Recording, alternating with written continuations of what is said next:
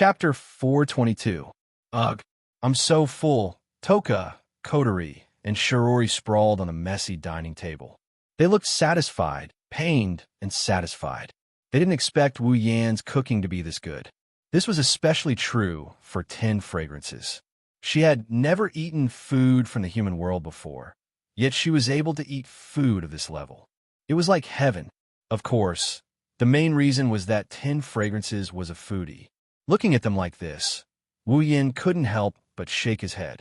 He silently cursed himself for having no future ahead of him. After all, the dish just now was something he made in a hurry. Is that enough to satisfy him? If I were to bring out my true strength, wouldn't you all be willing to give your bodies to me? Oni-chan, why didn't you tell me that you're so good at cooking? Kotori turned around and said to Wu Yan, if I knew Oni-chan was so good at cooking, I wouldn't have wanted to eat the super deluxe children's meal. Wu Yan didn't say anything in response to Kotori's words, but Shirori was the first to express her dissatisfaction. Is your sister's cooking really that bad? No, R.A. Kotori turned to Shirori, trying to please her. Oni-chan's cooking is too good, so Kotori thinks it's a pity. That's true. Shirori nodded and smiled. Shido, why don't you take care of our 3 meals? Toka and Kotori's eyes lit up at the same time. They quickly nodded their heads to show their support for Shirori. Wu Yan didn't know if he should laugh or cry at this. I say, there's so many girls in the house. How can you let a guy take care of the cooking? What does it matter? Kotori put her hands together and said coquettishly, please, Oni-chan. If I don't get to eat Oni-chan's cooking, I will die of regret. Uh-huh. Toka raised her hands and stared at Wu Yan with her big, beautiful eyes.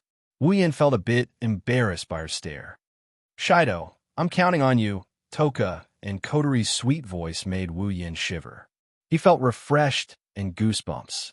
He said helplessly, I can take care of lunch and afternoon. I can also make supper at night. But don't expect me to cook in the morning. I can't get enough sleep. Seriously, how can a boy be so lazy? Shirori scolded. Wu Yan replied calmly. Please call his surname. That means we can eat Shido's cooking in the afternoon, and evening.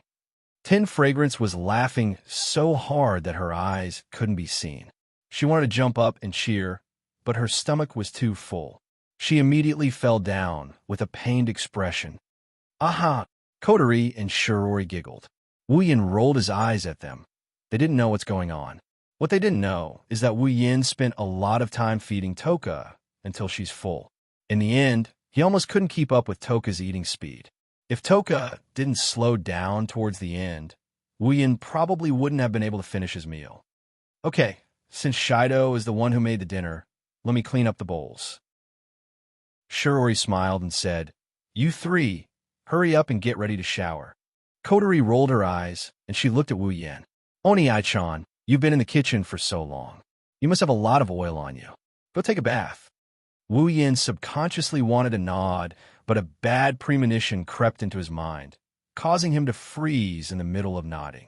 Wu Yan recalled that in the original work, in order to train the main character's ability to deal with other fairies, the smiling sister in front of him didn't hold back on torturing her brother. For example, when Toka was taking a bath, she tricked him into coming in. Or, when Toka was in the toilet, she asked him to change the light bulbs. Or, she tricked him into taking a bath and then told Toka that there was no one inside. Strictly speaking, all of those things are benefits. However, the word perverted is always a knife. Perverted perverts come with perverts. Even if Toka's fairy power is sealed, once a girl gets shy, the power she can unleash is enough to break through the sky. Wu Yan didn't want to trade his immortality as a true ancestor for 2 slaps in the face. Kotori, go take a bath first. Wu Yan turned his head and smiled innocently. I'll go take a bath after you're done. Kotori shook her head without hesitation. You're the big brother. Of course you go first. But didn't you just get splashed with detergent? Wu Yan said casually. Detergent is very sticky. Don't you feel uncomfortable when it gets on your body? Kotori suddenly felt sticky after hearing Wu Yan's words. Her face lit up. Wu Yan struck while the iron was hot. I heard that if detergent gets on your hair and you don't wash it immediately, it will get knots the next day. Kotori couldn't sit still anymore. It's fine if she takes a bath first. She can still have Toka attack Wu Yin when she comes out. They'll go take a bath first. Kotori sprinted towards the bathroom. It seems like Kotori cared about Wu Yan's words. Every girl cares about their image. Kotori is no exception. Even if she's in commander mode, she's in little sister mode. Kotori, who ran towards the bathroom, didn't notice Wu Yan's sinister grin as if he got what he wanted. In the bathroom, Kotori took off all her clothes and dived into the water. She breathed out contentedly. At this time, Kotori still had a white ribbon on her head. For some reason, Kotori always has a ribbon on her head. Wu Yan was curious. After all, Kotori with a black ribbon is in commander mode. She with a white ribbon is in little sister mode. If she doesn't have a ribbon, which mode is she in? It's still a mystery. Kotori stretched her petite but voluptuous body. She stared at the ceiling with her red eyes. After a while, she touched the red sealing bracelet on her wrist. No one knows what she's thinking. Kotori is the only one who knows about the origin of the sealing bracelet. Even Wu Yan, who has the right to exchange for the sealing bracelet, didn't know the origin of the sealing bracelet. Wu Yan tried asking Kotori about it, but every time, Kotori would just give him a perfunctory answer. When she was pushed too far, she would switch to the black ribbon and switch to commander mode. She would give Wu Yan a good scolding. In the end, Wu Yan would come in full force, only to leave with his tail between his legs. However, there's one thing for sure. Kotori must have seen Wu Yan before this. Otherwise, Kotori wouldn't have acted so agitatedly in Fraxina's command room. She wouldn't have treated Wu Yan like a stranger. She wouldn't have treated him like a stranger. She wouldn't have let her guard down. She wouldn't have become so relaxed and familiar with him. However, Wu Yan has never seen Kotori before that day. That's why this whole thing is a bit inconceivable. Wu Yan ignored such an inconceivable matter. Transmigration is an unbelievable thing anyway. No matter how unbelievable it is, what's so strange about it? Perhaps there's something else going on here. Since he's sure Kotori has seen him before, he'll just let it develop. He'll know the answer in the end. Of course, Wu Yan already has a vague answer in his mind. Chapter 423. After an unknown amount of time, Kotori finally got out of the bathtub willingly. She shook off the water droplets on her head, and her two ponytails swayed in the air. They looked like two rays of red light in the bright bathroom. Kotori pushed open the bathroom door and was about to go outside to put on her clothes. However, as soon as she pushed the door open, the scene that appeared before her caused her face to stiffen. She was dumbfounded. Kotori, you took a long time to take a bath. On the other side of the door, less than 20 centimeters in front of Kotori, stood a figure much taller than her. He leaned against the wall and greeted Kotori as if nothing had happened. Wu Yan scanned Kotori from top to bottom with his wine-red eyes. Wu Yan scanned Kotori's body from top to bottom with a panoramic view. His eyes roamed around Kotori's body before stopping at Kotori's chest. Oh, Kotori, I didn't expect you to have such a great body at 14 years old. Wu Yan praised. He clicked his tongue in wonder, as if he was appraising a rare treasure. However, anyone who knew about this scene would scold Wu Yan for being shameless. He came here to peep and commented so confidently. What else could he be if not shameless? Wu Yan's infuriating actions brought Kotori back to her senses. Kotori looked at Wu Yan, who kept looking at her body. She blushed from her neck all the way up to her face. Then, her head exploded into a puff of white smoke. Bro. Kotori's mouth trembled like a broken machine. Her red face swayed back and forth against the smoke above her head. Her pupils turned into two circles, and her head swayed up and down. She looked like she was about to faint. After a long time, Kotori finally opened her mouth under Wu Yan's intense gaze. She's going to scream in the house. Wu Yan had expected this. He looked at Kotori, whose mouth is slowly opening wide. Wu Yan continued with a calm and collected look on his face. Shirori is still at home. What he meant was, now that you're screaming, our sibling relationship will be suspected. After all, no brother would peek at his sister when she's bathing, except for certain perverts. Kotori swallowed back her scream. She almost choked to death. She looked at Wu Yin with tears in her eyes. Then, she dove back into the bathtub at the speed of light and buried herself in the bathtub. Bro, how could you? Kotori looked at Wu Yin with shame and anger. She couldn't believe that Wu Yin would peek at her while she was bathing. Wu Yin didn't look ashamed at all. Instead, he walked towards Kotori. Kotori couldn't help but gasp. Bro, don't come over. What's wrong with that? Wu Yin grinned. You don't know which brat will take advantage of you in the future. You might as well take advantage of me. Wu Yin glanced at Kotori's body and he praised her. Kotori's body isn't as good as most people's. In fact, it's not as good as most people's. But no matter what, Kotori is only 14 years old. At this age, her figure is much better than the 14-year-old Mikoto and the 16-year-old Inajiku. One has to say, Kotori's future is very promising. Take advantage of you. Bro. Kotori almost fainted from embarrassment. What are you talking about? Wu Yan's shameless words made it harder for Kotori to breathe. She looked around as if she was looking for something. Are you looking for this? Wu Yan looked at Kotori with a knowing expression. He extended his hand, revealing a pair of black ribbons. Kotori was stunned. Wu Yan looked at the ribbons proudly. I knew you'd use this trick. Do you think I'll fall for it a second time after I've been tricked once? How can this be? Kotori wanted to cry, but no tears came out. She was in a dilemma. With her tiny brain, she didn't know what to do without the support of Commander Mode. She didn't know what to do. She didn't know what to do. Why not? Wu Yin snorted and pursed his lips. Do you think I don't know you want Toka to barge into my bath? Kotori was taken aback. How did you know that? She asked subconsciously. Kotori realized she let the cat out of the bag. She glanced at Wu Yan's half-smile and wanted to bury her head in the water.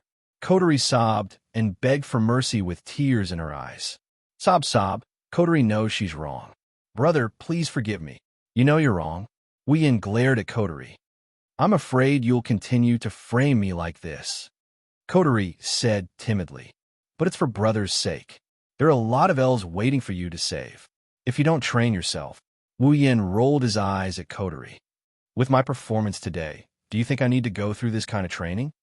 Kotori then remembered that this big brother in front of her was the person who increased Toka's favorability by 50% in just a short time. Thinking of this, Kotori lowered her head dejectedly and muttered softly, At most, I won't do this again. Kotori looked at Wu Yan and she blushed. Oni Ai-chan, can you leave us alone for a moment? Wu Yan grinned and he told Kotori, You want me to go out? I haven't settled the score with you yet. Kotori was about to cry when she heard Wu Yan's words. You've seen my naked body. Isn't that enough? Of course not. Of course it's not. Wu Yan straightened his back. Then, Wu Yan said something that made Kotori break down. Unless you say Kotori wants to marry brother, I'll leave. How about that? Wah! Kotori stared at the shameless wolf in front of her. Even though she's in sister mode, Kotori still wanted to give Wu Yan a good scolding. Brother, you're taking advantage of me. Wu Yan tilted his head nonchalantly. Victory was in his grasp. You don't have to say it. Kotori bit her lips and began to struggle internally. In the end, her shame won out. Kotori murmured in a voice that was louder than even a mosquito's buzzing. Kotori, louder. Wu Yan guffawed. Kotori was so embarrassed that she decided to throw caution to the wind. Kotori, I want to marry brother. That's more like it. Wu Yan shrugged. He let Kotori go. He waved goodbye to Kotori as he walked out the door. Remember what you said today. Kotori isn't someone who goes back on her words, right? Kotori pursed her lips when she saw Wu Yan walk out of the bathroom. She wanted to cry, but no tears came out. Brother, you're a bad guy. After Wu Yan left the bathroom, Kotori carefully got out of the bathtub. She picked up the black ribbon and she put it on her head. That scum. In her commander mode, Kotori was covered in black smoke. She put on her clothes and walked towards Wu Yan's room. Wu Yan made a fatal mistake by leaving Kotori's ribbon behind. Chapter 424. Heavenly Palace City, Itsuka's house. From the outside, Itsuka's house looks no different from an ordinary building. At night, the faint light from the windows illuminates the walls of the house, making it seem so peaceful. However, this tranquility was quickly interrupted by a muffled sound. Boom! Following this almost imperceptible muffled sound, a soft scream was emitted from one of the windows, accompanied by the sound of something heavily falling to the ground. In one of the rooms, Wu Yin covered one of his eyes as he laid on the floor. The pain from his eye socket isn't that great, but it made Wu Yan's tears flow down in an instant. He bounced up from the floor and looked at Coterie, who was standing in front of him with her head lowered and black smoke coming out her body. Wu Yan's body involuntarily moved back. He's filled with regret. As the saying goes, a wise man is bound to make a mistake. I shouldn't have been so complacent that I thought I had Coterie in my grasp that I forgot about what might happen next. Why didn't I think that Coterie would come after me? At the crucial moment, he made a mistake and left the ribbon behind. If he knew this would happen, he would have taken it with him. Coterie, Coterie, have mercy. He placed one hand in front of his body as if he can't get close to Coterie. The other hand rubbed his eye. Wu Yin has no doubt that if it weren't for True Ancestor's amazing recovery ability, Coterie's punch would have given him a black eye. Ah, have mercy. Coterie laughed mockingly. She stepped forward and looked down at Wu Yin. The dangerous glint in her eyes made Wu Yin tremble and his body take a step back. Her face is still a little red. People who don't know her would think of Pian Pian. Coterie glared at Wu Yin with her red eyes and said gloomily, "Why didn't you show mercy? How dare you do such a thing? Death penalty. You will be sentenced to death." Coterie raised her fist again. Wu Yin quickly shouted, "Coterie, you can't murder your husband." Husband? Coterie's body trembled, her gloomy and flushed face contorted. If she wasn't afraid of attracting Shiori's attention, she would have gone berserk. How dare you mention it? Coterie's hateful voice seemed to come from the depths of hell. Wu Yin shrunk his neck, but he quickly argued, "You said it yourself. What? Is our Commander-sama going back on her word?" The shameless debate caused Coterie to lower her head. Her bangs covered her expression, making it impossible to see what's going on inside. However, the atmosphere in the room felt like a storm is about to come. Wu Yan's heart started pounding. Coterie, that's right, I did say I would marry you. Coterie suddenly looked up, her face expressionless. Since I said it, I won't go back on my word. Before Wu Yin can feel happy, Coterie's expressionless face turned cold. She chuckled and she continued, emphasizing each and every one of her words. Only if you can live long enough until I become an adult. Gulping his saliva, Wu Yin forced out a laugh. Then, he blurted out something that made Coterie go berserk. Actually, you don't have to reach adulthood. Courting death. As soon as Coterie finished her sentence, black smoke erupted from her body. Her two ponytails swayed in the air like the tentacles of an octopus. Her red eyes turned blood red. Wu Yan's hair stood on end. You're courting death. Coterie reached behind her back and pulled out a sharp weapon that Wu Yin couldn't ignore. His heart almost stopped beating. A kitchen knife.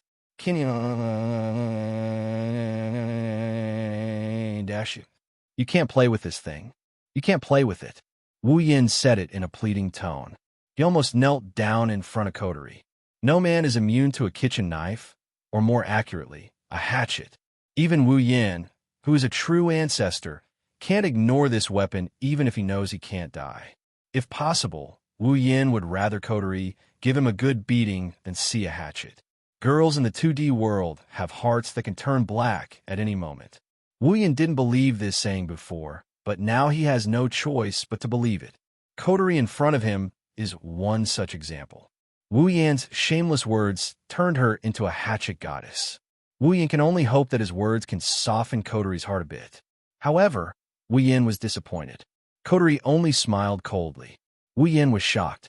She swung the kitchen knife at Wu Yin, aiming at Wu Yan's crotch. This time, Wu Yin was scared out of his wits. Wu Yan's nerves tensed up as he watched the kitchen knife coming at his crotch.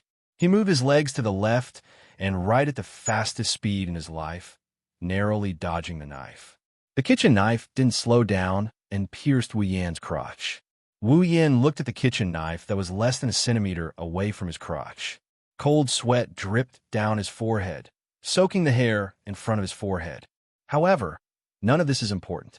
Even if all his hair falls out, it's not as important as his happy life.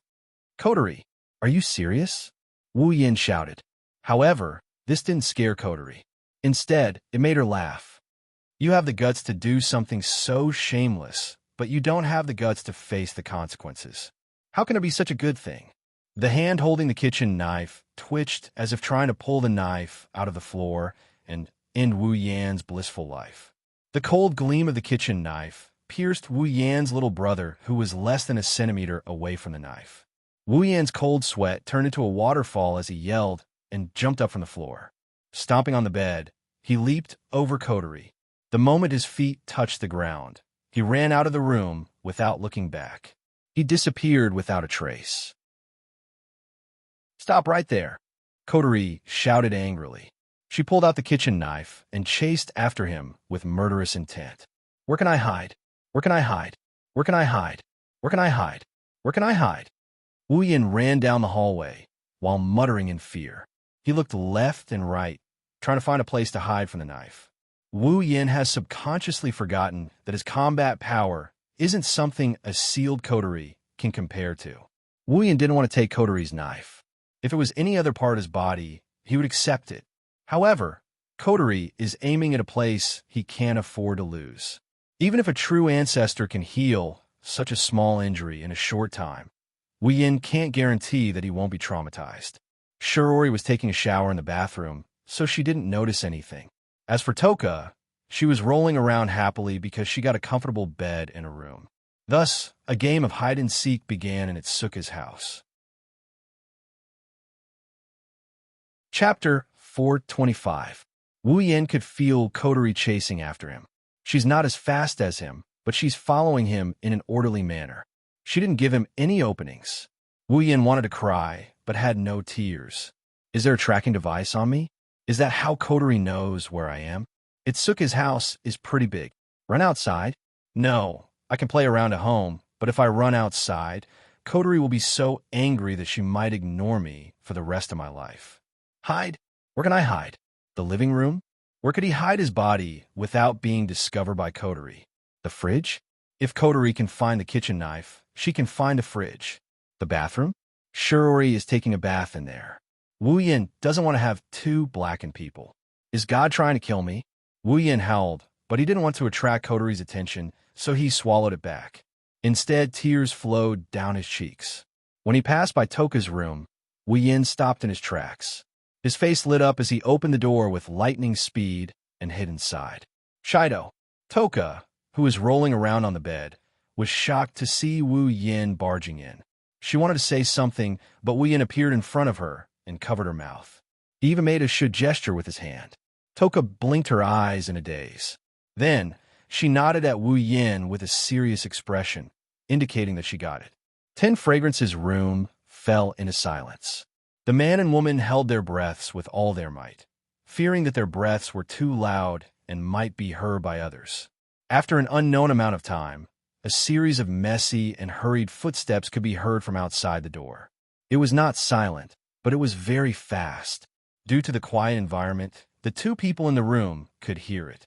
Although the footsteps were soft, they were very powerful, showing the mood of the person who was walking at the moment. Wu Yin and Toka looked at each other.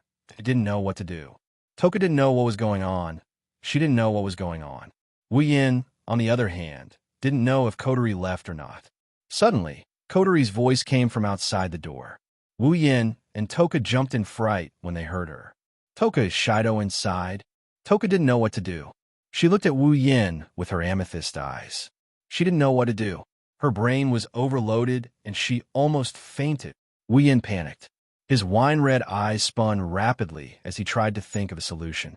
Wu Yin's eyes flashed, and lightning flashed in front of his forehead. Toka's voice came out of his mouth. Shido? What's wrong with Shido? Toka's natural voice came out of Wu Yin's mouth. It's so lifelike that Toka was stunned. Coterie didn't recognize that the voice belonged to someone else. Shido did something terrible. So, Toka, if Shido is inside, you can't hide him. Toka's eyes widened when she heard Coterie. She looked at Wu Yin in shock. She didn't understand what Wu Yin meant by going overboard. Wu Yin could only laugh dryly at her. Something terrible? I don't understand, but Shido isn't here, Wu Yin said in Toka's voice. He almost got goosebumps. Toka, on the other hand, found it interesting. The door quieted down. Wu Yin had an ominous feeling. Bang! The door was violently flung open. Coterie appeared with a kitchen knife in her hand. Ah! Ten Incense, who was sitting on the bed, let out a small cry of surprise. Aside from the person involved, no one could guess what had happened. With Ten Incense's natural brain, she naturally couldn't guess anything. She sat on the bed with a very distressed expression. However, Wu Yan's figure was nowhere to be seen. She scanned the room with her red eyes. She didn't find Wu Yan. Coterie pursed her lips in disappointment. She then looked at Toka, who still hasn't reacted. Sorry, Toka. If you see Shido, remember to tell me. Coterie then closed the door, and the room returned to its original state of silence. Toka's mouth opened and closed. Her eyes wandered for a while before she realized what happened. She opened the blanket. Wu Yan was lying there like a corpse. Shido. Toka shook Wu Yan's body. She shouted at Wu Yan like she saw a UFO. Shido, what's wrong? Why are you hiding? Why is Coterie-chan looking for you? Why? Stop, stop, stop. Wu Yan pressed down on Toka's shoulder. He didn't know whether to laugh or cry. Don't ask so many questions. Did you just realize I was hiding? Toka flinched and she nodded. Wu Yan felt a wave of weakness wash over him. Listen up, Toka. Wu Yan turned serious, and he told Toka in a serious tone. Don't tell anyone about me hiding in your room. Got it? Toka turned serious, and she nodded again.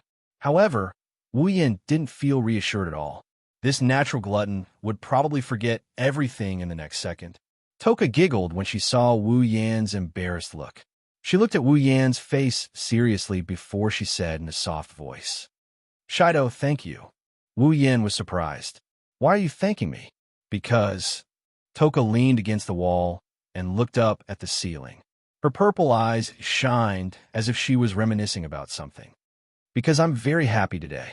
Looking at Toka's smiling face, Wu Yan felt a bit touched. He could still remember that less than half a day ago, there was no trace of a smile on this smiling face. There was only endless sorrow and despair. Wu Yan's lips curled up. He leaned against the wall and sat next to Toka. Actually, what? Toka's eyes narrowed as she laughed. She turned around to look at Wu Yan with a twinkle in her eyes. If Wu Yan can feel touched by Toka's face, Toka can feel the same way. After all, the person in front of her was the one who brought her warmth, her home, and her laughter. He was the one who saved her from that hellish life. Wu Yan smiled warmly when he met Toka's gaze. Actually, I'm very happy too. Toka was surprised and lowered her head. When she looked up again, her eyes were full of tears. Wu Yan was speechless. What are you doing? Didn't you say you were happy? Why do you look like you're about to cry again? Toka wiped her eyes and retorted, I'm not crying. You're obviously crying. I'm not. I am. I'm not. All right, it's fine if you don't. Slapping his cheeks, Wu Yan tapped his chin. He turned around and looked at Toka. All right, Toka, can you control Spacequake? Spacequake? Control Spacequake? Toka didn't understand. Why?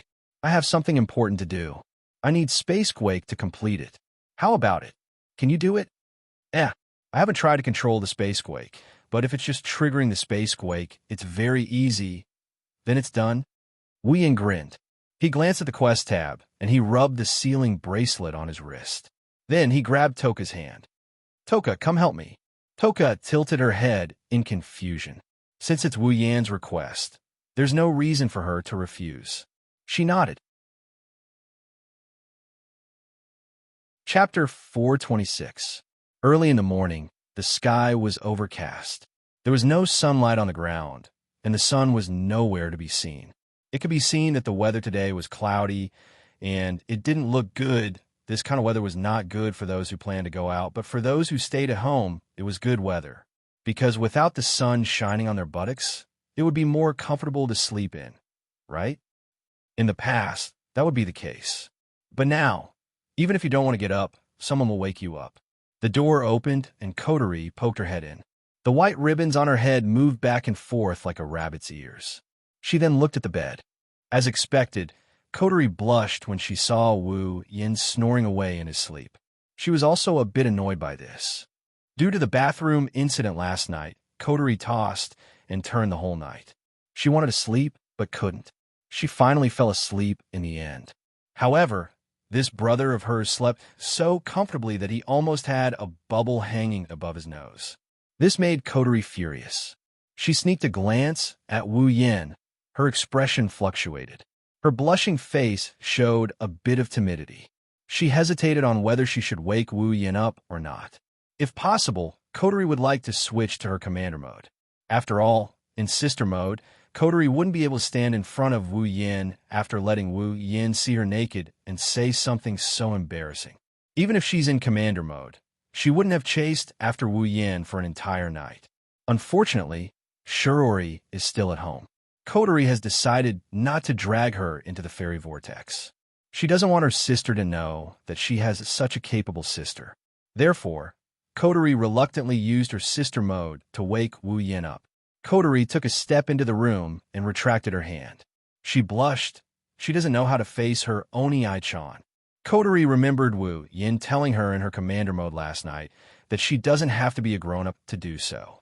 Plus, she almost lost her first kiss when she woke Wu Yin up. Coterie was worried. If she woke Oni-chan up like this, will he? She thought of something and blushed again. She held her cheeks with both hands and shook her head. After a long time, Coterie mustered up her courage and entered Wu Yan's room. She poked at Wu Yan's blanket and she tugged at it. She meekly called out, "Oni-chan, it's time to wake up." Her weak voice, of course, couldn't wake up the sleeping demon. Coterie pouted and yelled, "Oni-chan, wake up. Oni-chan is waiting for you to have dinner." Wu Yan shuddered when he heard Coterie's voice. He screamed and jumped up from the bed. Coterie cried out in shock. "Coterie, I know I was wrong. Don't chop me." Wu Yan yelled with tears in his eyes. Then he saw the speechless Coterie and stopped moving. Wu Yan looked at Coterie in shock. When he saw the white ribbon on Coterie's head, he sighed in relief. He lay down on the bed and he grumbled, "I say, Coterie, why did you scare me like that, me?" Coterie pointed at her own nose in astonishment. She was completely baffled. She was only waking her brother up, not scaring him. He was scaring himself. Wu Yan noticed this, and he awkwardly averted his gaze. Then he looked back at Coterie, and he said in a serious tone, Coterie, can we discuss something?" What? Coterie looked away. She was too shy to look Wu Yan in the eye. Wu Yan looked at Coterie seriously. A second later, a fawning expression appeared on Wu Yan's face. "Coterie, can you discuss with your commander mode that you won't use a knife next time, okay? That's not good." Coterie was speechless. Tiangong City Duralai Zen High School. Wu Yan and Shiori walked in the hallway towards the classroom. Toka was looking around curiously. Toka was wearing the same Duralai Zen High School uniform as Shiori. Of course, this was Coterie's doing. Shiori giggled at Toka, who is sucking on her finger as if it's her first time coming to school. She asked Wu Yan, "Shido, is Toka really going to go to the same school as us?" Yeah." Wu Yan nodded nonchalantly. He came up with the excuse he came up with earlier. Toka's previous school is too far away from here, so it's better to transfer here. Shiori nodded and tilted her head. "Don't tell me Toka is going to be in the same class as us?" "Ma, we're in the same class. There's nothing wrong with that," Wu Yan said. Shiori gave him a dubious look. He felt helpless inside. From Shiori's point of view, maybe it's because she doesn't want to be separated from her girlfriend Toka, so she wants to be in the same class. She doesn't know that the reason Toka wants to be in the same class is because of her dear little sister. At this time, a figure walked out from the corner in front. She had white shoulder-length hair and an expressionless face. Who else could it be but Yuichi Origami? Tabichi Origami stopped in her tracks when she saw Shiori. Her expression turned serious when she saw Wu Yan. However, when she saw Toka, her calm expression changed. "Princess, you're..." Toka tilted her head and exclaimed, "Robot Army, Why are you here? Toichi Origami stared at Toka. You were the one who caused the space-time quake yesterday. Where did you go after that? Why can't I detect your spirit energy anymore? And Toichi Origami looked at Shirori and asked seriously, why are you with Shirori? Why should I tell you? Originally, Tin Fragrance did not have a good impression of Origami Kite. After all, every time Tin Fragrance appeared in this world, the robot army in front of her would immediately come and kill her. It would be strange if she had a good impression of him. Coupled with Origami Kite's questioning tone, Tin Fragrance immediately pouted her small mouth. Toichi Origami looked at Wu Yin and Toka. Were you the ones who caused the space-time quake last night? Toka pouted even harder. When she was about to say something, Wu Yin pulled her back and shook his head helplessly. He noticed a trace of fatigue on Toichi Origami's expressionless face. Combined with Toichi Origami's plain but obvious question, Wu Yin guessed what happened. It's probably because he used Toka's power to summon the space-time quake last night that the AST that detected the space-time quake was sent out. However, Wu Yin instantiated the space-time quake as soon as it appeared. Toichi Origami woke up in the middle of the night and returned empty-handed. After that, Toka summoned a few space-time quakes to replenish the 10 space orbs. Toka also woke up a few times. Hold on. Shirori frowned and said, what robot army? What spirit energy? Who is Princess? Why is Toka related to the space-time quake? The three people who were confronting each other froze. Chapter 427. On a certain street in Heavenly Palace City, a figure is walking towards a certain direction. There are many bags hanging on his body. There are ingredients and clothes inside. Lifting the bag in his hand, he couldn't help but sigh. He couldn't help but grumble at Shirori. It's one thing if she wants him to buy groceries. It's not like he didn't buy groceries when he was Hinajiku's butler in the Whirlwind Butler. But what's with asking him to buy clothes? Buying clothes is of course nothing. The problem is that these clothes are for Toka to wear. In other words, these clothes are for women, and there are underwear inside. Wu Yin can still remember when he walked into the underwear store, the staff and customers looked at him strangely. If he didn't say that he's here to buy for his girlfriend, he might have been treated as a pervert. In fact, even if Wu Yin said that he's here to buy for his girlfriend, those people still looked at him with suspicion. Thus, Wu Yin, who has always been a thick-skinned person, didn't even last a minute under the watchful eyes of those people before he was completely defeated. He hurriedly picked up 2 random items and fled the store in a sorry state. It's embarrassing to the extreme. Thinking about the laughter that came from the underwear store when he ran away, Wu Yan's heart was filled with anger. She's clearly a girl. It's more convenient for her to buy these clothes. But soon, this anger turned into helplessness. Who can be blamed? Who told them to talk about Spacequake and elves in front of Shirji, and then when she asked, they still answered perfunctorily? It was understandable that Shirji would be resentful and want to prank them. Wu Yan only wants to say one thing. Why is it that Toichi Origami and Toka are the same as him, but he's the only one who gets revenge in the end? It's fortunate that Toichi Origami didn't expose Toka's identity. Otherwise, explaining is secondary. The most important thing is that with Shiori's love for Kotori, she'll definitely step forward if she knows what Kotori has been doing. At that time, Kotori's thoughts of keeping her sister out of this will turn to ashes. Perhaps Tabichi Origami was the same as Kotori. They didn't want Shirori to be involved in such a dangerous matter. After all, the elves were very powerful. Even if they were caught in the crossfire, they could still kill people. In the original work, Kotori was only willing to let Shirori go because he had Kotori's power and was immortal. But in this world, if I'm not wrong, Kotori's power isn't sealed in Shiori's body. It's sealed in my own body. In other words, it's sealed by the sealing ring. In other words, Shirori doesn't have the power of immortality in the original work. Under such circumstances, Kotori can't bear to let Shirori be the front line against the elves. Wu Yin guessed that Toichi Origami, who's most likely a Yuri woman, wouldn't want Shirori to know about this. Wu Yin has a big question about Kotori's elven power being sealed by the sealing ring. It's not the origin of the sealing ring or when Kotori put it on. Wu Yin has already decided to take things as they come, so he won't worry about it. What Wu Yin really cares about is the system's mission panel. Dungeon World, Date Battle, Dungeon Mission, Collect, Mission 1. Materialize all the spatial quakes around the world and collect them. Current progress, 1010, completed. Mission reward, equipment points, item points, ability points, summoning points, 50,000 each. Mission 2, use the sealing ring to seal the elven powers of storyline characters Toka, Yoshino, Tokisaki Kurumi, and Itsuka Kotori. Mission reward, any 2 B grade and below equipment will be upgraded by 1 grade. B grade and Gate of Babylon excluded. Mission 3, yet to be activated. Last night, with the help of Toka's power, Wu Yin successfully collected the Space Orb.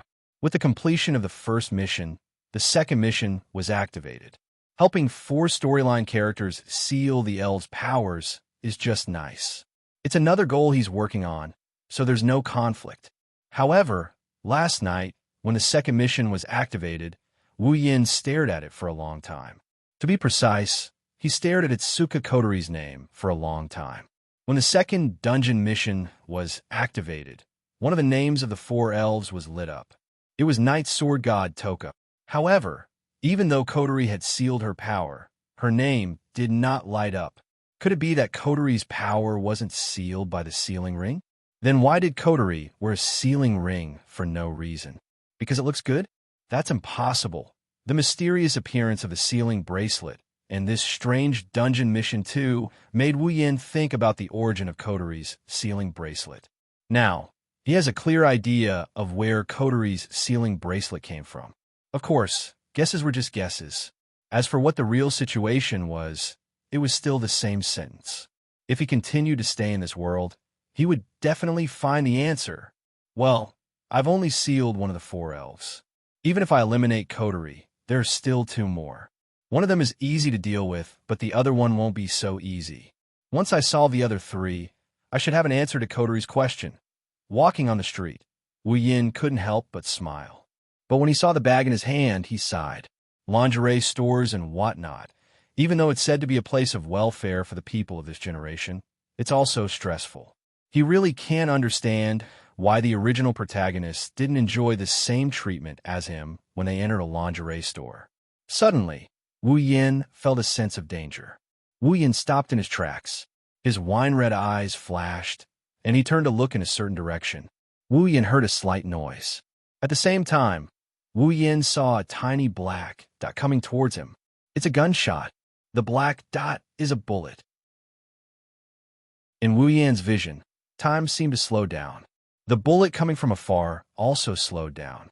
When the bullet arrived in front of Wu Yin's eyes, Wu Yin finally tilted his head. Bang! As Wu Yin tilted his head, the bullet grazed the corner of Wu Yin's eye and hit the ground behind Wu Yin. After a muffled sound, a hole was blasted into the ground. What a powerful weapon. It's definitely a weapon against elves. He glanced at the crater behind him. His wine-red eyes flashed like 2 lightning bolts as he looked at a faraway hill. There was a person aiming a sniper rifle at him. It was obvious that the bullet just now was the other party's handiwork. With Wu Yin's vision, even though he was far away from the hill, Wu Yin could still see the figure on the hill. AST. Wu Yin narrowed his eyes and looked at the hill. The figure did not retreat after the first shot failed. Instead, it was preparing to fire a second shot. He frowned. With the power of that sniper rifle, it was definitely not something an ordinary organization could possess. The equipment worn by the other party clearly indicated the identity of the attacker. It was AST. However, weren't AST members only female? If Wu Yin was not mistaken, the figure that attacked him should be a man. After pondering for a while, Wu Yin suddenly smiled. A male AST. Could it be the direct subordinate of the AST higher-ups? If so, then you won't be leaving today. Chapter 428. On top of a small hill, a person wearing equipment that was slightly different from AST's, but similar in style, was lying on a lower ground that was hard to notice. He was holding a sniper rifle in his hand and leaning on the sniper rifle's scope. He was aiming at something, from the scope of the sniper rifle, the person can clearly see Wu Yin nimbly dodging his bullet. He even raised his head and looked at him with a gentle smile. "I've been discovered." Looking at Wu Yan's smile through the scope, the sniper couldn't help but be shocked. A trace of nervousness appeared on his face. After all, this place is at least 500 meters away from the place he was aiming at. But the opponent actually discovered him in an instant and even accurately pinpointed his position. However, the sniper quickly calmed down. No matter what, he was still a soldier who had received formal training. Moreover, he was assigned to the position of a sniper. If his psychological quality was not good, he would not have been sent out. Pressing the radio in his ear, the sniper said in a deep voice, "Point A, sniper failed." Not long after the sniper's voice fell, a series of continuous reports rang out from the radio in his ear. "Point B aimed. Point C aimed. Point D ready." After these voices rang out, a voice that clearly has a tone of command, it seems to be the voice of the leader of these people. "Point A, Point B, Point C, Point D, snipe at the same time." Along with this voice, for very subtle sounds of reloading could be heard from the other side of the earpiece. Under the scope of 4 sniper rifles, Wu Yin frowned and then relaxed. Feeling the initial warning coming from one direction change to 4, Wu Yin couldn't help but lick his lips. Those snipers are scattered all over the place. This is a bit troublesome. Although he said it was troublesome, his face didn't show any signs of trouble. Wu Yin glanced at the 4 positions where the warning came from and chuckled softly. "Take them out one by one." Wu Yan's chuckle was naturally seen by the 4 snipers under the scope. Immediately, the 4 sniper rifles in their hands pressed down on Wu Yan. For bullets basically sealed off all of Wu Yan's escape routes. The 4 snipers were full of confidence in their attacks. In this situation, even if the opponent is a powerful elf, there is no way she can avoid this round of coordinated attacks. So much so that they didn't even consider that there is no way to avoid their attacks. But who said that they have to dodge? Bang! When the 4 bullets were about to enter the target's body, the 4 snipers saw a surge of red lotus flames suddenly burning from the target's body. The 4 bullets didn't even have time to touch Wu Yan's body before they were directly engulfed by the flames and turned into gas. What? Seeing the image on the sniper rifle's scope, the 4 snipers in different positions shouted in unison. Sometimes, the greater the hope, the greater the disappointment.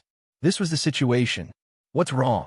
The voice of the leader who ordered the 4 snipers to snipe came from the headset, finally letting the 4 snipers understand the situation they are in. "Captain, snipe at point A failed again. Please give instructions." "Captain, snipe at point B failed. Please give instructions." "Captain, snipe at point C failed. Please give instructions." "Captain, snipe at point D failed. Please give instructions."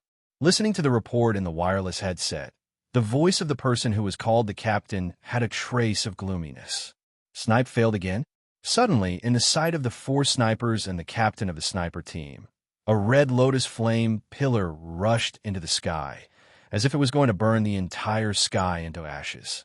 Endless heat was emitted from it, and there was a trace of heat in the air. What's going on? The pillar of fire from the red lotus slowly burned.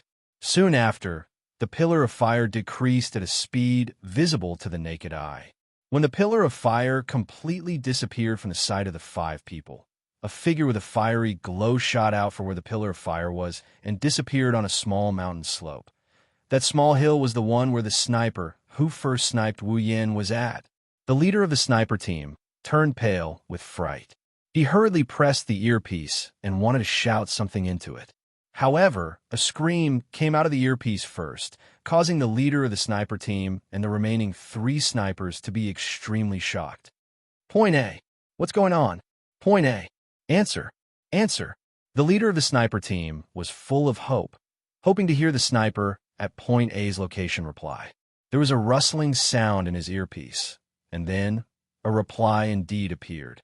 However, this reply was another scream. "Hey, what's going on?" Unfortunately, the sniper team leader's answer was a scream.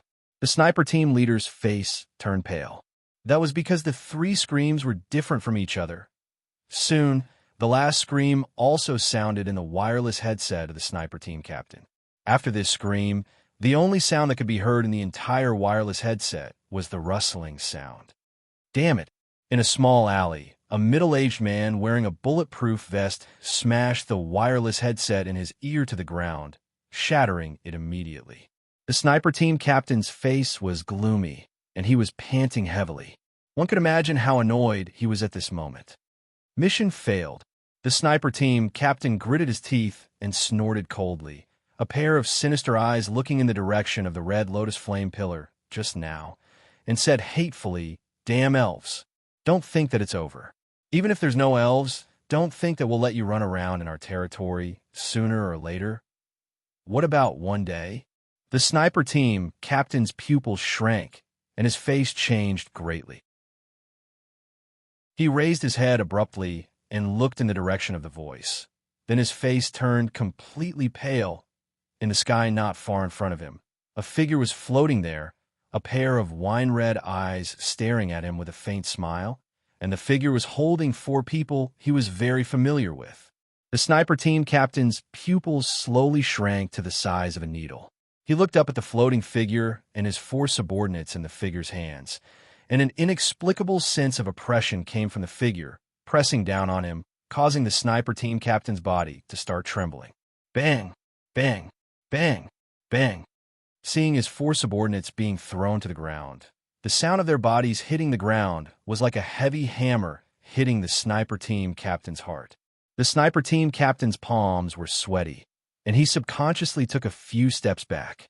Wuyin glanced at the sniper team captain, and his body slowly floated down and stood on the ground. "You're for the AST, right?" The sniper team captain clenched his fist and forced himself to calm down. He took a few deep breaths and looked at Wu Yin, but there was a trace of fear in his eyes. Seeing this, Wu Yin shook his head and smiled contemptuously.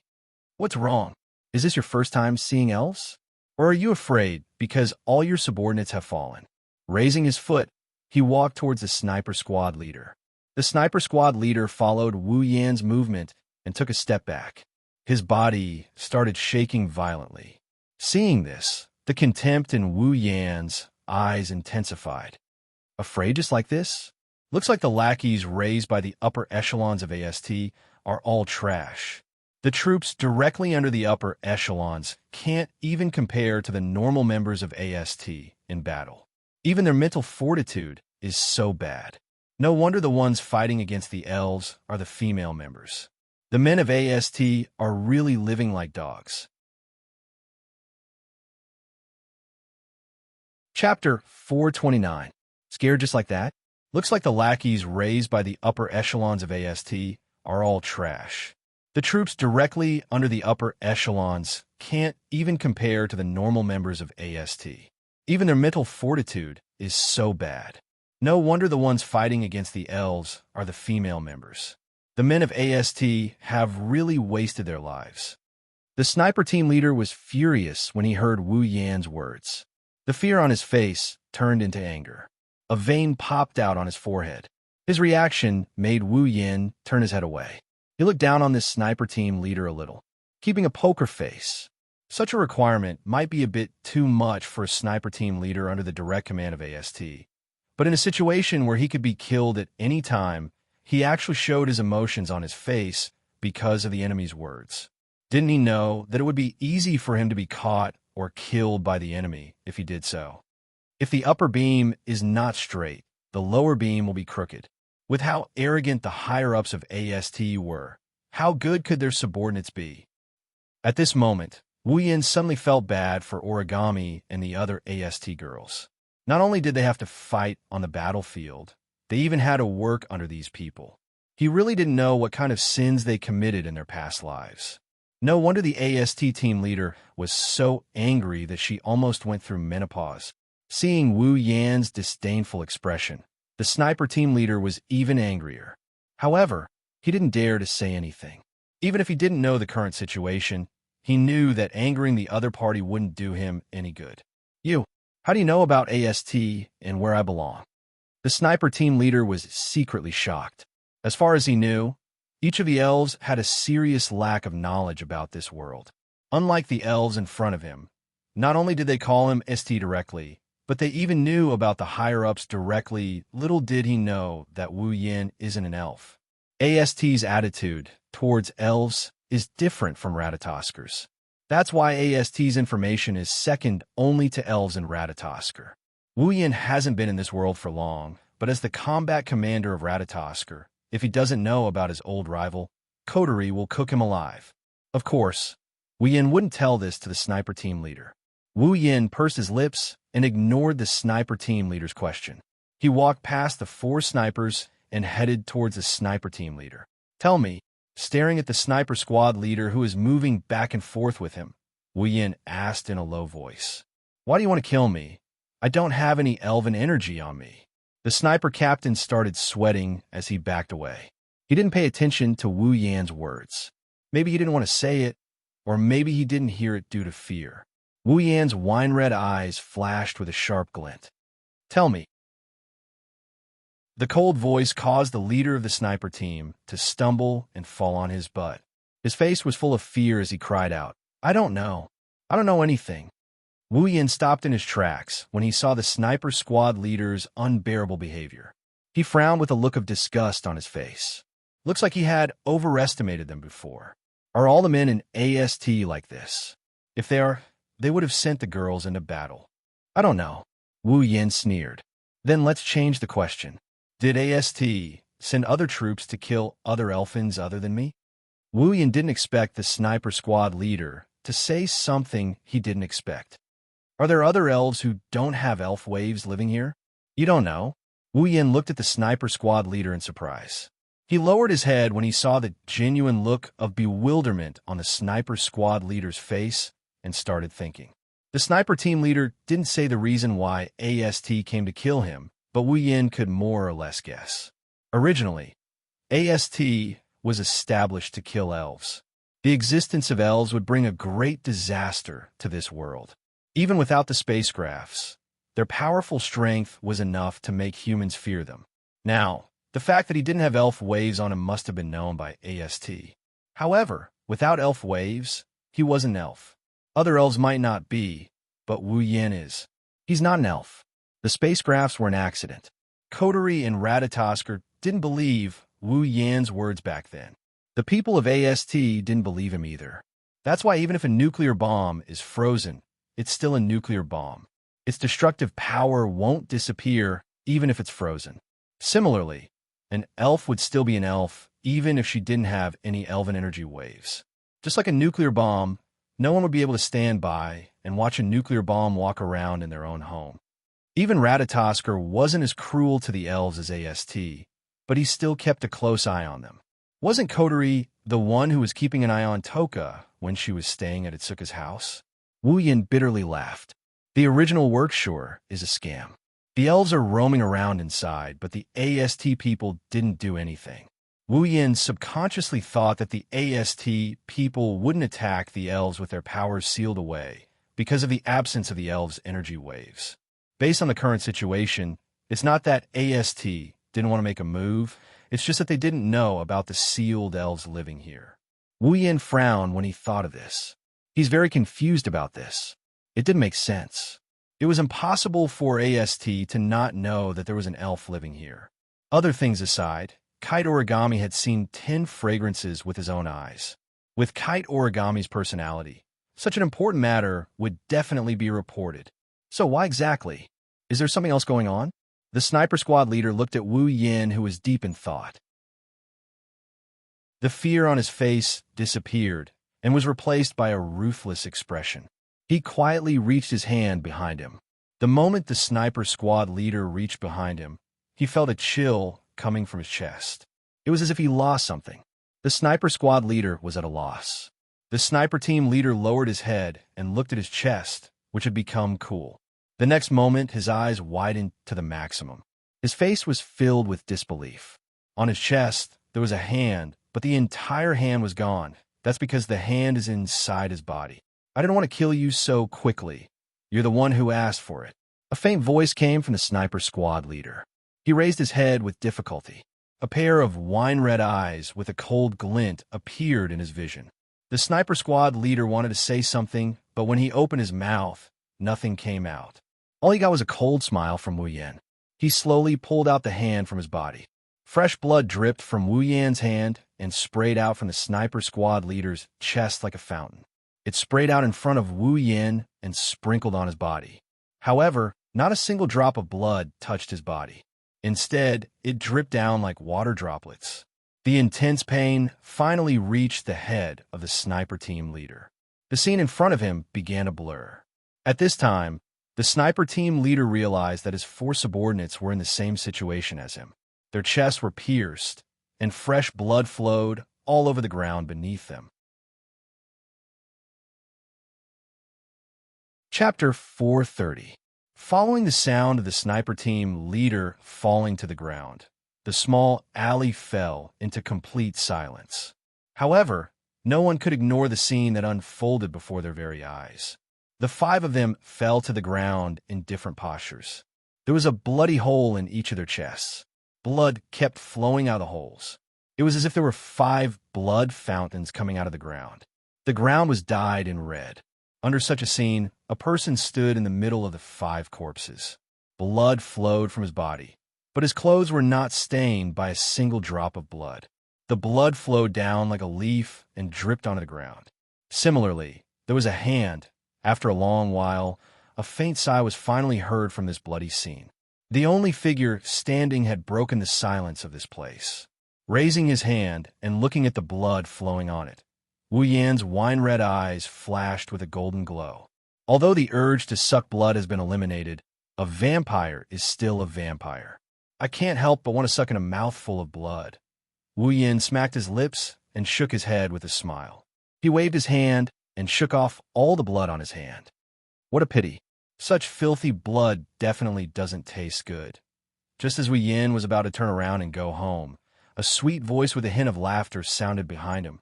Haha, I also agree with this little brother's words. The voice made Wu Yan's wine-red eyes tremble. He was a little surprised. Someone actually came here and approached him without him noticing. Wu Yan's face became serious. His wine-red eyes flashed with a golden glow again. Then, he slowly turned around and looked at the entrance of the alley. However, when Wu Yan saw clearly who it was, the seriousness on his face disappeared and was replaced by a deep shock. It was a very beautiful girl. She had long black hair tied into 2 long braids that stretched in front of her chest. She had bangs on her forehead, but the length was completely different. The left bangs were very long, so long that it covered her entire left eye. The remaining right eye was wine-red like Wu Yan's. Her skin was white and translucent. It shone with a faint luster like a pearl. Even in the alley where the light was a little dim, one could clearly see the luster of her skin. At this moment, the girl was standing at the entrance of the alley. Her only exposed, I was looking at the corpses and blood on the ground. She didn't scream like a normal girl would. Instead, she excitedly licked her lips, staring at the corpses and blood. The girl's eyes slightly curved into a crescent shape. In an instant, she retracted her gaze. It was as if the corpses weren't humans, but pigs. What flowed wasn't blood, but water. It was as if the corpses on the ground were her food. Compared to Wu Yan, she was more like a vampire. However, it was clear that the girl was more interested in Wu Yan than the food on the ground. Her wine-red eyes were filled with interest as she squinted at Wu Yan. She looked like a quiet young lady. Her movements were elegant and very cultured. Looking at the girl who was sizing him up with interest, Wu Yan's astonished expression slowly turned into one of not knowing whether to laugh or cry. That's because this girl is someone he knows. It's just that the other party doesn't know who he is. Tokisaki Kurumi. In the original work, it identified a sprite named Nightmare. It was also a fairy that descended earlier than the 10 fragrances, but only appeared later, and now she had appeared in front of him. Tokisaki Kurumi tilted her head and smiled. An elegant young lady aura emanated from her body. Since she descended earlier than Toka, she came into contact with this world earlier. Therefore, Tokisaki Kurumi's knowledge and etiquette of this world can be said to be very rich. Tokisaki Kurumi acted as if she didn't see the corpses on the ground. She raised her foot and walked over the corpses on the ground. Stepping on the blood, she walked towards Wu Yin. Ah la la. I didn't expect that I would see such an interesting scene when I was just curious as to why there would be a fire pillar in this place. Tokisaki Kurumi placed her hands in front of her and smiled at Wu Yin. Her delicate and beautiful face, coupled with her outstanding temperament, made her a beautiful flower. However, the words that came out of her mouth made this flower look like it was plated with a layer of blood. His wine-red eyes met with Tokisaki Kurumi's. Wu Yin didn't show any expression on his face, but he bitterly smiled in his heart. He knew that he encountered the most troublesome fairy to deal with. One had to know that this elegant elven lady in front of him was known as a nightmare. Of course, nightmare was only a superficial name. Tokisaki Kurumi had another title, and that was the most lustful elf. The descent of a fairy will cause a space-time quake and bring about a catastrophe in this world. Wu Yin didn't know how many people have died under the terrifying, destructive power of the space-time quake. However, Wu Yin knew that Tokisaki Kurumi didn't use the power of the space-time quake. She killed more than 10,000 humans with her bare hands. Therefore, don't think that Tokisaki Kurumi was joking. This scene was enough to make people tremble in fear, but in Tokisaki Kurumi's eyes, it was nothing. This was because in her daily life, such scenes were common. Tokisaki Kurumi didn't think much of it. She was already used to such scenes. Logically speaking, even if Wu Yin doesn't reject such a lustful being, he wouldn't take the initiative to approach her. Even if his second dungeon mission requires him to seal her power, Wu Yin would rather not do it. However, Tokisaki Kurumi is an exception. Others only know that Tokisaki Kurumi is a lustful fairy who killed more than 10,000 humans with her bare hands. There's no evil she wouldn't commit. However, all of this is just her disguise. Looking at the elegant Tokisaki Kurumi, Wu Yin sighed in his heart. This is probably the most difficult fairy to capture. If he doesn't do it well, he might not be able to do it in his entire life. To seal her power and complete his second dungeon mission. To be honest, Wu Yin isn't confident. What's wrong? Tokisaki Kurumi looked at the silent Wu Yin. She thought he was frightened by her appearance and the words trend. Wu Yin raised his head and frowned. Aren't you afraid? Afraid? Tokisaki Kurumi laughed and said meaningfully, Little bro, do you think all girls are afraid of blood? Tokisaki Kurumi didn't let Wu Yin answer as she continued. Then, little bro, I will have to disappoint you. I, on the other hand, am not afraid of blood. In fact, I like it very much. Also, Tokisaki Kurumi closed her eyes and she stood on her tiptoes. She looked like a little girl waiting to be kissed by her lover. She had a bashful look on her face as she told Wu Yin in an intoxicated tone, Little bro, there's a nice smell on you. Tokisaki Kurumi abruptly opened her eyes.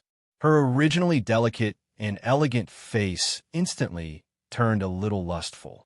She licked her lips and laughed loudly. Ha! Ha! It smells so nice it whetted my appetite. Wu Yin's expression changed. He stomped heavily on the ground and retreated.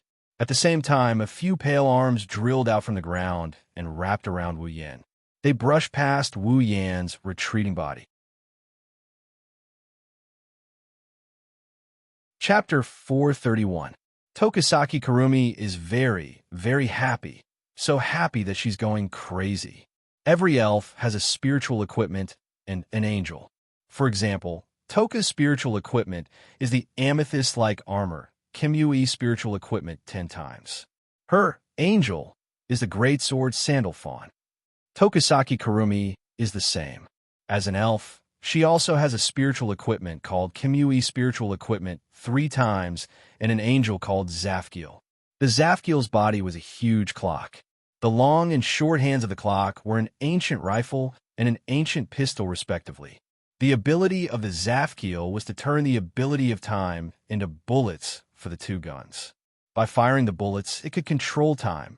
Simply put, Tokisaki Kurumi is an elf who can use the power of time. In other words, she's an elf of time. The ability to control time is without a doubt a very powerful ability. It can even be said that it's at the highest level of all abilities.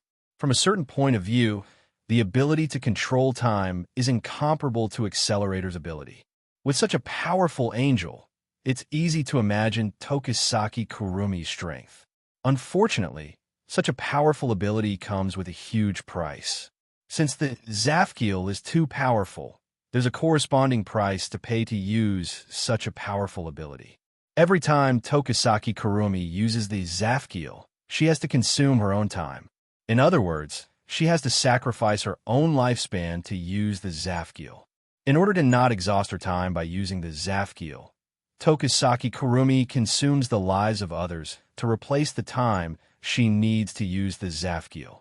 As long as someone is within the range of time eclipse, Tokisaki Kurumi will forcibly steal their time and store it as the price for using the Zafkiel. Every number on Tokisaki Kurumi's Zafkiel represents a type of time ability. Depending on the type of time ability used, the price to use it is different. The Bullet of 12 is the most expensive. Just one shot will consume the life of an elf. That's why Tokisaki Kurumi has never used the Bullet of 12 before. In fact, the reason why Tokisaki Kurumi kills people is to obtain more lifespan so that he can activate the Bullet of 12. He will return to 30 years ago and kill the first descending elf to fulfill his sorrowful wish of erasing the existence of the elves. This way, the elves won't be enemies with humans. The elves won't be hunted down, and humans won't suffer heavy casualties due to the space-time quake. However, the cost of using the Bullet of 12 is the life force of an elf. If Tashizaki Kurumi used it recklessly, even if she didn't die on the spot, she would become extremely weak and unable to achieve her goal. Therefore, in the original work, Tashizaki Kurumi wanted to devour Itsuka Shido, who had the power of 3 elves sealed within his body. But now, Itsuka Shido no longer exists in this world. There's only Wu Yin and Itsuka Shirori who were given the name Itsuka Shido by Kotori. Itsuka Shirori also has the ability to seal elves. But in this world, Itsuka Shirori is no longer the one chosen by Ratatosker to talk to the elves. She doesn't even have the power of 1 elf, let alone 3. Without Itsuka Shido in the original work, Tokisaki Kurumi has no way to achieve her goal quickly. She can only consume the lives of humans slowly until the day she can use the Bullet of 12. This was Tokisaki Kurumi's original plan. But now, this plan is no longer necessary. The reason is Tokisaki Kurumi. Wu Yen, who just killed 5 humans, possesses immense power. As a spirit of time, Tokisaki Kurumi might need to pay a price to use the Zafkiel Emperor, but it doesn't change the fact that she can use the power of time. Tokisaki Kurumi can use the power of time and can store time by devouring the lives of others. Naturally, she can also sense how much time others have. That's why Tokisaki Kurumi was so excited that she attacked Wu Yin without saying much. She can sense that the man in front of her has unlimited time. Limitless life. In other words, this man's life was limitless. Even if humanity is destroyed, the man in front of her can still live. Even if life is destroyed, the man in front of her can still live. Even if the world is destroyed, the man in front of her can still live because his time is unlimited. What does this mean? This meant that as long as Tokisaki Kurumi devoured the man in front of her, she would have unlimited time. She would be able to use Zafkiel and Bullet of 12 whenever she wanted. She would be able to go back to 30 years ago whenever she wanted. Her ability to control time would no longer be flawed. To Tokisaki Kurumi, Wu Yin is the most attractive existence in the world. Tokisaki Kurumi was overjoyed. She was truly overjoyed. Whenever she thought about how she could achieve her goal by devouring the man in front of her, Tokisaki Kurumi could no longer calm down. Even Wu Yin doesn't know the reason for this. He thought that Tokisaki Kurumi attacked him to pay the price for using Zafkiel. Who would have thought that his unlimited time as a true ancestor attracted such a troublesome enemy? After stabilizing himself, Wu Yin frowned as he looked at the pale arms on the ground where he was standing. If possible, Wu Yin wouldn't want to go up against Tokisaki Kurumi. Tokisaki Kurumi may be a bit of a psychopath, but she's still a kind-hearted person. At the very least, a true human elf wouldn't want to stop the source of all this. Tokisaki Kurumi once said in the original work that Tokisaki Kurumi is no different from her. In the original work, if Tokisaki Kurumi wasn't saved by Wu Yin, she would have become like Tokisaki Kurumi sooner or later. She would have killed for fun. At the end of the day, Wu Yin has the same thoughts as Tokisaki Kurumi. Every elf is a kind existence. Just the fact that Tokisaki Kurumi likes small animals is enough to prove that she has a kind heart. It's just that the humans have been hostile towards the elves for a long time. That's why Tokisaki Kurumi turned into her current state, treating humans as her food. Tokisaki Kurumi's heart was completely broken. That's why Wu Yin doesn't want to fight Tokisaki Kurumi. Of course, this is because Wu Yin doesn't know how important he is to Tokisaki Kurumi. It's even more important than how much Tokisaki Kurumi covets Tokisaki Kurumi in the original work. Tokisaki Kurumi won't miss out on Wu Yan's unlimited time. Under Wu Yan's gaze, Tokisaki Kurumi slowly raised her hand. Her body shook slightly, and a dark purple aura surged out of her body and enveloped her.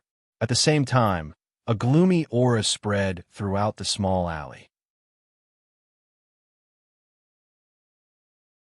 Chapter 432. Dark purple energy swirled around Tokisaki Kurumi's body, forming a dark purple ribbon that danced around her. The black light undulated up and down as a sinister and dark aura surged out from Tokisaki Kurumi's body, enveloping the entire area. The sky looked like it was weeping as black rain began to fall. Wu Yan's wine-red pupils slowly constricted as the energy from Tokisaki Kurumi's body blew his clothes up. Wu Yan's heart slowly sank. He knew that Tokisaki Kurumi was serious this time. The dense, dark purple energy swirled up into the sky, causing Tokisaki Kurumi's black, noble dress to flutter. In the next moment, Tokisaki Kurumi's body moved, and her clothes disappeared. A pure white body appeared in front of Wu Yan under the cover of the dark purple energy. In the next moment, Tokisaki Kurumi's body flashed with a dazzling light, illuminating the entire dark alley. When the light dimmed, Tokisaki Kurumi's appearance had changed completely. She was wearing a noble Gothic dress that reached all the way to her chest. Her fair and smooth shoulders were exposed to the air, making her look like two ivory sculptures. Only two straps supported the Gothic dress. She wore wrist gloves with her palms exposed, only covering her elbows. Above her palms, a large bow was tied around her abdomen. Black stockings covered her thighs, and a pair of black high boots were on her feet. Her long black hair was tied into two ponytails of different sizes, and a pleated head ornament that looked like a headband was placed on her head. Liu Haiqi's eyes drooped down, and his wine-red right eye flashed with a strange light. Tokisaki Kurumi's left eye had also appeared, and it was a golden clock. Tokisaki Kurumi, level 75. At this moment, the golden clock in Tokisaki Kurumi's left eye was spinning. It was like a pupil, staring straight at Wu Yan with a trace of impatience. The clock on the left eye represented Tokisaki Kurumi's time. If Tokisaki Kurumi gets her hands on Wu Yan, the time inside the golden eye of the clock will come to a complete stop. Therefore, Tokisaki Kurumi's gaze towards Wu Yan was filled with passion and greed. She was like a hungry wolf looking at the most delicious piece of meat in the world. Wu Yan frowned deeply. His wine-red eyes flashed with dissatisfaction and anger. Wu Yan really didn't like the way she looked at him like he's food. He's also very dissatisfied with that look. Tokisaki Kurumi saw the dissatisfaction in Wu Yan's eyes. Her red and gold eyes flashed with surprise. Tokisaki Kurumi smiled at Wu Yan. Era. Little brother, you don't seem surprised by my transformation and appearance? Tokisaki Kurumi raised both her hands and tilted her head. Could it be that little brother who knows about the elves? Wu Yan frowned, but didn't say anything. He took a few steps forward and closed the distance between him and Tokisaki Kurumi. Tokisaki Kurumi couldn't help but smile. Tokisaki Kurumi tapped her cheeks. She supported her face with one hand, and her other hand was hanging by the hem. Her fair face blushed like a shy little girl. She looked at Wu Yin and said softly, "Hey, little brother, do you think I'm pretty?" Wu Yin pursed his lips as he looked at Tokisaki Kurumi's bashful face. He shrugged. "What are you trying to say? What are you talking about? Are you trying to ask me how I feel about you, so that you can confess your feelings to me?" Tokisaki Kurumi's smile widened when she heard Wu Yan's words. However, that shy look disappeared. "Era, that's a good idea. After all, little brother, you are very attractive to me. I'm really moved." Wu Yan sighed, and he continued. "Is that so? But you don't look like the type who would fall in love at first sight with someone you meet for the first time. Oh, you seem to know a lot about me, lil bro." Toshiaki Kurumi looked at Wu Yin with her different colored eyes. She chuckled. "But you're wrong. I really fell in love with you at first sight, lil bro." Tokisaki Kurumi swayed her gothic dress and raised her high boots. She walked towards Wu Yin step by step. At the same time, she looked at Wu Yin in a daze. This is really troublesome. I feel like I can't leave you anymore. What should I do? What should I do?" Wu Yin furrowed his brows again. He looked at Tokisaki Kurumi with a cold glare. She looked at him like she's in a dream. Wu Yin saw Tokisaki Kurumi's mesmerized expression. However, Tokisaki Kurumi didn't look like she was in love with a lover. She looked more like a poor beggar looking at a rich missy. She wasn't looking at the missy, she was looking at the word missy in front of her. Tokisaki Kurumi seemed to have noticed the coldness in Wu Yan's eyes. She stopped in her tracks, but the dazed look in her eyes didn't weaken. Instead, it became more intense. It was accompanied by a fatal fanaticism. She licked her lips, and her smile turned sinister. She looked at Wu Yin, and she coquettishly said, "Hey, lil bro, become one with me. We'll never be separated, okay?" Without waiting for Wu Yan's reply, Tokisaki Kurumi chuckled. Little brother, you can't refuse because I'll get angry." Tokisaki Kurumi laughed loudly. Her shoulders shook as she covered her mouth with one hand and muttered softly, "Haha, I'm actually excited." Tokisaki Kurumi's body flashed with a red and white light. Several streams of light rolled up from her body and danced in the air. They turned into several pale red arms and shot towards Wu Yin like whips. Wu Yin looked relaxed on the surface, but he was on high alert. When Tokisaki Kurumi attacked, he made his move in less than a second.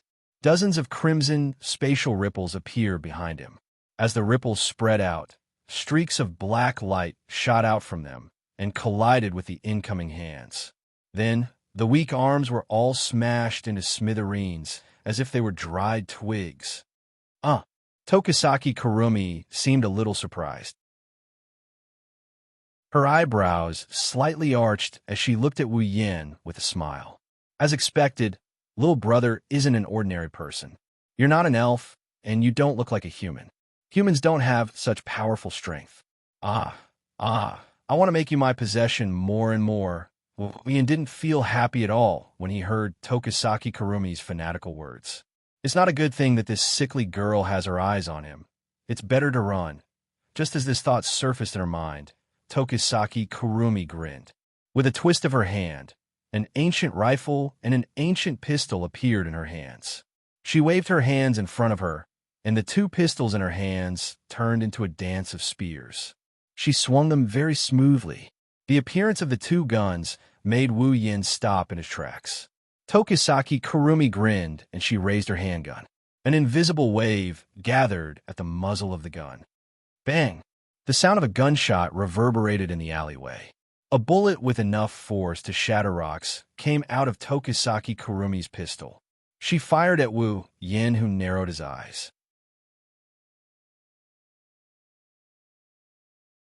Chapter 433. The gunshot was followed by the terrifying sound of wind breaking.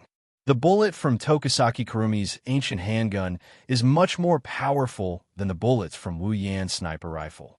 The reflection of the bullet in her wine-red eyes was getting closer and closer.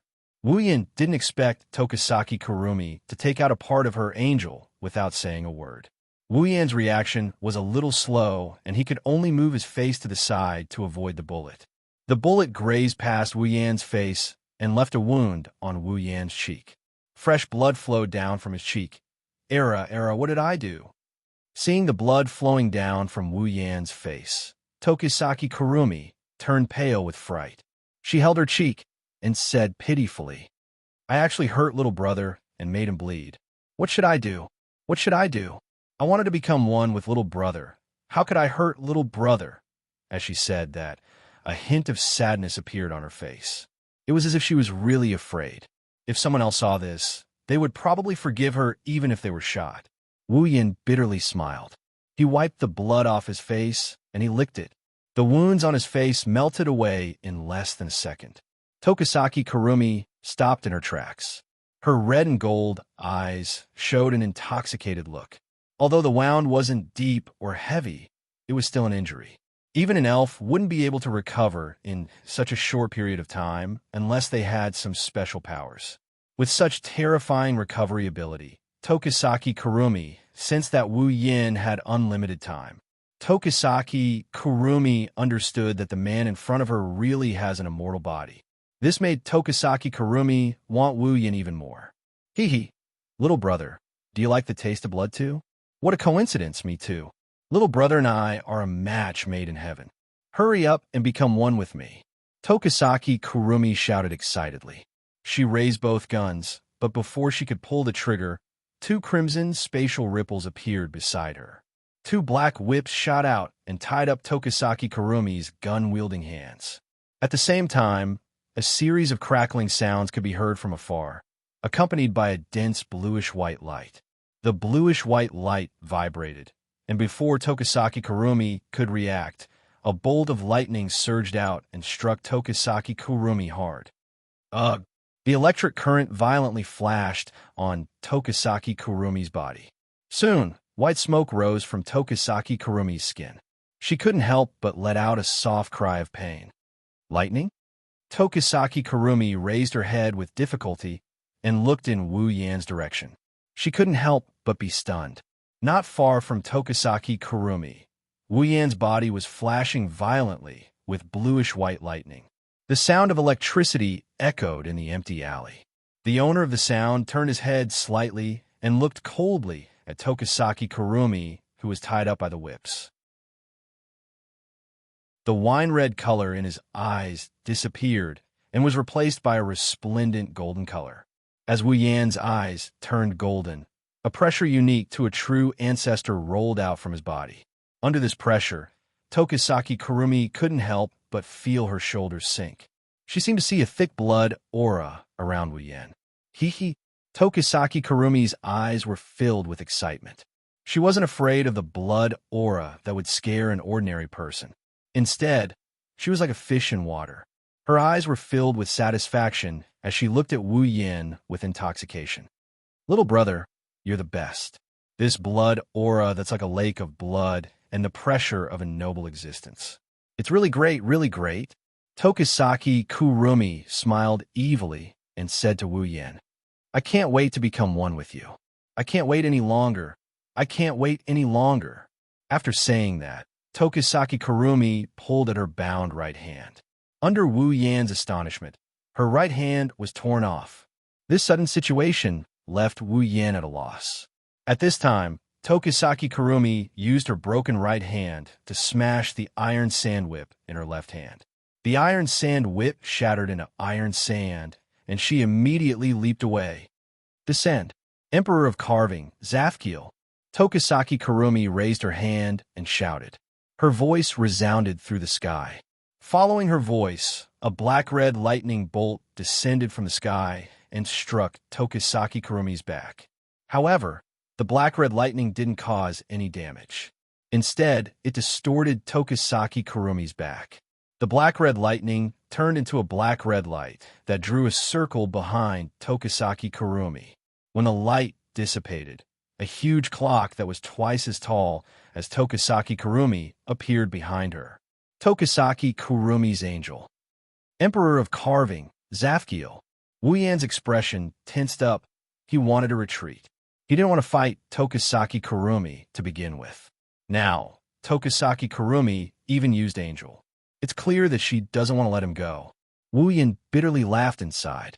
What did he do to offend her? Why would she use Angel at such a high cost? Even if Tokisaki Kurumi has other people's lives as storage, it's still a waste. She's really willing to sacrifice so much for it. How could she be so generous?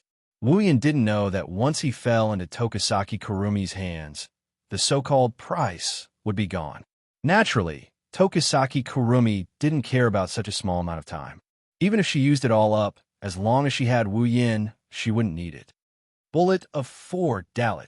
Tokisaki Kurumi raised her left hand that was holding a pistol. The clock in her left eye suddenly sped up. The number 4 on the huge clock behind Tokisaki Kurumi lit up. A black-red stream of energy floated out and entered Tokisaki Kurumi's pistol. After the black-red stream of energy flowed into the pistol, Tokisaki Kurumi smiled and did something that would make others confused. She raised the pistol, but didn't aim it at Wu Yin. Instead, she pointed it at herself and pressed it against her chin. Then, she pulled the trigger without hesitation. Wu Yin wasn't surprised by Tokisaki Kurumi's action. He knew what kind of ability Tokisaki Kurumi's bullet of 4 has. It's the ability to reverse time. The golden pupils turned towards Tokisaki Kurumi's right hand, which was suspended in the air by the iron sand whip. The broken right hand trembled slightly, and the iron sand whip loosened. The right hand didn't fall down, but flew back to Tokisaki Kurumi and reattached itself to her severed arm.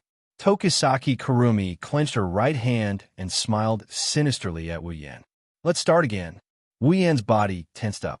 His golden pupils turned, and he focused all his attention on Tokisaki Kurumi. Tokisaki Kurumi seemed satisfied with Wu Yan's action and raised her pistol again. Bullet of 4 Dalit.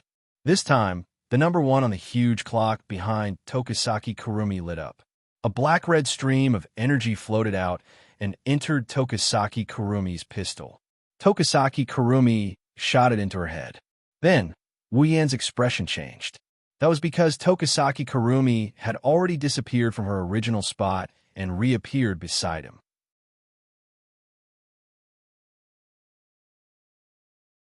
Chapter 434. Every number on Tokisaki Kurumi's Angel represents a type of time ability. For example, the bullet of 4 can reverse time by shooting a bullet into one's body. After using the bullet of 4, no matter how much damage Tokisaki Kurumi suffered, he would be able to recover in an instant unless the golden clock on his left eye ran out. Otherwise, if Tokisaki Kurumi succeeds in using the bullet of 4 and shoots it into her body, Tokisaki Kurumi will return to her original state. Unlike the bullet of 4, the bullet of 1 is an ability that can be used on a user. However, it accelerates time, making Tokisaki Kurumi's speed unparalleled. In less than a blink of an eye, Tokisaki Kurumi has already moved to Wu Yan's side. Tokisaki Kurumi looked at Wu Yan's face that is inches away from her. She rested her head on Wu Yan's shoulder and caressed Wu Yan's face. She licked her lips with her little tongue and smiled. Oh, what a captivating taste! Tokisaki Kurumi's lips curled into a sinister smile. Her red and gold eyes stared at Wu Yan's golden eyes. They were red just a moment ago. How did they turn gold all of a sudden?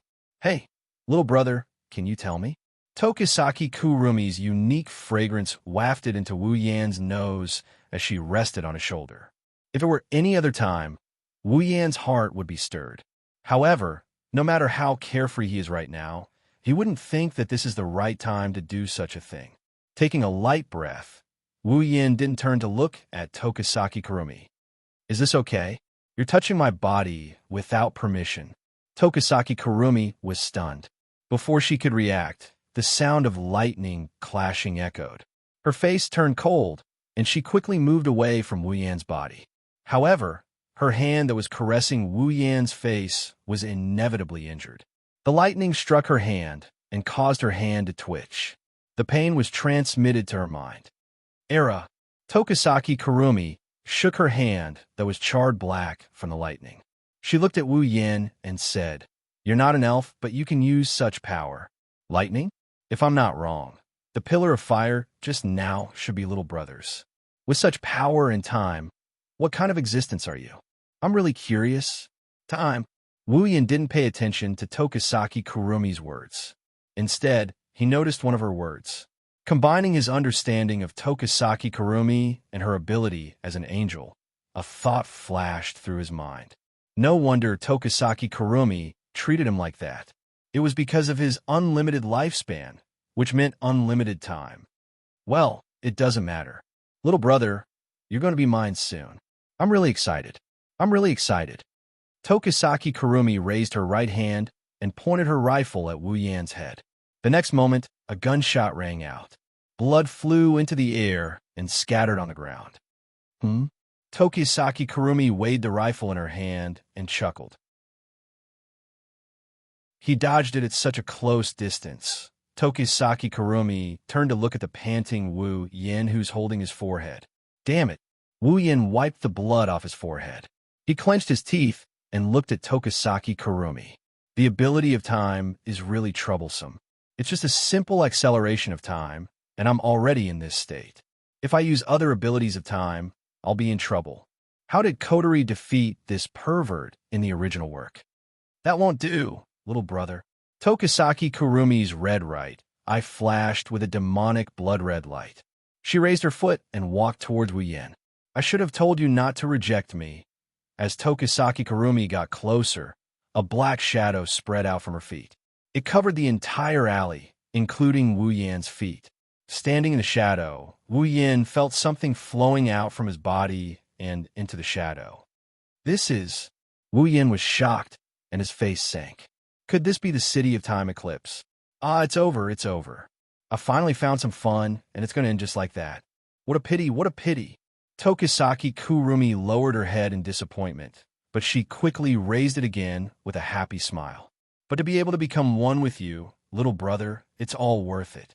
Everything is worth it. Wu Yin pursed his lips after hearing Tokisaki Kurumi's morbid words. He raised his head and stomped on the ground. At the same time, electricity surged out from Wu Yan's body and shot towards the ground with unimaginable speed. Tokisaki Kurumi's face changed. On the huge clock behind her, a black and red stream of air flowed out and turned into a bullet. It flowed into Tokisaki Kurumi's gun and hit her body. In the next second, Tokisaki Kurumi disappeared on the spot, avoiding the electric current from the ground. However, the moment Tokisaki Kurumi disappeared, the shadow on the ground also disappeared. Wu Yin relaxed. Although his time was unlimited, who knew if Tokisaki Kurumi would pull him into the shadow and devour him? If he was pulled into Tokisaki Kurumi's shadow, Wu Yin didn't think that his true ancestor body would be able to keep him safe. Even if he didn't die, he wouldn't be able to avoid staying in the shadow of the City of Time eclipse for the rest of his life. Tokisaki Kurumi was annoyed.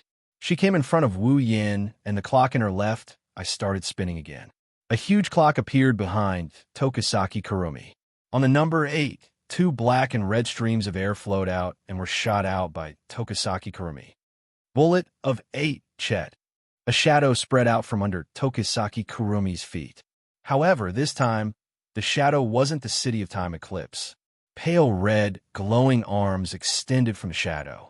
Then, as if they were crawling out of a hole, they supported themselves on the ground. Tokisaki Kurumi crawled out from the shadow and looked at Wu Yin with an evil smile. Bullet of 8, Chet.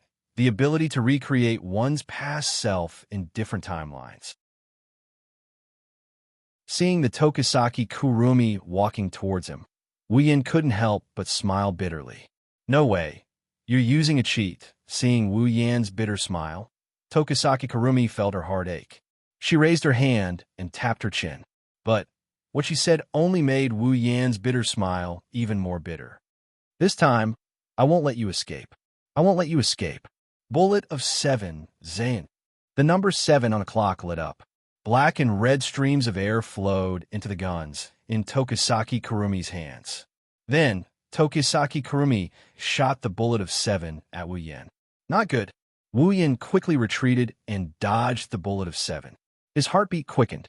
The Bullet of Seven's ability can stop time.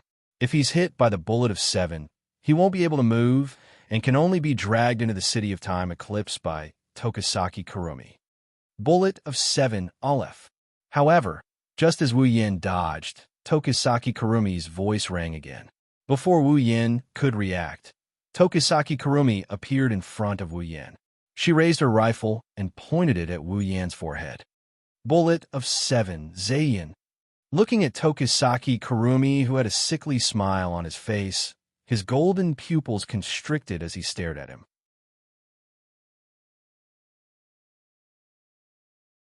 Chapter 435.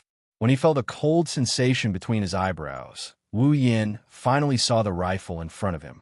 His golden pupils shrunk, and in the next second, the sound of a gunshot reverberated through the empty alley. Bang! Clang! At this critical moment, a crimson spatial ripple appeared between Wu Yan's eyebrows. Black iron particles quickly floated out from it and condensed into a small ball of iron particles at the muzzle of Tokisaki Kurumi's rifle. It blocked the bullet that was about to hit Wu Yan's forehead, saving Wu Yin from danger. Tokisaki Kurumi's attack was neutralized in such a manner. She couldn't help but pause her movements for a moment, giving Wu Yin a chance to catch his breath. Wu Yin understood that there was still a gap between his strength and Tokisaki Kurumi's. After all, he was only comparable to someone at the beginning of rank 8. Tokisaki Kurumi, on the other hand, was level 75 and had a powerful angel like Zafkiel. If things continued like this, he would only end up as fertilizer. A trace of ruthlessness flashed in Wu Yan's golden pupils. Instead of retreating, he charged forward. Electricity surged from his body. He stretched out his hand and pressed it on Tokisaki Kurumi's forehead. All the electricity in his body was transferred to Tokisaki Kurumi's body in an instant. Tokisaki Kurumi didn't expect that her prey would choose to counterattack instead of running away. When the chaotic electricity hit Tokisaki Kurumi's delicate body, she couldn't help but cry out in pain. After a while, her fair and smooth skin was charred black all over. Wisps of smoke rose from her body as if she was just cooked meat. A faint smell of stew wafted from her body. The reincarnations of Tokisaki Kurumi in the past finally reacted. They raised their guns and fired wildly at Wu Yan. Bullet after bullet entered Wu Yan's body. In a short moment, Wu Yan's body was filled with black holes. Blood flowed out from the holes and stained Wu Yan red. Wu Yan gritted his teeth. He endured the pain coming from every part of his body. He yelled, and he sent Tokisaki Kurumi flying with a kick. The consequence of this was naturally a new round of frenzied shooting. Bang, bang, bang, bang, bang. The continuous gunshots were accompanied by blood that floated into the air. The random gunshots echoed in the empty alley. When the gunshots stopped, the bloodied Wu Yan was already half kneeling on the ground. The intense pain constantly invaded Wu Yan's mind, causing the ruthlessness in Wu Yan's eyes to become more and more intense. It even turned into madness.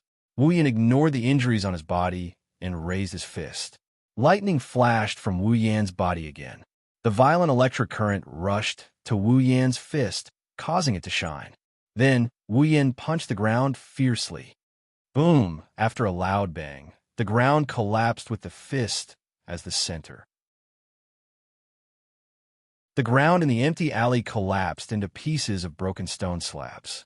The surrounding ground turned into a huge pit. The reincarnations of Tokisaki Kurumi in Wu Yan's timeline were all caught off guard and fell into the pit. At this time, Wu Yan flew into the air. Above Wu Yan, a crimson spatial ripple expanded as Wu Yan soared into the sky. Along with it, the hilt of Nyedan Shana emerged. Wu Yan flew to the crimson spatial ripple and grabbed it, pulling it out with force.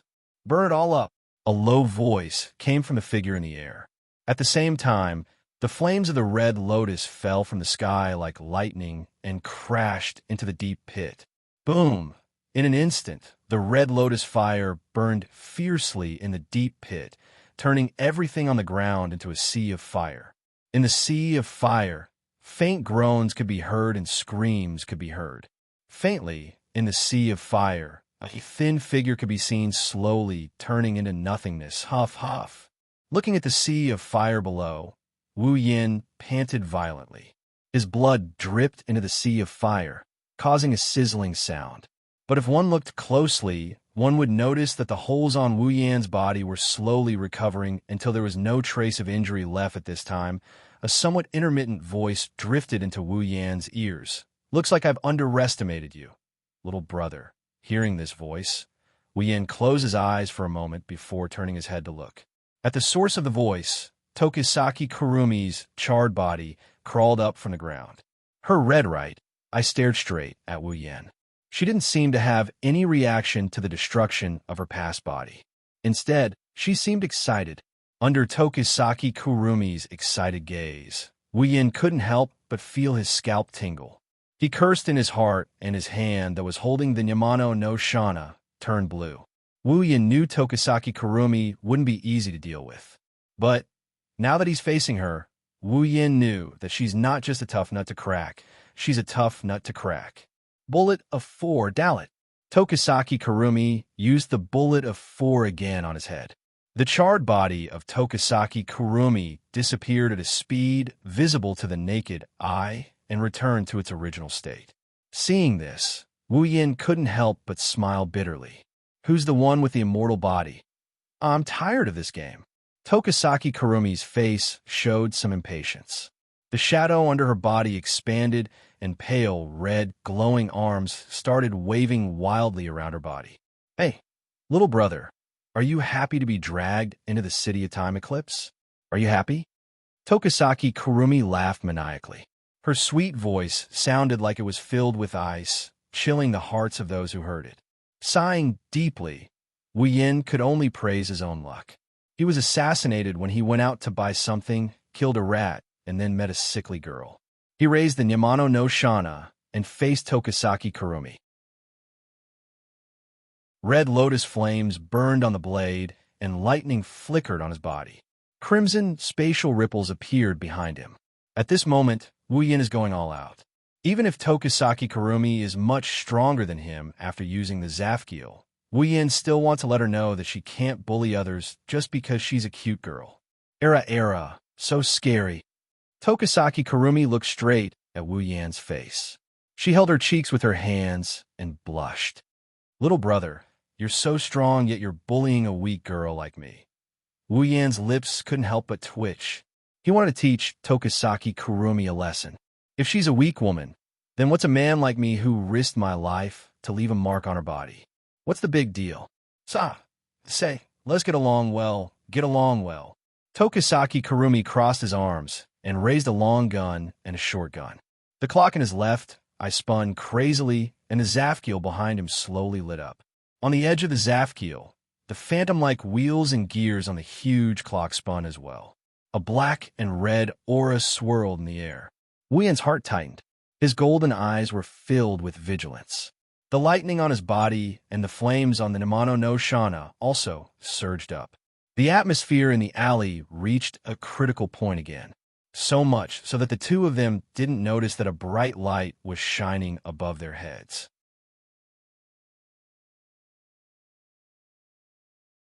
Chapter 436. In the empty alley, the solemn atmosphere seemed to be about to materialize, reverberating in this space. Under this atmosphere, the two people facing each other had different expressions.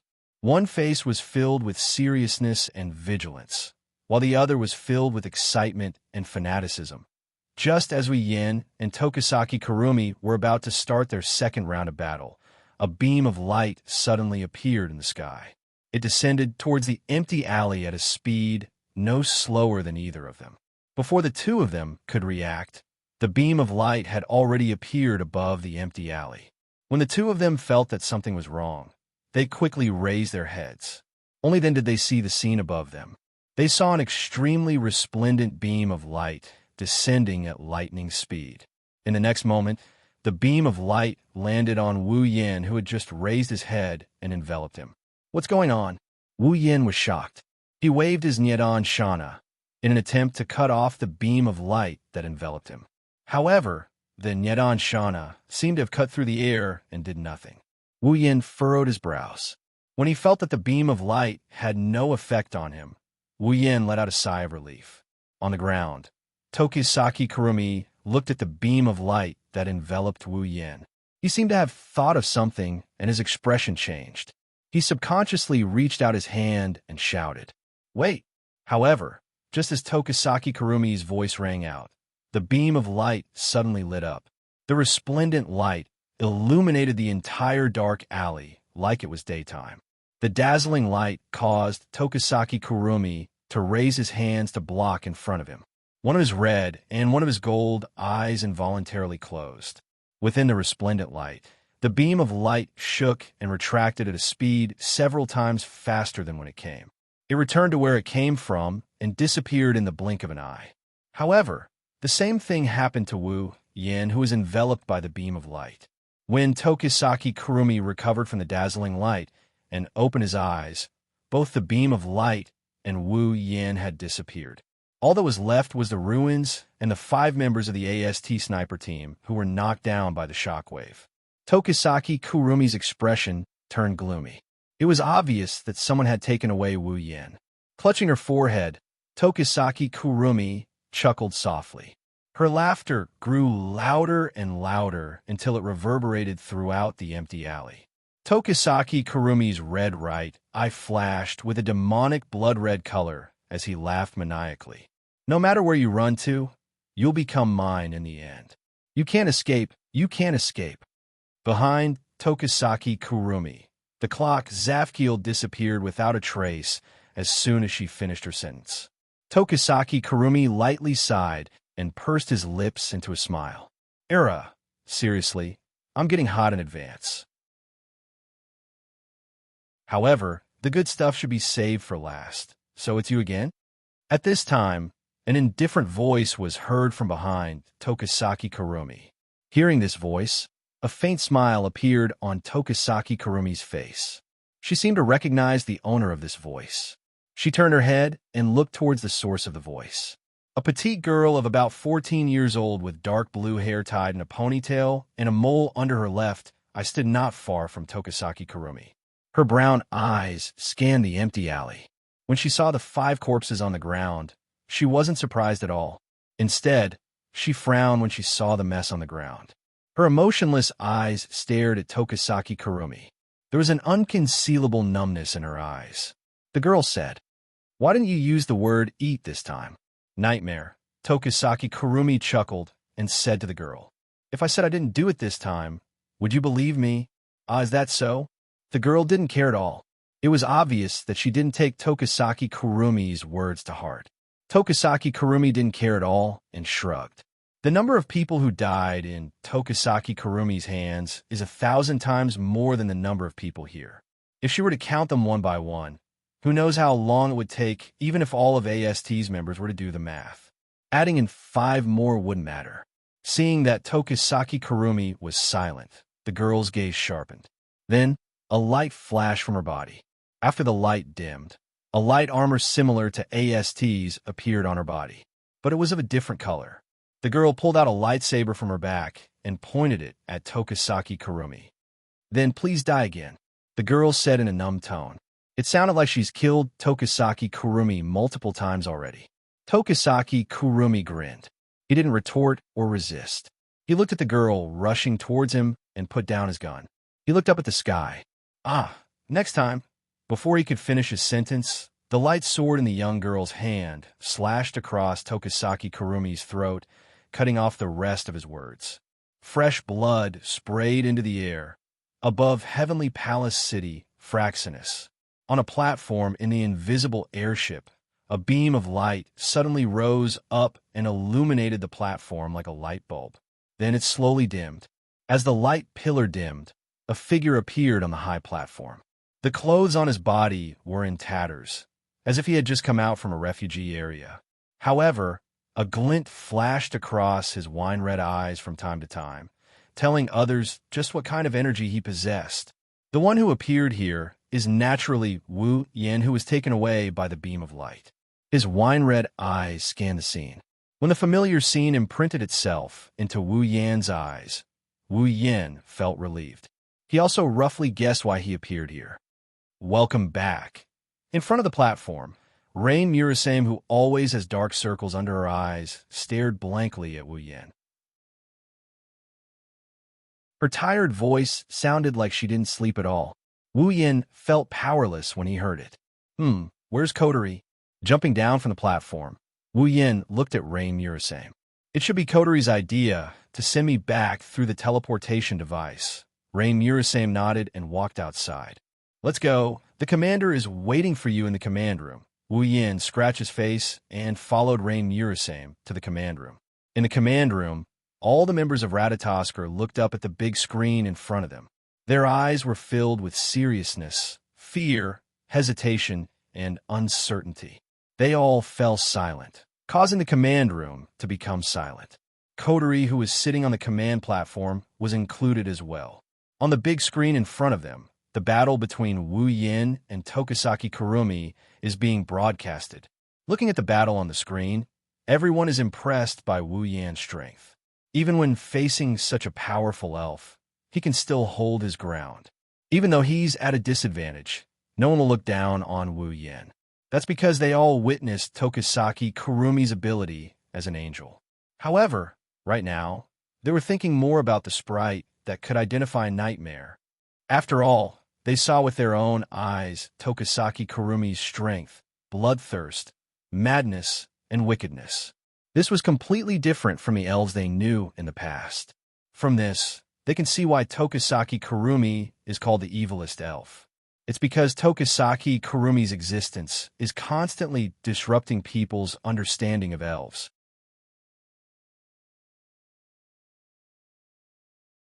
Chapter 437. Kurumi's divine spiritual equipment appeared on her body. A gloomy luster filled the sky above her body, and a greedy aura swept out from Kurumi's body. Everyone's expression turned solemn. Kwangsen opened his arms and made a gesture of hugging. The golden clock in his left eye slowly started to turn. At this moment, everyone felt that Kwangsan was the only one left in this world. Zafkiel, Kwangsan floated half a foot above the ground and floated in the air. His hand reached toward the sky as if he wanted to grab something. He shouted in a loud and clear voice. His voice reverberated throughout the open space and entered everyone's ears. On the ground, Kotori, Toka, and Yoshino's expression changed. As elves, they knew what Kurumi's action meant. If an elf without an angel had a combat power of 1, then an elf with an angel would have a combat power of 100. Of course, the 100 here didn't mean that the combat power increased by 100 times. It meant that the danger level increased by 100 times. Under everyone's attentive gazes, a black lightning bolt descended from the sky and landed on Kwangsan's back. When the black lightning disappeared, a huge clock with an illusory wheel appeared behind Kwangsan's back. Accompanying, it was an ancient handgun and rifle. He. Kwangsan grinned and let out a burst of laughter that made everyone's hair stand on end. She raised her 2 guns and drew 2 arcs in front of her. Then, like the hour and minute hands of the huge clock behind her, she pointed at the numbers on the huge clock. Aleph. When the handgun pointed at the number 1 on the huge clock, a black and red stream of air immediately floated up and flowed into the handgun in Kwangsan's hand. At the same time, the golden clock in Kwangsan's left eye sped up. On the opposite side, Yue Chinyu, who was standing at the back, gritted his teeth. Although the sniper rifle in his hand was aimed at Kwangsan, he didn't dare to pull the trigger because he knew that if he didn't succeed with the ability of the other party, he would definitely be killed in an instant. Therefore, this shot was very important. Yue Chinyu knew that in terms of combat power, he might be stronger than ordinary people, but compared to Shinna, the gap was not small. After all, Shinna not only underwent body modification, but also had the latest equipment. In this battle, Shinna was the main force. Therefore, what Yue Chinyu could do was to be like a real sniper, waiting for the rabbit to hit the tree stump. When the rabbit hit the tree stump, he would fire a fatal shot. Yue Chinyu didn't shoot, but that didn't mean that Kurumi's pistols were weak. Bang! The sound of the gunshot echoed. Before anyone could react, Kurumi had already fired the Aleph into his head. With the sound of the gunshot, Kurumi instantly disappeared from Shina and Yue Chenyu's sight. Their pupils shrank at the same time, and their hearts were slightly shocked. In the blink of an eye, Kurumi appeared beside Shina, with a smirk on his face. "Be careful," Toka and Yoshino exclaimed, but it was too late. Kurumi's rifle was already aimed at Shina's body. The next moment, the sound of the trigger being pulled, the sound of the bullet being fired, and the sound of the bullet hitting the body, it didn't take long before it was heard. Obviously, it was a bullet, but Shina felt like he was hit by a heavy hammer, and he was directly blown away. However, most of Kurumi's attack was weakened by Shina's advanced equipment. Only a small part of it affected Shina's body, and it didn't cause much damage to Shina. Therefore, with the help of the flamethrower on his equipment, Shina quickly stabilized his body. Just as he was about to rush towards Kurumi, Kurumi disappeared again. This time, she appeared behind Shina and sent him flying with a kick. Bullet of 7. The handgun pointed at the huge clock again, but this time it was 7. The black and red energy flow that represented the bullet of 7 flowed into the handgun and was shot out by Kurumi. This time, Shina didn't have time to stabilize his body, and he was directly hit by the bullet of 7. When the bullet of 7 hit Shina's body, a transparent circular shield covered his body, and the strange thing is Shina, who was flying back, stopped in midair. With such a result, Kwang-san naturally aimed the guns in her hands at him. Shina. On the ground, Toka screamed in horror. Yoshino couldn't bear to watch anymore, and he tightly closed his eyes. Only Kotori calmly looked at the scene in midair. Bang! The sound of the gunshot rang out under everyone's different expressions. However, this gunshot stunned Kwang-san because it wasn't hers. The sound of the bullet piercing through the air rang in Kurumi's ears. Her hand that was about to pull the trigger stopped, and she quickly retracted her hand, but she was a bit slow. The bullet hit Kurumi's gun, and the gun that was aimed at Shina's body deviated from its trajectory. At this time, Kurumi pulled the trigger. The bullet that was supposed to hit Shina's body was deflected to Granny's house. The bullet shot into the sky and disappeared from Kurumi's sight. This wasn't the end of it. What was even more incredible was that the bullet that caused the trajectory to deviate was actually slightly slanted. As a result, the bullet that hit the body of the gun, after completing its mission, it rubbed against the body of the gun and went straight towards Kwang 3's chest. A sharp pain spread from Kurumi's chest to her brain, accompanied by scarlet blood flowing down from her chest. Kurumi's expression was a bit sluggish, as if she couldn't believe it. She lowered her head and looked at her chest, but the blood in her eyes told her that all of this was real. Kurumi clutched her chest and suddenly turned her head towards the direction where the bullet came from. There, Yue Chenyu reloaded his sniper rifle and aimed at Kurumi, telling her that he was the one who did that. However, Yue Chenyu didn't intend to chat with Kurumi. He also didn't intend to explain the principle of his unique skill to the opponent after the attack worked like in the anime. So, under Kurumi's gaze, the sniper rifle in Yue Chenyu's hand rang again. Kurson secretly clicked his tongue. He took a step in the air and left the place. The bullet brushed past his body and flew into the distance. The effect of this shot was to force Kurson to retreat. Kurumi narrowed her eyes and was about to rush towards Yue Chenyu to kill him. Perhaps Yue Chenyu guessed Kurumi's intention. On the ground, Yue Chenyu smiled at Kurumi, and that smile made Kurumi subconsciously stunned. Suddenly, Kurumi's expression changed, and she quickly turned her gaze from Yue Chenyu to Shina, who was stopped by the bullet of 7.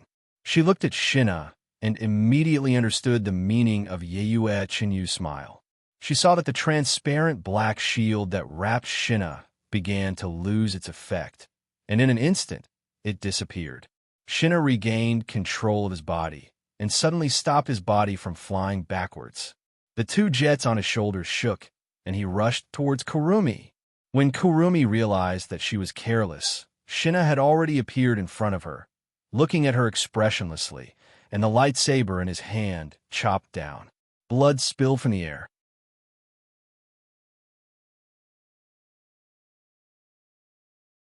Chapter 438. After Kotori made the decision, someone in the command room responded and went to carry it out. Tozaki Kurumi will be the main target of Radatasker's surveillance. At the very least, Tozaki Kurumi's sudden appearance shouldn't happen again. After Kotori finished speaking, the command room fell into silence once more. Only the symphony of battle and Kurumi's maniacal laughter could be heard on the big screen. After some time, Wu Yin suddenly recalled the assassination attempt by AST's higher-ups. Wu Yin turned to Kotori. "Oh right, Kotori, before I met Tozaki Kurumi, I was assassinated by AST's people." Kotori's eyes widened. Wu Yin's casual but frightening words almost made her swallow the candy bar in her mouth. She choked and coughed. "Cough, cough. Why didn't you tell me about such an important matter until now?" Kotori covered her throat and coughed while glaring at Wu Yin. She was so angry that the ribbon on her head shook. Wu Yin chuckled awkwardly when he heard Kotori. "I say, Ratatosker clearly broadcasted my battle with Kurumi on the big screen. So how could they not know that I was assassinated by AST? After that, I met Kwang-san." Kotori crossed her arms and curled her lips. "We were able to detect your battle with Tokisaki Kurumi because she summoned her spiritual equipment and her psychic waves leaked out. Who would have been watching you before that? Ratatosker isn't a peeping Tom. No, Ratatosk was a voyeur. Every time an elf appeared, Ratatosk would replay the scene on the big screen and monitor it for more than 10 times. Wu Yin inwardly retorted. Subconsciously, he released a sigh of relief. "This is good. At least Kotori doesn't know that he killed everyone in AST. Otherwise, even if Kotori doesn't blame him in her commander mode, she would at least feel bad about it. Moreover, the kind sister mode would probably be afraid of him. Who knows?" Kotori glanced at Wu Yin and said to Wu Yin, "What's going on? Why would AST assassinate you? I haven't received any reports of AST's movements." Wu Yin didn't try to hide anything. "The AST assassins that came to assassinate me weren't part of Kyuchi Origami's frontline unit. They were part of a sniper unit. They seem to be under the direct command of the higher-ups of AST." Direct command of AST's higher-ups.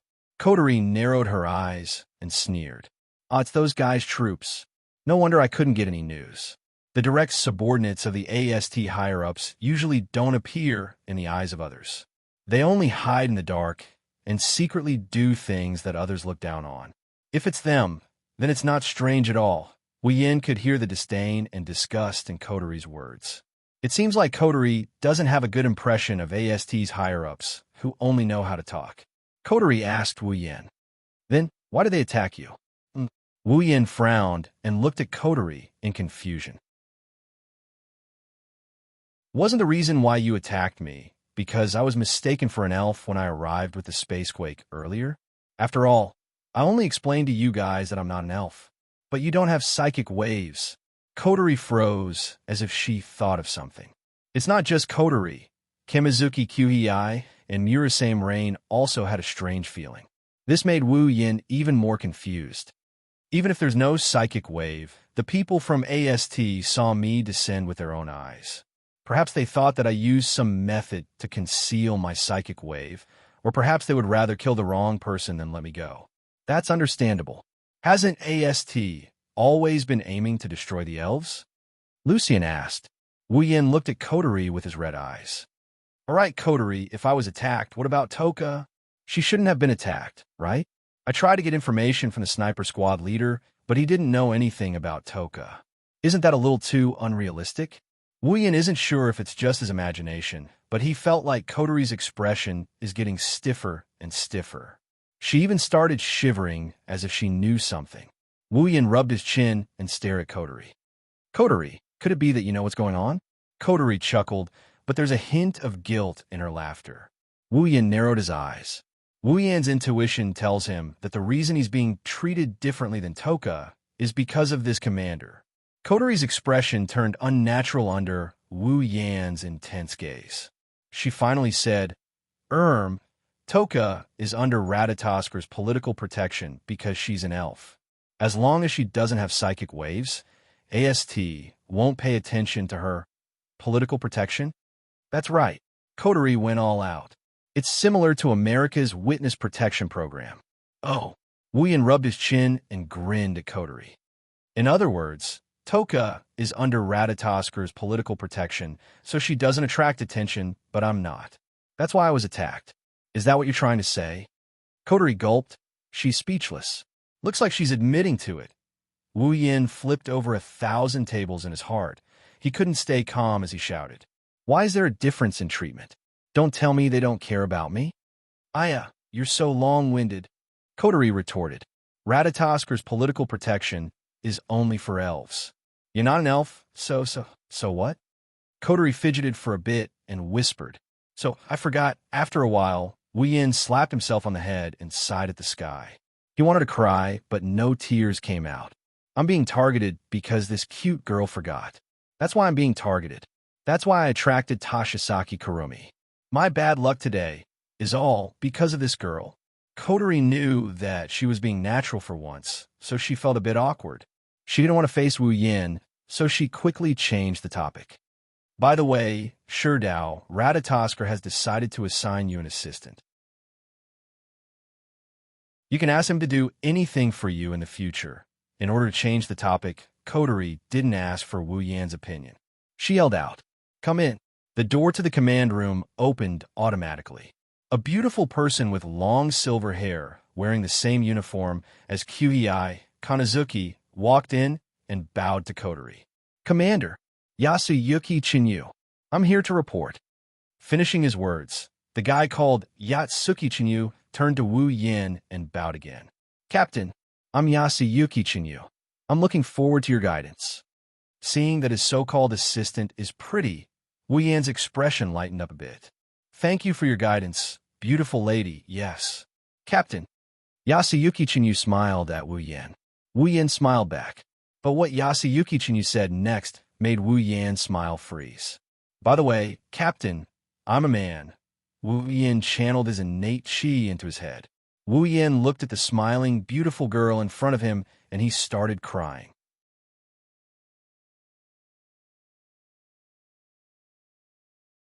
Chapter 439. Captain, this is a communicator. Yue Chinyu handed Wu Yan an item similar to a Bluetooth headset. "If there's anything you need, you can use this to contact me directly." Wu Yan nodded nonchalantly.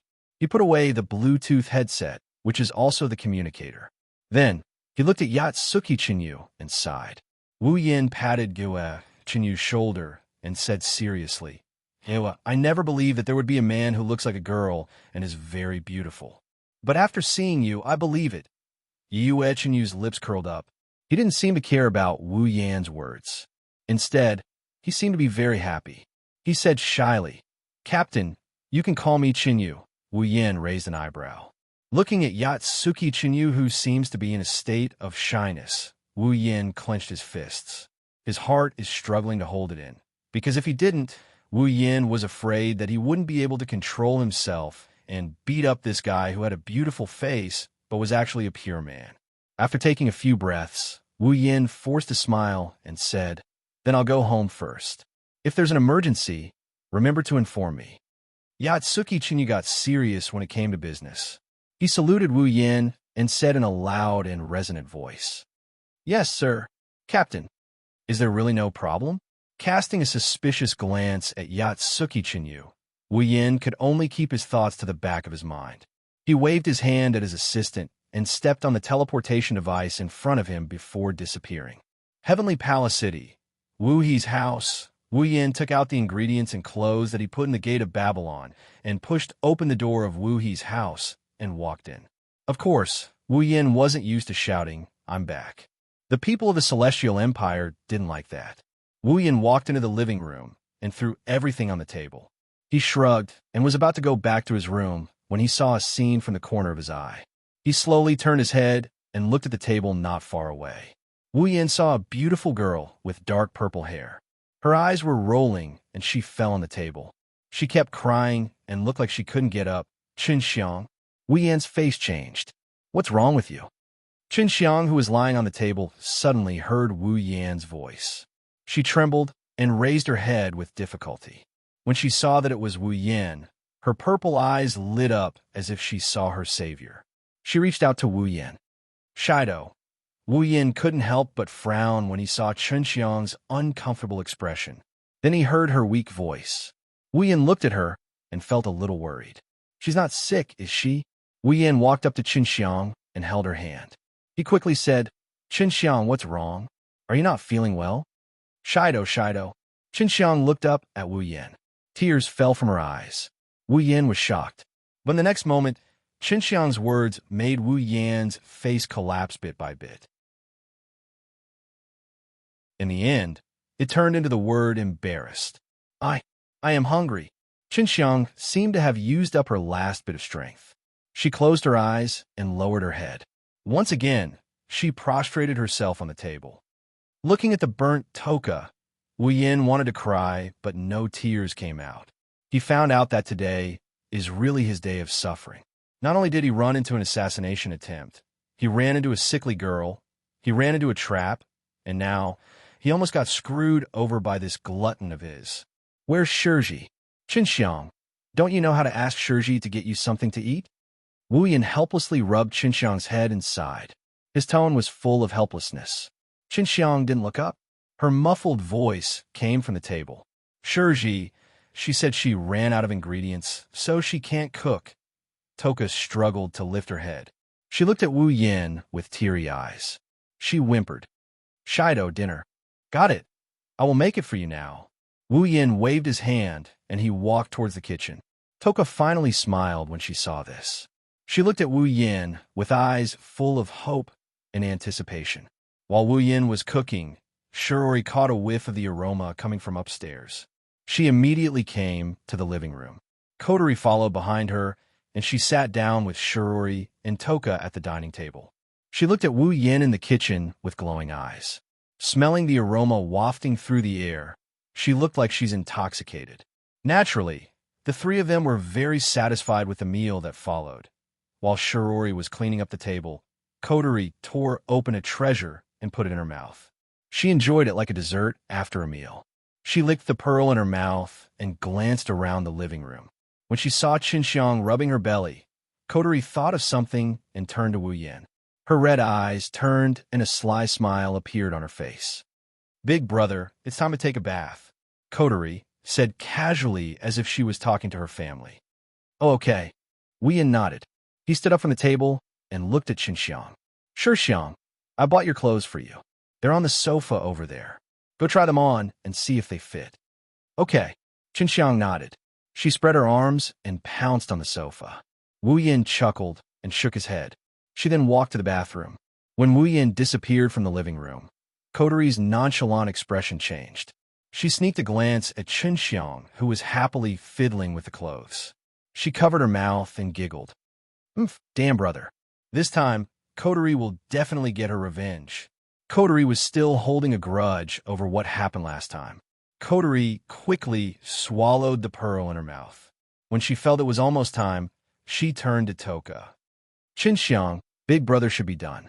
You can go take a bath now. Okay. Xianxia didn't suspect anything.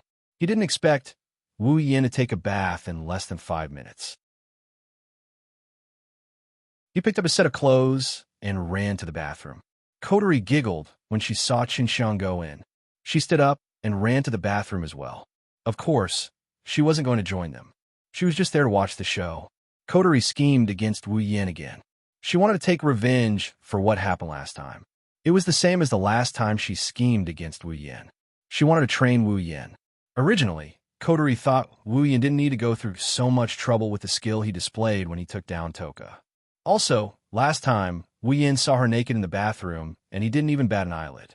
He might be a bit shameless, but in terms of objective, Wu Yan met Kotori's requirements. This time, Kotori found out about Tokasaki Kurumi. Even Wu Yan can't do anything about this elf. Kotori herself couldn't come up with any ideas either. She could only try to stimulate this elf. Who knows, maybe she'll come up with a solution in the blink of an eye. It was because of this that Itsuka Shido was able to live a happy and painful life in the original work. Kotori hid behind the stairs and watched Toka walk in the bathroom. Kotori let out a sigh of relief. She peeked her head out and looked at the bathroom, waiting for some noise. For example, Toka's scream, Toka's scream, Toka's scream, Toka's scream.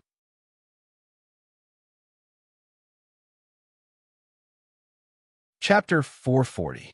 10 seconds later. 30 seconds later. 1 minute later. Why is there no movement?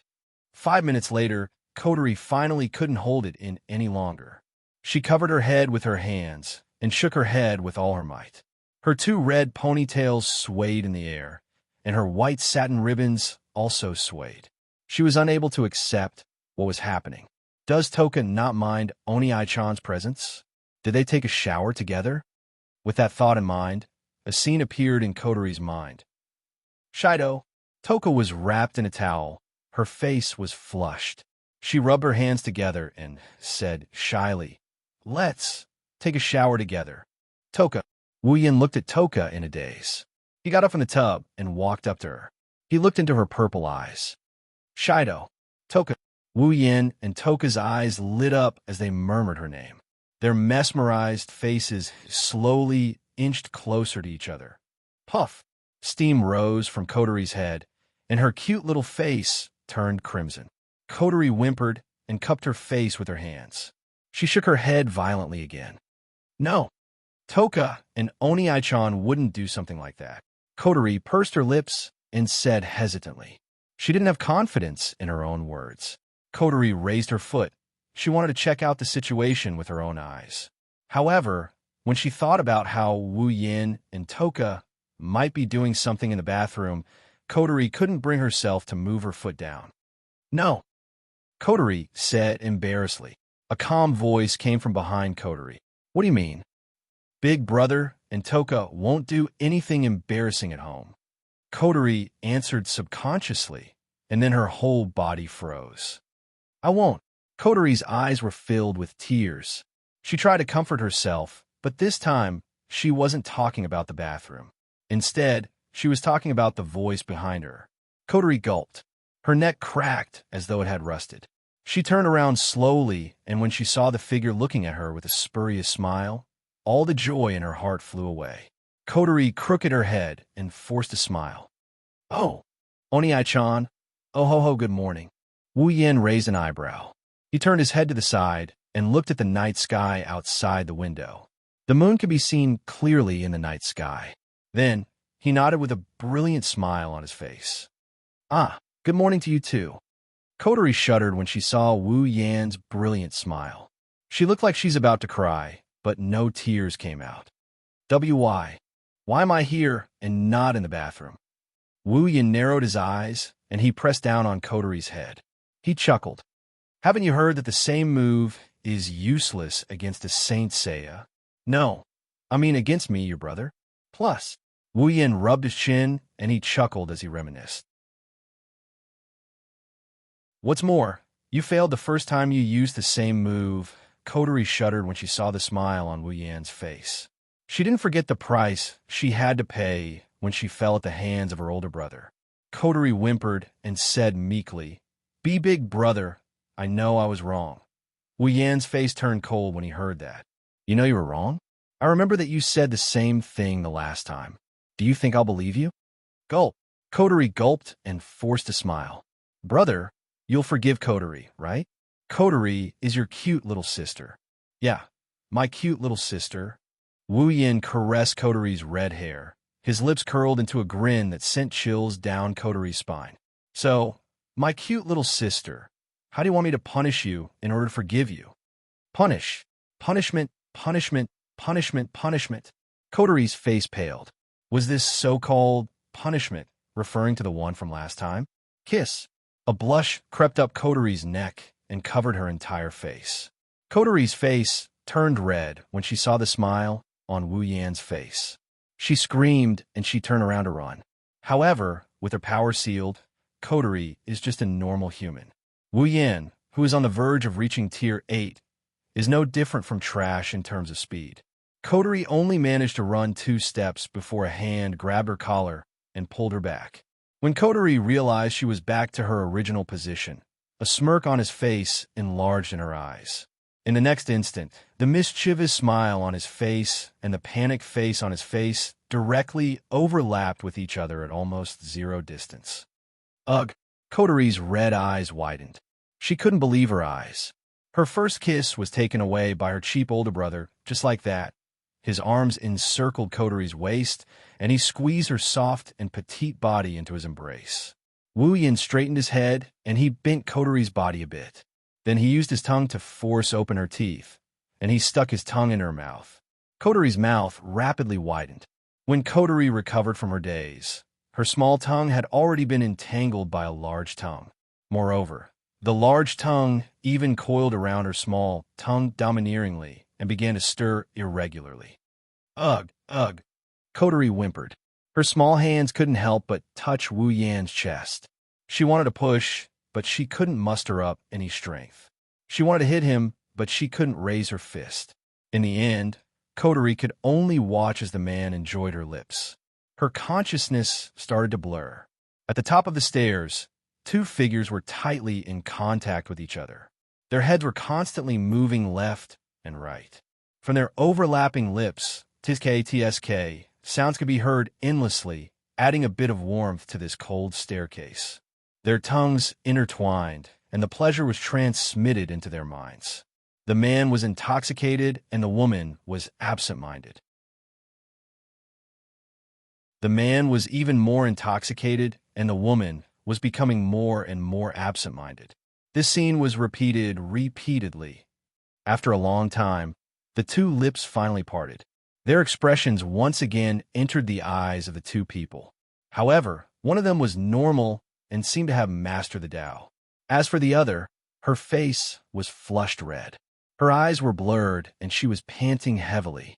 She was unable to control herself. Coterie clutched Wu Yan's clothes tightly as she slumped into Wu Yan's embrace. The white ribbons on her head swayed as if she's shy. Coterie gasped for air as she looked at Wu Yan with her misty eyes. She mumbled something while gasping for air. Oni Ai-chan. Wu Yan held his breath when he heard Koto's mumbling. He stared at her flushed face, her watery eyes, and her panting face. He couldn't hold himself back anymore. He reached his mouth out again and took control of the lips he tasted once before. Ugh. Her teeth were attacked, and her tongue was captured. Coterie passively accepted everything that was happening to her. She slowly closed her eyes. The flirtatious atmosphere was still lingering.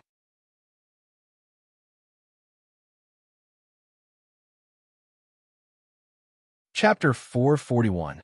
The next morning, the sky once again turned gray. The originally good weather was completely covered by the dark clouds that covered the entire sky. The earth also seemed to have dimmed a little, and the vitality also dissipated a little. Everything became a little listless. Looking up, people can only see the dark clouds rolling in the sky. The birds also seemed to be frightened by something and flew away. Everything looks so listless. Only experienced people know that it's about to rain. On a street in Heavenly Palace City, Wu Yin, Coterie, Toka, and Shirori are walking towards the school. At this time, Toka is beside Wu Yin, happily eating a piece of bread in her hand. Wu Yin is lazily yawning. He looks like he didn't sleep enough. Coterie walked in front of everyone. She didn't even look back. Her usual cheerful expression is gone, replaced by a blush from time to time. Ever since they left the house, the four of them have been walking in the same manner. Shirori has been staring at Coterie ever since she left the house. Her eyes flashed with a thoughtful light. When they were about to go their separate ways, Shirori turned her head and whispered into Wu Yan's ear, "Shido, don't you think Coterie is a bit strange today? Is that so?" Wu Yan blinked his eyes that are already tearing up from yawning as he replied nonchalantly. Shirori didn't mind. She knew that Shido was always like this. They would never have the energy to wake up in the morning, so she continued, "Normally, Coterie is always smiling when she goes out, and it's inevitable that she would jump up and down when she walks. She's always so cheerful, but look at her today. Not only is she smiling, she doesn't even say anything. She just keeps walking forward. She's not like the usual Coterie at all."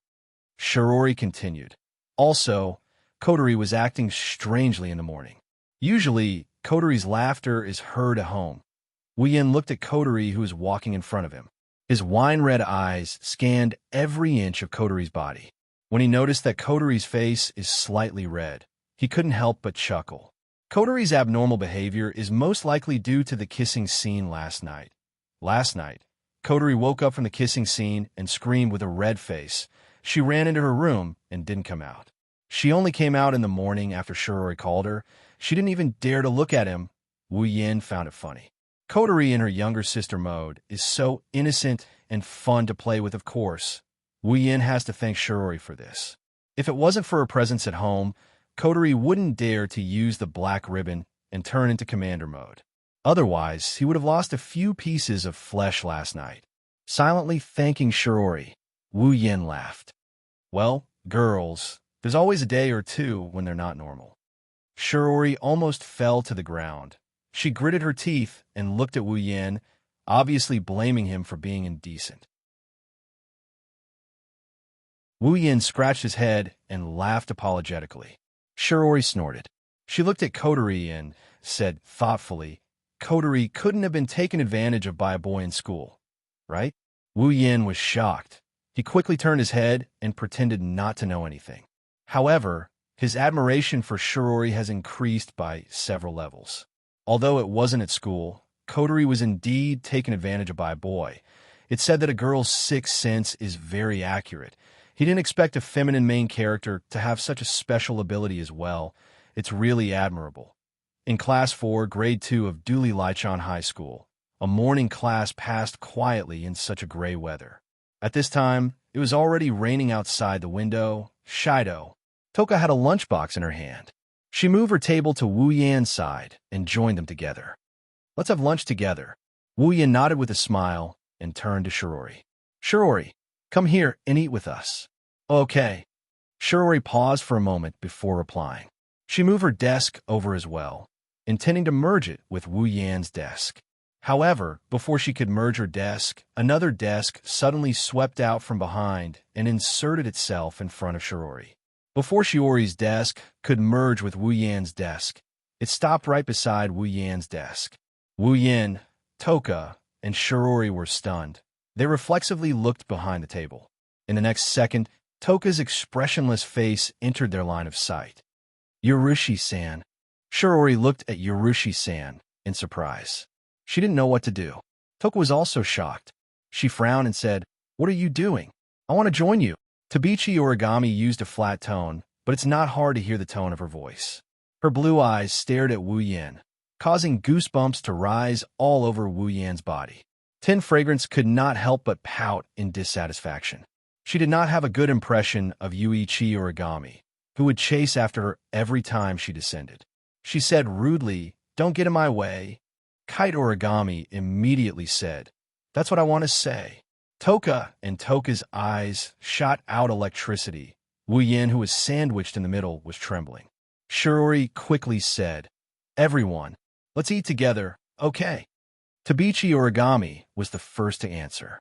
Tabichi Origami was the first to sit down. Tabichi Origami had nothing to say and sat down with Shirori. As a result, a very strange scene appeared. Shirori sat up straight like a high school student. She picked up her lunchbox nervously. Toka stared at Tabichi Origami with unconcealed hostility. Tabichi Origami stared at Wu Yan with an emotionless expression. Wu Yan started sweating profusely. With trembling hands, he opened his lunchbox, but no matter how hard he tried, he couldn't move his chopsticks. Tabichi Origami's calm gaze is too oppressive. Wu Yan is under a mountain of pressure. What's worse is that Tabichi Origami's eyes are filled with undisguised hostility. However, the hostility in Tobarama's eyes was different from that of looking at an enemy. The hostility in Tobarama's eyes was more like looking at a love rival. He nervously picked up a piece of meat and put it into his mouth. Wu Yan couldn't stand Toichi Origami's gaze, so he put the lunchbox to his mouth and buried his head in it. He started eating without caring about anything else. Toka was finally satisfied. She turned around and opened her lunchbox. She looked at Shiori, who was busy eating. She picked up a piece of food and brought it to Shiori's mouth as she spoke calmly. Please eat. The air suddenly froze. Shiori stared blankly at the expressionless Tokichi origami in front of her. She then stared blankly at the chopsticks in front of her. She couldn't help but swallow her saliva. She forced a smile and said, Tokichi, just call me origami. Huh? Shiori looked at Toka awkwardly and said, origami, I have my own lunchbox. Please eat.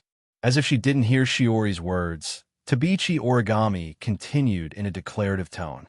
She stared at Shiori with an oppressive gaze. This time, Shiori finally got a taste of what Wu Yin felt just now.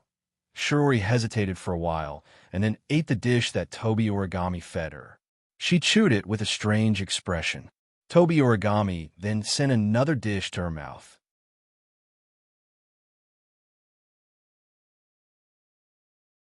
Chapter 442.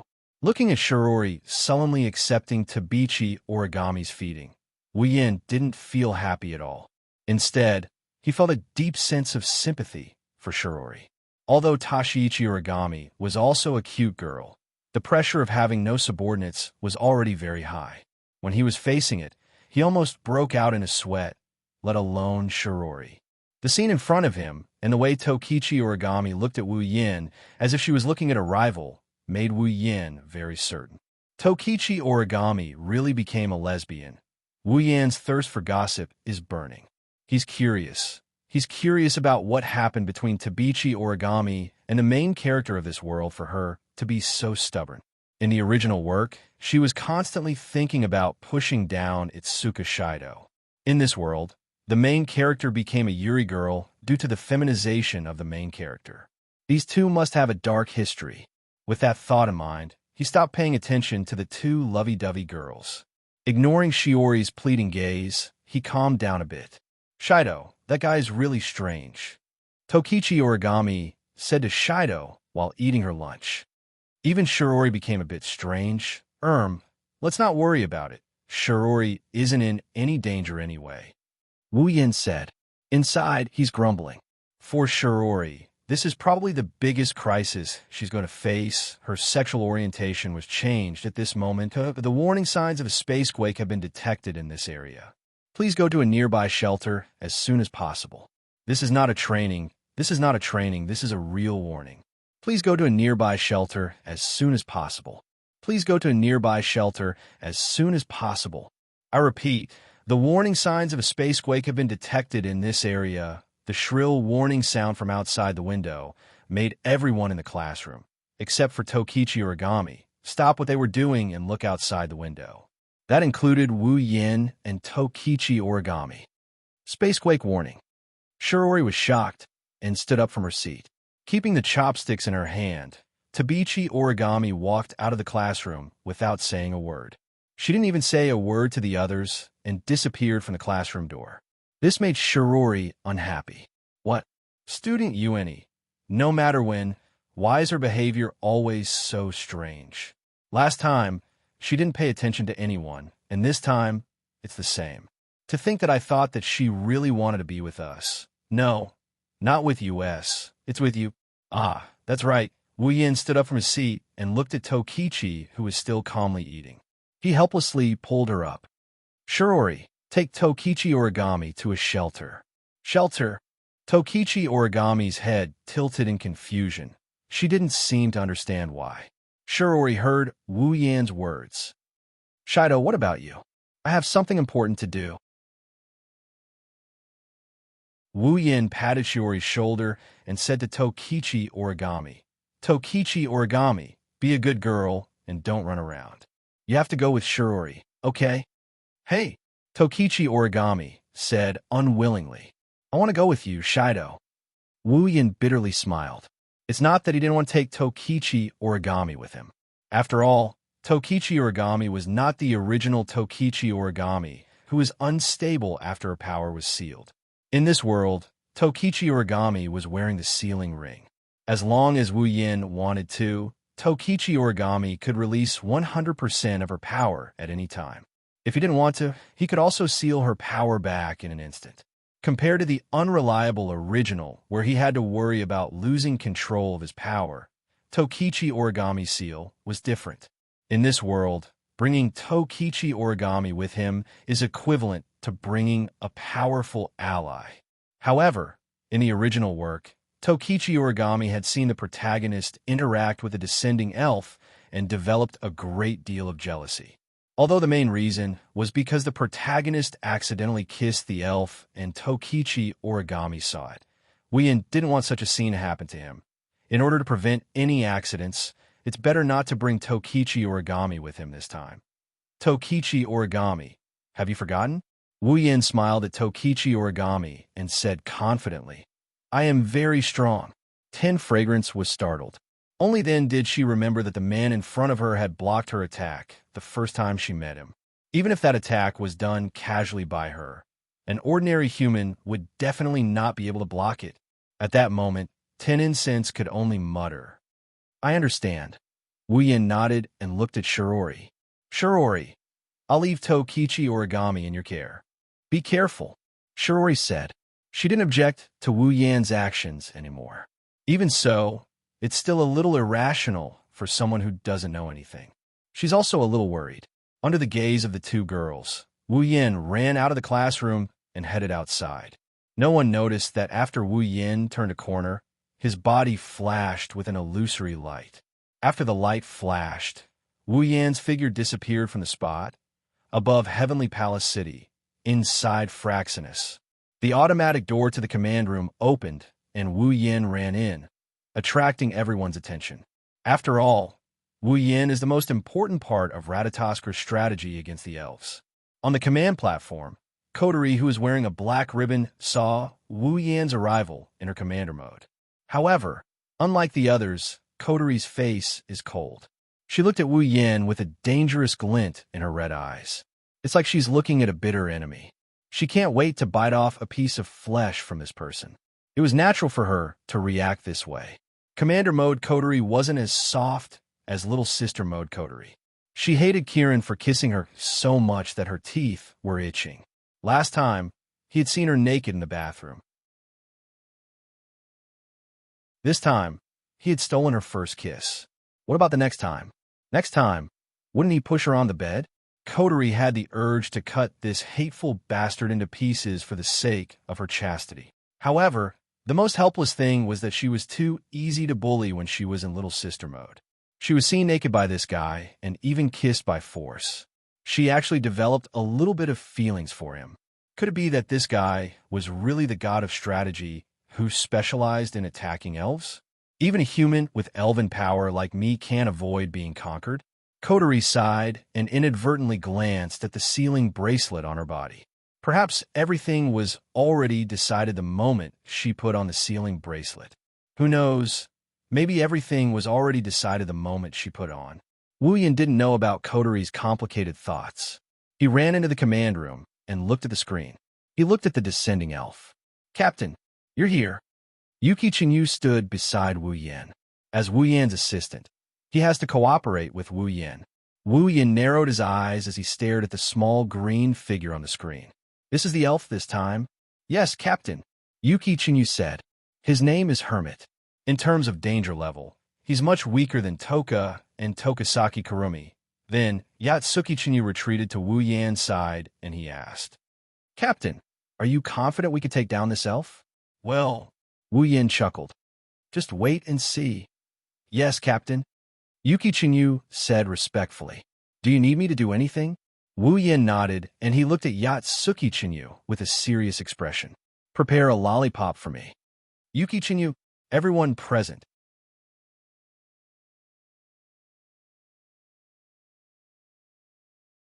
Chapter 443. On the big screen in the command room, a small figure with a height of about 144 centimeters wearing a green bunny ears and a hooded cloak was standing in the middle of a large crater. She was holding a doll in her hand. Her entire body was shrouded in green light. Under the sci-fi rendering on the big screen, she looked like a character from a painting. That's the elf who descended this time. Her identification name is Hermit. She's a little lowly. While the atmosphere in the command room was tense with Wu Yan, a red alarm flashed on the big screen. It startled the Ratatoskr members on the left and right of the screen. "Commander, AST has arrived." As soon as the voice fell, the people in the command room saw a large number of light spots flying from afar towards Hermit, who was standing in the middle of the crater. When their armor-like attire was imprinted in everyone's eyes, they raised their weapons at the same time. In the next moment, countless cannon fire blasted towards the small figure in the middle of the crater. Under the watchful eyes of every member of Ratatoskr, the little green figure flew out from the deep crater that was shrouded in smoke and artillery fire. It dashed out of the encirclement of AST, but what greeted it was an even fiercer barrage of artillery fire. For a moment, the entire sky was filled with the sound of cannon fire. The Hermit was flying rapidly under the cover of the cannon fire. The sound of the Hermit flying through the air to avoid the attacks also soared into the sky. Under the gray clouds, the light of the fire kept flashing, looking at the small figure who was constantly struggling under the cannon fire without any resistance.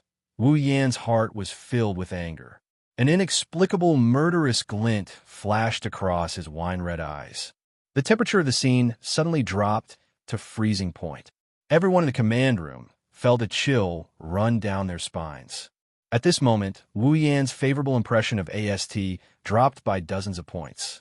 Since the other party was an elf, and they were only following orders, it was their duty. However, if they could indiscriminately attack a little girl like this, at least Wu Yan could not use such a rational reason to convince himself to understand AST. Sure Dao, feeling the pressure coming from Wu Yan, Coterie hurriedly called out to him, telling him to calm down. Otherwise, the ordinary people in the command room would have to lie on the ground. "Captain," Yatsuki Chinyu patted Wu Yan's shoulder. Wu Yan's aura is only a tiny bit, but Yatsuki Chinyu is just a normal person. It's no wonder Coterie assigned Yatsuki Chinyu as her assistant, if he can remain calm under such a small amount of aura. He was the combat officer, and as the assistant of the combat officer, how could Yue Chinyu not have any combat ability? Wu Yan came back to his senses and noticed the heavy expressions on the faces of the people in the command room. He took a deep breath and slowly calmed down the anger in his heart. "Coterie." Wu Yan turned to Coterie, and for the first time in the command room, his face was serious. "Give the order for the next operation. That child, I must bring her back." Coterie smiled. Even if it was just a small smile, it was enough to let others feel how happy Coterie was at this time. As expected of my brother, Coterie suddenly stood up, and the aura of a superior spread from her petite body throughout the command room. There was no doubt that at this moment, Coterie's body was full of endless majesty. "Everyone, prepare for the first level of the strategy." Yes, everyone present was infected by the pressure and majesty displayed by this pair of siblings. Their blood was boiling, and there was a fire burning in their hearts. Everyone's face was flushed red, and they were eager to give it a try. The atmosphere in the command room was also raised to the highest point. Coterie turned to look at Yue Chinyu below the platform.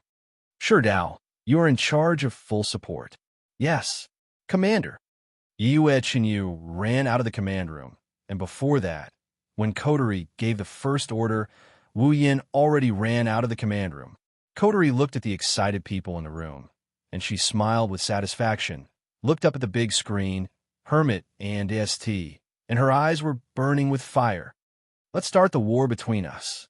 Heavenly Palace City, under a commercial building, two figures surfaced from a corner. They raised their heads and looked at the commercial building in front of them, after which they scanned their surroundings. Although the surroundings were very quiet, and there was not even a single person in sight, the two of them knew that if they were not careful, this quiet place would be bombarded with countless cannon fire. "Is that Loli in here?" Without turning his head, Wu Yan rubbed his chin and asked Yatsuki Chinyu who was behind him. "Ha!" Yue Chinyu laughed, no longer paying attention to the word "little Loli" in Wu Yan's mouth. His face became serious. "Fraxinus has sent word that Hermit has indeed entered the house. The AST around the house has also entered standby mode. They seem to think that it's not worth destroying the house just to deal with Hermit. After all, the reconstruction work is not only troublesome, but also expensive. Unexpected reality, Wu Yin commented, then reached out his hand. Did you bring what I asked for? Yes. Yes. Yu Qianyu said a bit unnaturally, took out a lollipop from his pocket and gently put it in Wu Yan's hand. There's a trace of helplessness on his face. Wu Yin weighed the lollipop in his hand. His wine-red eyes looked at Yu Qianyu with deep meaning. You're quite good at taking out lollipop. You must have done this a lot, right? Yu Qianyu almost hit his head on the wall. Captain, can you not make this kind of joke? Wu Yin clicked his tongue. I'm praising you as a necessary skill for the 21st century's youth to be able to practice it to such a level. You have a bright future. Yu Qianyu could only make an ugly smile. He said helplessly, Captain, are you sure you want to use this lollipop to deal with an elf? Yue, this is where you don't get it. Wu Yin patted Yu Qianyu's shoulder, and he continued in a serious tone. Any creature that is related to Loli, even if it's a fairy, Lolita's destructive power is limitless. Is that so? Yu Qianyu's face was full of doubt, but since his captain said so, Yu Qianyu had nothing to say. Then I wish you success, Captain. Well, just wait and see. Therefore, from the corner, a lightning-like figure flew out from it and streaked across the sky. With a slight whoosh sound, the figure flashed into the commercial building in front of him, leaving behind a young girl who was struggling with the lethality of the lollipop. She was hesitant there. In the commercial building, Wu Yin pressed the wireless headset in his ear. He flew upstairs. He said, Coterie, where's Hermit? Coterie's voice came in not long after. It's just one more level up. One floor up. Wu Yin looked ahead. There's a big door at the corner. Is it there? Ah, it's in there. Yu Qianyu's voice came from a small communication device in Wu Yan's pocket. Captain, AST's troops haven't shown any signs of movement, but there's no way to guarantee that they won't. Wu Yin nodded. He stood in front of the door and pushed it in without hesitation. Suddenly, a dark hall appeared in front of Wu Yin.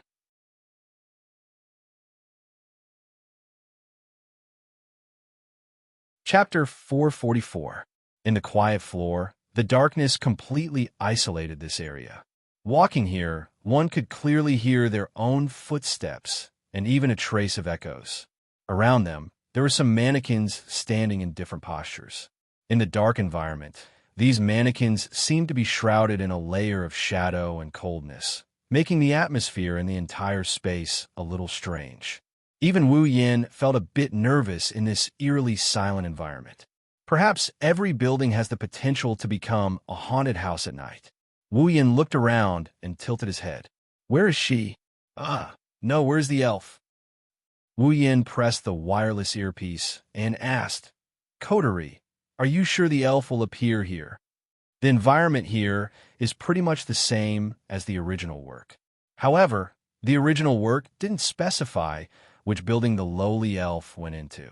Also, unlike the original work, Wu Yin didn't meet the elf before she descended. Thus, it wouldn't be strange if the plot changed. According to the results of the analysis, Hermit should be there.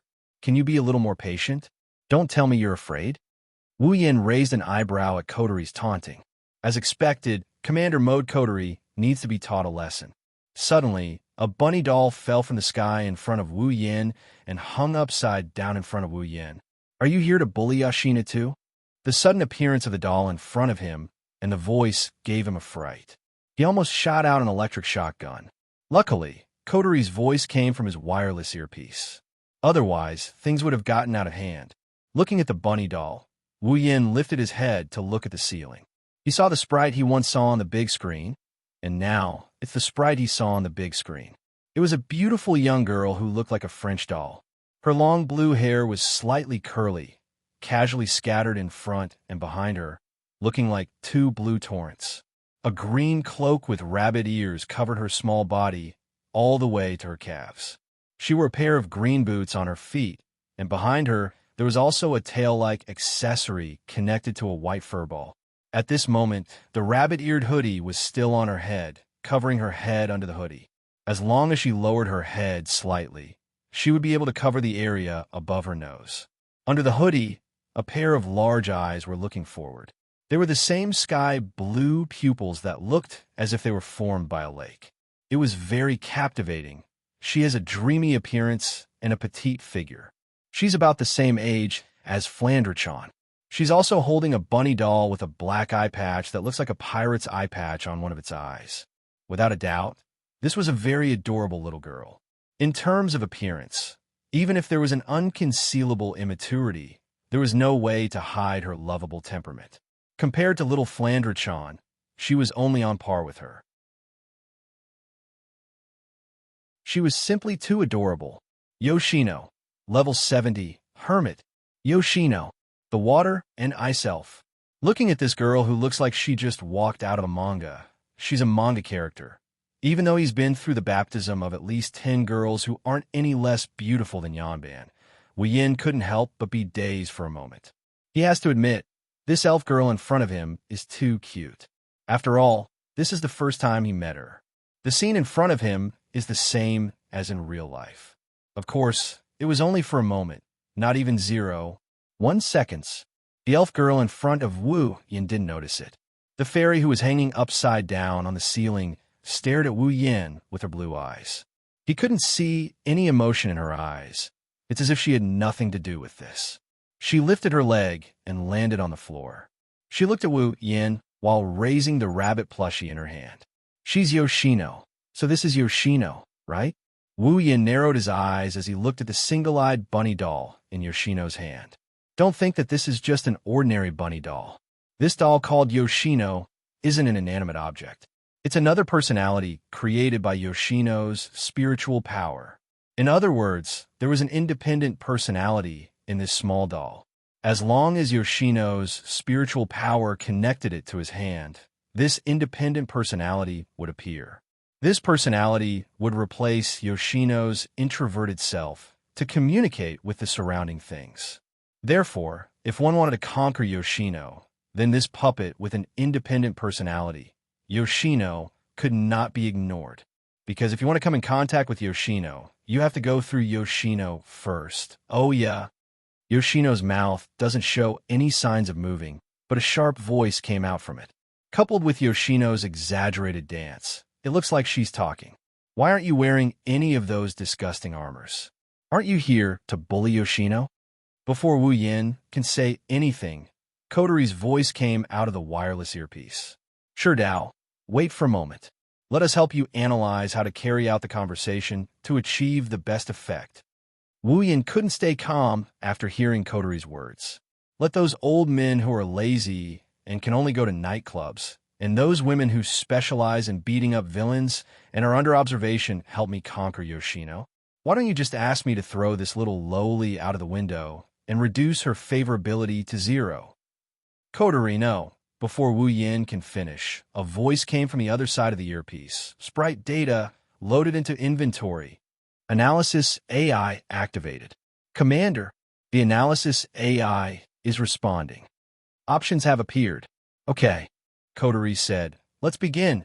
As soon as Kotori's voice came out, Wu Yin turned off the wireless earpiece in his ear.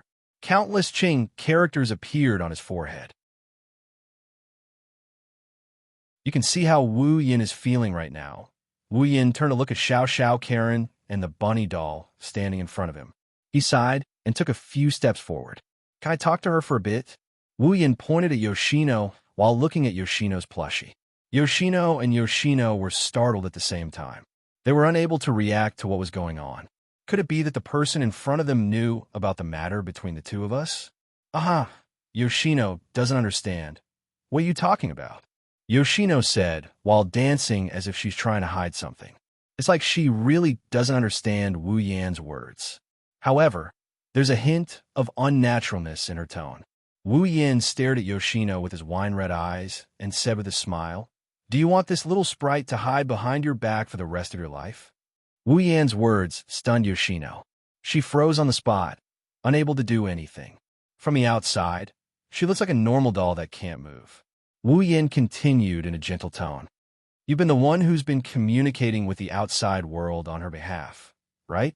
As a friend who has been by her side day and night, you should know how important your existence is in her heart.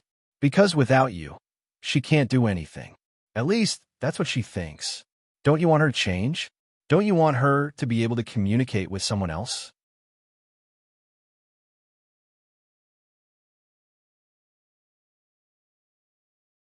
Chapter 445. Don't tell me you don't want her to change? Don't you want her to communicate with others?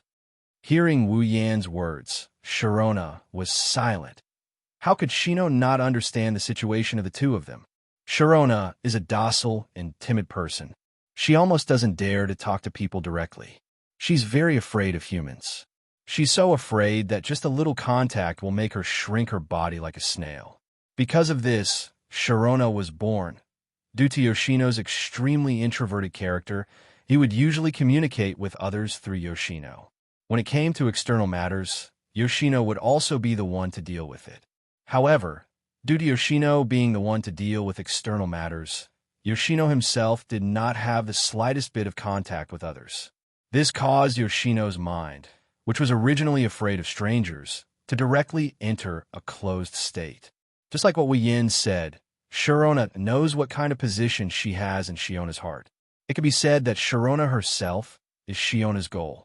Because Sharona is weak and timid, Sharona, who has a strong personality and is cheerful and talkative, is equivalent to spiritual support in Shiona's heart. Once she loses Shiona's support, Sharona will easily panic as if she has lost everything. Even her mental state will be a bit off. At this time, as long as there's a little stimulation, Sharona will lose her mind and reflexively attack. However, Sharona is a docile person.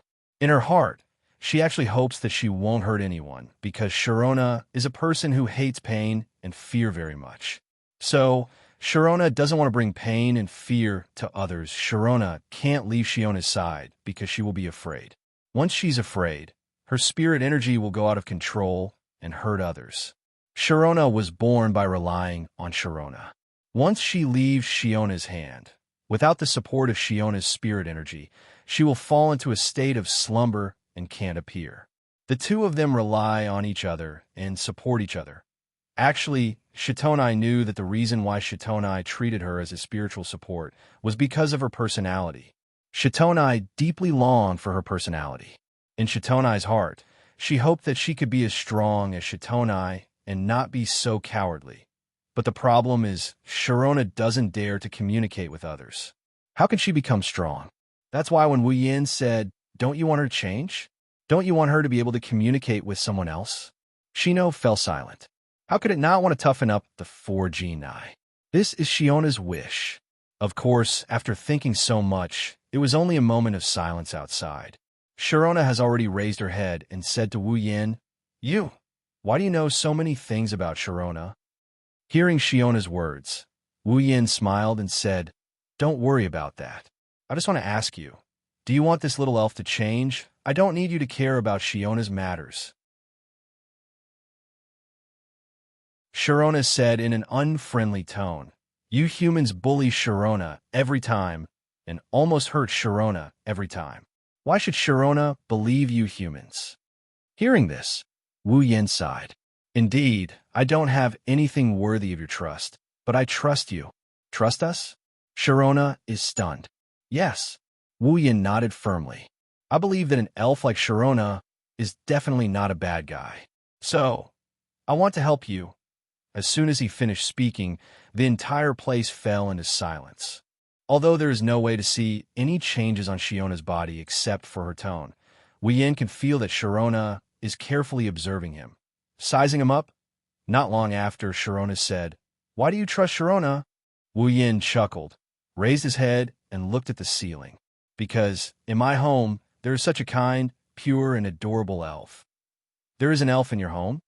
This time, Sharona is surprised. "Impossible. Aren't humans very hostile to elves?" "So they have been attacking elves, and elves are also very hostile to humans, because humans are constantly attacking elves. How can humans and elves live together?" Indeed, in the beginning, she was very hostile to humans. Wu Yin bitterly smiled and shook his head, but then he smiled and said, "But when she recognized the gentleness of this world, she became my family." "The gentleness of this world, yes." Wu Yin nodded and said, "Among elves, there is Sharona, and Sharona, who are gentle and kind. Among humans, there are also people who are not hostile to elves, but you haven't met such people before, so you are afraid and hostile to humans. Now I am here. As long as you trust me, then, in this world, no one will bring you pain and fear." Looking at the smiling Wu Yin in front of her, Sharona lowered her head and became silent again. Following Shino's silence, this space once again became silent. In this dark environment, only the faint sound of breathing could be heard clearly. It wasn't until a long time later that Sharona said, "Sharona, in fact, also hopes that she can be strong, and Sharona also hopes that Sharona can be strong." After that, Sharona raised her head and looked at Wu Yin. Can you help Sharona?" Wu Yin smiled. "Of course." After pondering for a moment, Sharona said, "But what should I do to make Sharona change? That's why I want to talk to her." Wu Yin shifted his gaze from Yoshino to the quiet Yoshino. He didn't know if she didn't hear anything or if she couldn't understand their conversation. He continued, "I want her to know that interacting with others is a very joyful thing." "Happy," Sharona muttered softly, and then looked at Wu Yin. What should I do?" Scratching his face, Wu Yin nodded and said to Sharona, "If possible, I hope you can leave Sharona for a while." "What?" Calm down, I have my reasons." Wu Yin quickly said, "Think about it. As long as you are by Shiona's side, Sharona will not take the initiative to communicate with others and entrust everything to you, right? In that case, if you're not here, Sharona will have to use her own mouth to communicate with others. This way, she can slowly change Sharona." But Sharona hesitated. She had no choice but to hesitate. She knew very well what would happen to Sharona if she left. To put it bluntly, once she left, Sharona would be afraid. If something went wrong, this place would very likely be razed to the ground by Sharona. This was not only what Sharona didn't want, but also what Sharona didn't want. How could Sharona be at ease and leave Sharona alone? As if seeing through Shiona's heart, Wu Yin said softly, "Don't worry. Leave everything to me. Soon, you'll be together again. Moreover, the next time you face me, you won't be alone, but together with Sharona." Staring at Wu Yin for a long time, Sharona finally nodded her head. The corner of his mouth raised into a smile, and at the same time, he breathed a sigh of relief. He stretched out his hand and directly took Sharona from Shiona's hand.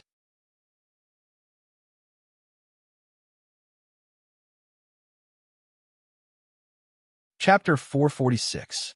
The moment Shitonai left Shitonai's hand, Shitonai's blue eyes went blank. Then she collapsed to the ground as if her life force had left her body. She stared blankly at Shitonai in Wu Yan's hand. She was speechless. A moment later, Yoshino's big eyes suddenly fluctuated, and his little face immediately became incomparably flustered. With a face full of bewilderment, he stood up from the ground. She ran to Wu Yan and tightly grabbed Wu Yan's clothes. She looked at Shitonai and Wu Yan's hand and whispered, Please, get it back to me." His wine-red eyes were filled with Shitonai's helpless and pitiful little face. Seeing Shitonai's flustered expression, Wu Yin felt an inexplicable pain in his heart. He suddenly felt guilty, as if he had done something unforgivable. Wu Yin quickly rubbed the little lowly's head and said softly, Don't be afraid. Shitonai won't leave you." Hearing this, the panic on Siyu's little face calmed down. However, her blue eyes were still filled with nervousness. She did not know what to do next. Wu Yin lowered his body. The wine-red and blue eyes looked at each other. Then, Wu Yin said, Shitonai should have heard my conversation with Shitonai. Shitonai stared blankly at Wu Yin for a while. After a long time, Shitonai slowly nodded her little head. The bunnies on her head also nodded. Coupled with Shitonai's cute lilicon face, it almost made Wu Yan's nose itch. Wu Yin awkwardly rubbed his nose. After making sure he didn't lose his composure, he exhaled and said to Shitonai, "Then, you should know that Shitonai wants you to be strong. That's why she chose to leave you temporarily. Now that you want to take Shitonai back, do you want to disappoint Shitonai?" "I don't want to disappoint Shitonai. That's more like it." Wu Yin squatted down and rubbed Yono's head through the hood of her cloak. "So, in order not disappoint Shitonai, leave Shitonai with me first, okay?" Seeing that Shitonai was still a little flustered, Wu Yin smiled and said, "Shitonai, as long as you listen to me today, I'll return Shitonai to you tomorrow. How about it?" Is that true?" Yono tightened her grip on Wu Yan's shirt. Her eyes were filled with anticipation and nervousness. Seeing how cute Shitonai was, Wu Yin couldn't help but smile. Of course it's true. After all, Shitonai is Shitonai's hero. She's also Shitonai's ideal self, right? Shitonai blinked her eyes and nodded with a slightly red face. Then, as if to confirm, she nodded again. She was really cute. Wu Yin smiled and stroked Shitonai's hair. He looked straight into Shitonai's eyes and said, "Then, today, you have to work hard." Hearing Wu Yan's words, Shitonai became anxious. "I will be alone." "Don't worry." Wu Yin smiled and shook his head. He said softly, "Even without Shitonai, your hero will not disappear. At least for today, let me be Shitonai's hero." Shitonai raised her head and looked at Wu Yan's face. Shitonai's blue eyes flickered. Then she nodded. "You're pretty good." In the command room of Fraxinus, Coterie couldn't help but smile as she watched the progress on the big screen. More than 2/3 of the favorability points had filled up the progress bar of Fraxinus favorability points, as expected of the commander's older brother. Kanazuki Kuhei looked at Wu Yin on the screen like he was on a pilgrimage. He almost knelt down and put an incense stick in his mouth. Even though he's a fake, not everyone can fake the commander's older brother. Coterie's smile widened when she heard Kuhei's words. She froze when she heard Kuhei's words. It's a good thing he's the commander's brother. He won't do anything to the commander. Otherwise, the commander might have been taken down by him too. Kanazuki Kuhei patted his chest. He didn't notice Coterie's darkened expression and continued talking to himself. Well, that's true. Even if he's a fake, they're still siblings. Why would he lay his hands on his sister? Even if he did, the commander wouldn't fall for his older brother. It's not like he's a prostitute. As soon as he said that, a giant foot came down from the sky and kicked Kuhei in the face, sending him flying and crashing into the wall behind him. Why? Kanazuki Kuhei said as he collapsed against the wall. Coterie's face was livid as she stared at Kuhei. Thinking about what he said, Coterie's anger rose even higher. Why? How dare he ask why? What do you mean he won't lay his hands on his sister? That guy did it with his mouth. Also, what did he mean by it's not like he's a prostitute? Isn't that the same as calling me a prostitute? Coterie completely forgot that Kuhei said it's not like he's a prostitute under the premise that he won't fall for his older brother. Coterie snorted and looked back at the screen. Her face reddened as she thought of something. As for Kuhei, he fainted. Inside the commercial building, Yatsuki Chinyu stared blankly at the cute lowly hiding behind Wu Yin. He still hasn't recovered from the shock. No way. Yatsuki Chinyu's lips twitched. He couldn't stay calm. That's it? Oh my god, it's only been 15 minutes. Time isn't going to stop my great career. Wu Yin looked at Yatsuki Chinyu with disdain. Ever since Wu Yin found out that there's a real man under that pretty face, he's been a lot more casual with Yatsuki Chinyu. Yatsuki Chinyu didn't care about Wu Yin's disdain. Instead, he looked at Wu Yin with admiration. Captain, how did you do it? Please teach me. Wu Yin pursed his lips and smiled. He didn't answer Yatsuki Chinyu's question. Instead, he pointed at Yoshino and pushed Yoshino, who was hiding behind him, a little bit, so that Yoshino's head was exposed to Yatsuki Chinyu's eyes. Yatsuki Chinyu was petrified. At this moment, Yoshino was holding a lollipop in his hand. He was slowly licking it. Although there was no expression on his face, one could faintly see a bit of joy in his blue eyes. Yatsuki Chinyu's mouth opened into an O shape. Don't tell me. He was defeated by a lollipop?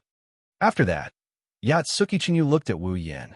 At this moment, Yatsuki Chinyu's admiration for his captain was like the water of the Yangtze River. No wonder he's called the god of strategy by all the members of Ratatoskr. After that, Yatsuki Chinyu secretly glanced at Yoshino, who was licking the lollipop. He secretly remembered this trick in his mind.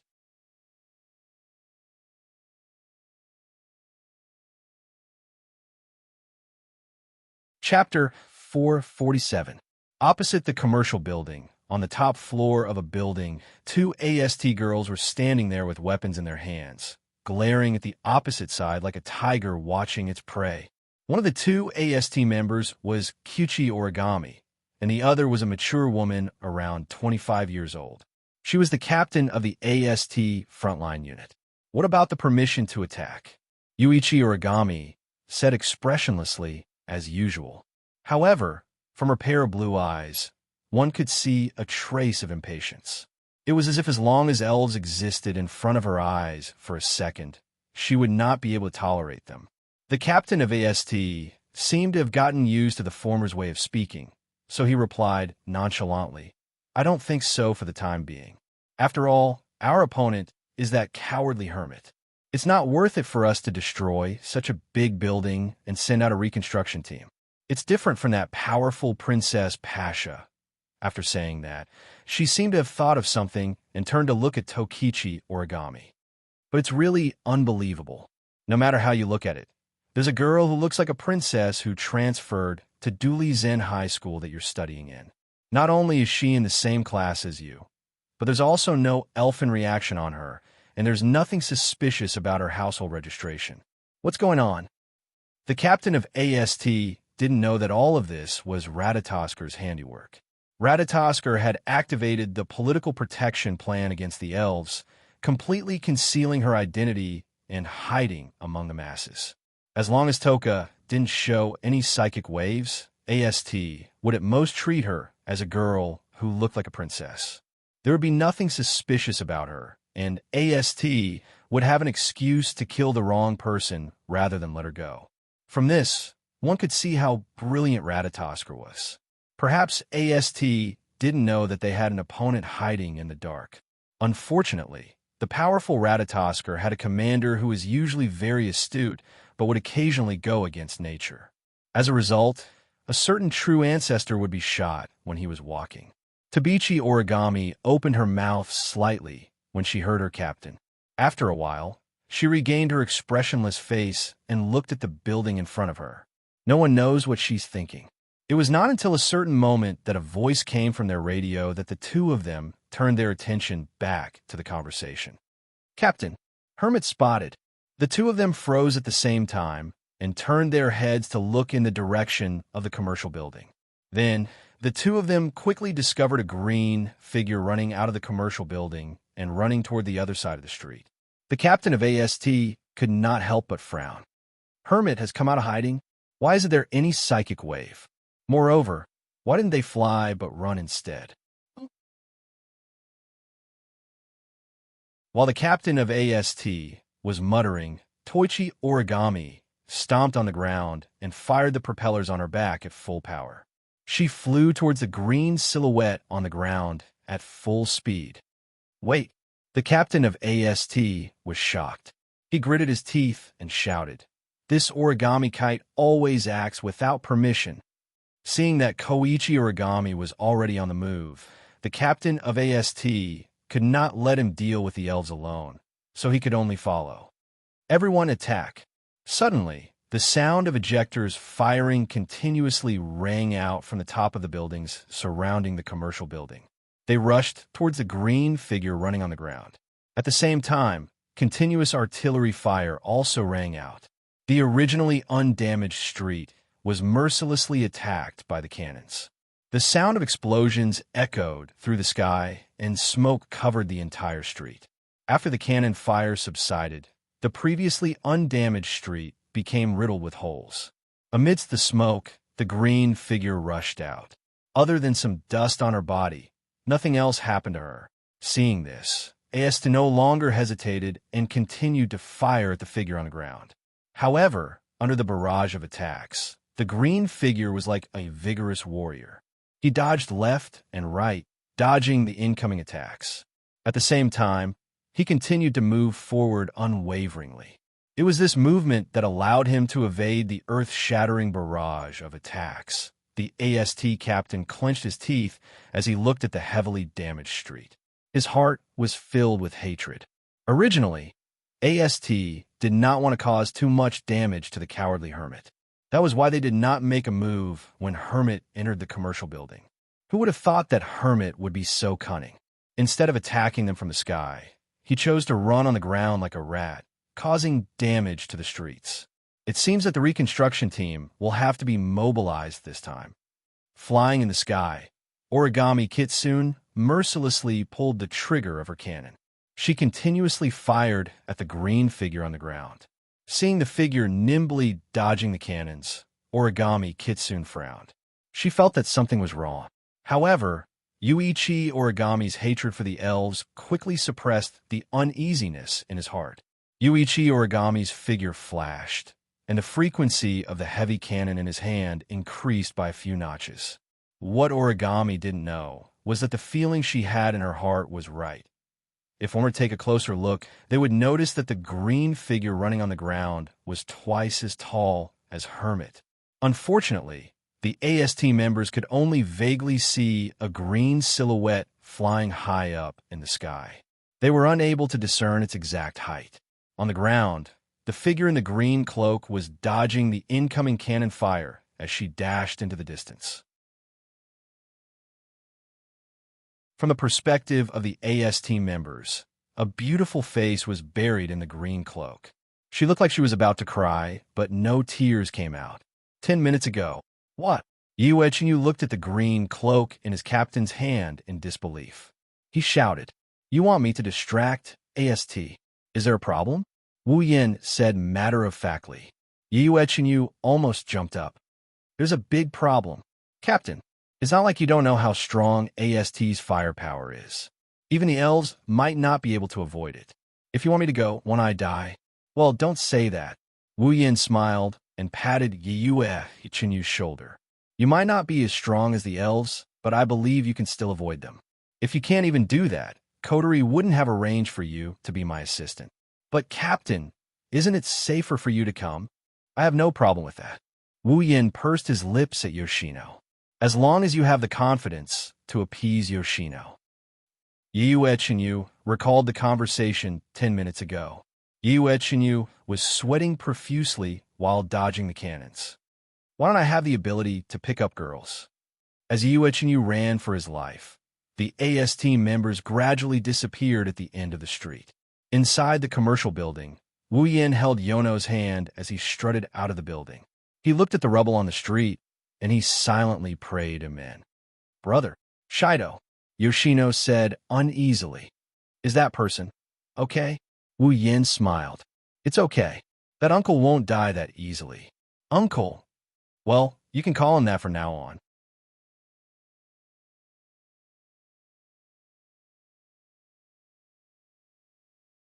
Chapter 448. Heavenly Palace City, Itsuka's house. Wu Yin pushed open the door to his house. He led Yoshino, who was looking around nervously, into the living room. At this time, Wui's house was very quiet. There was not a single person in the hall. This was to be expected. Shirji and Toka had taken refuge when the spacequake alarm sounded.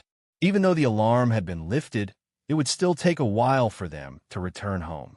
Coterie is still on the command deck, talking to Wu Yin through the radio.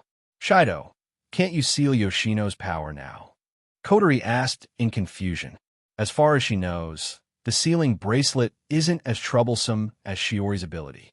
He needs to raise favorability first before sealing the elf's power.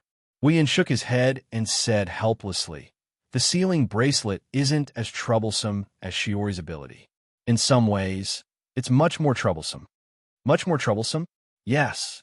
Wu Yin nodded and walked toward the living room while talking to Coterie in a way Yoshino can't see. To use the sealing ring, you must first clearly explain the ability of the sealing ring to the other party.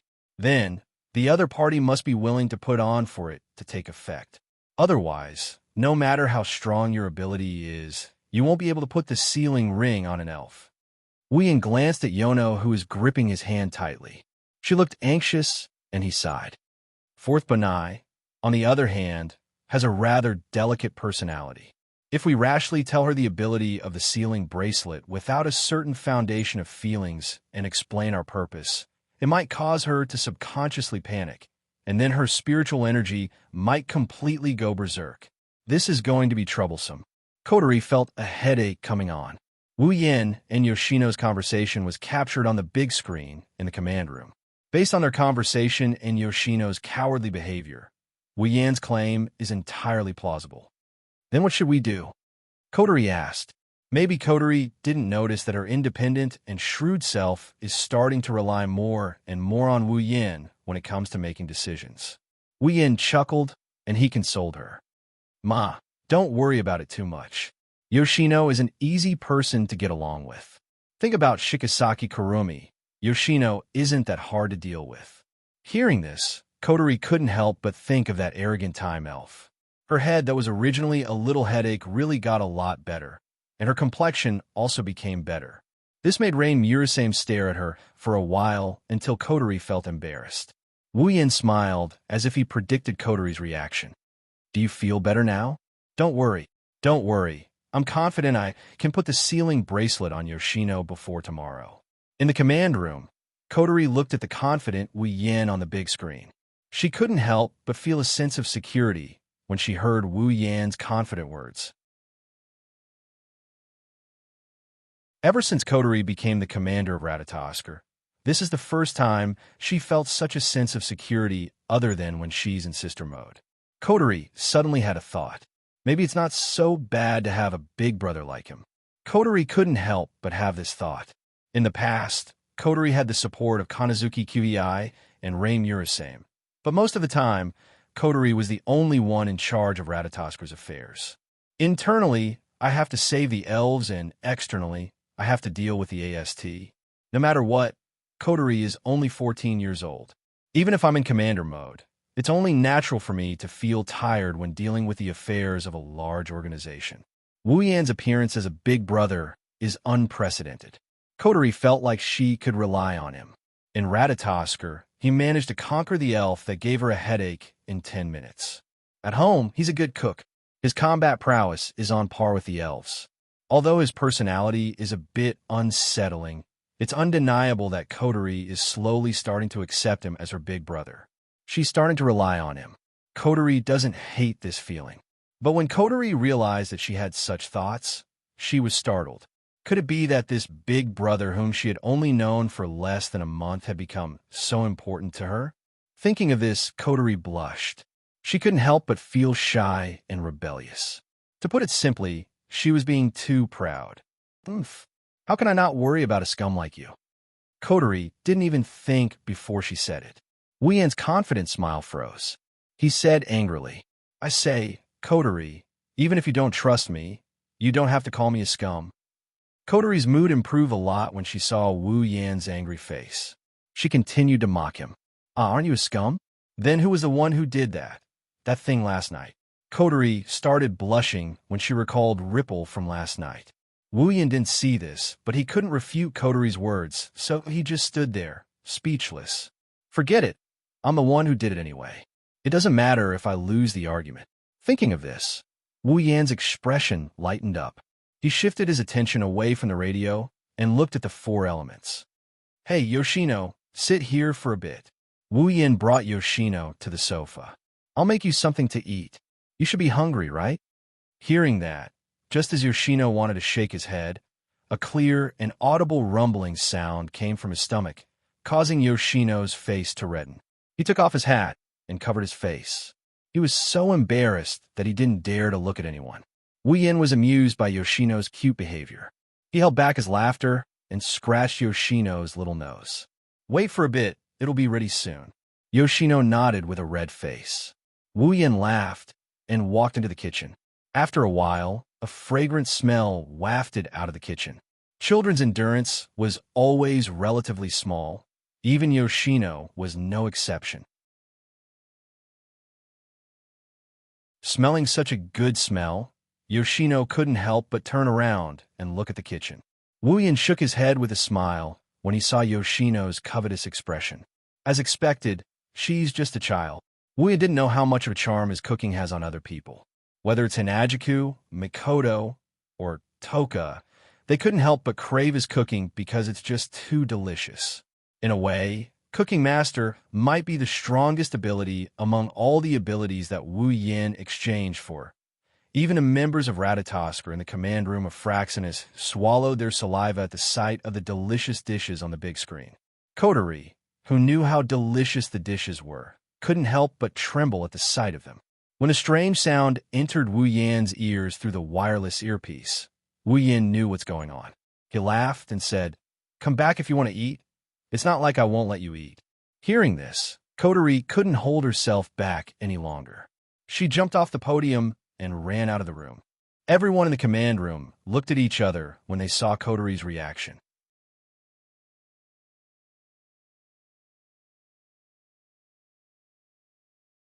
Chapter 449. At this moment, two delicate voices suddenly rang out from the main entrance. "I'm back." The moment the voice rang out, Siyu, who was sitting on the sofa, jumped in fright. Her small face immediately became incomparably flustered. Her head looked left and right, as if she was looking for a place to hide. For a moment, she was actually at a loss of what to do.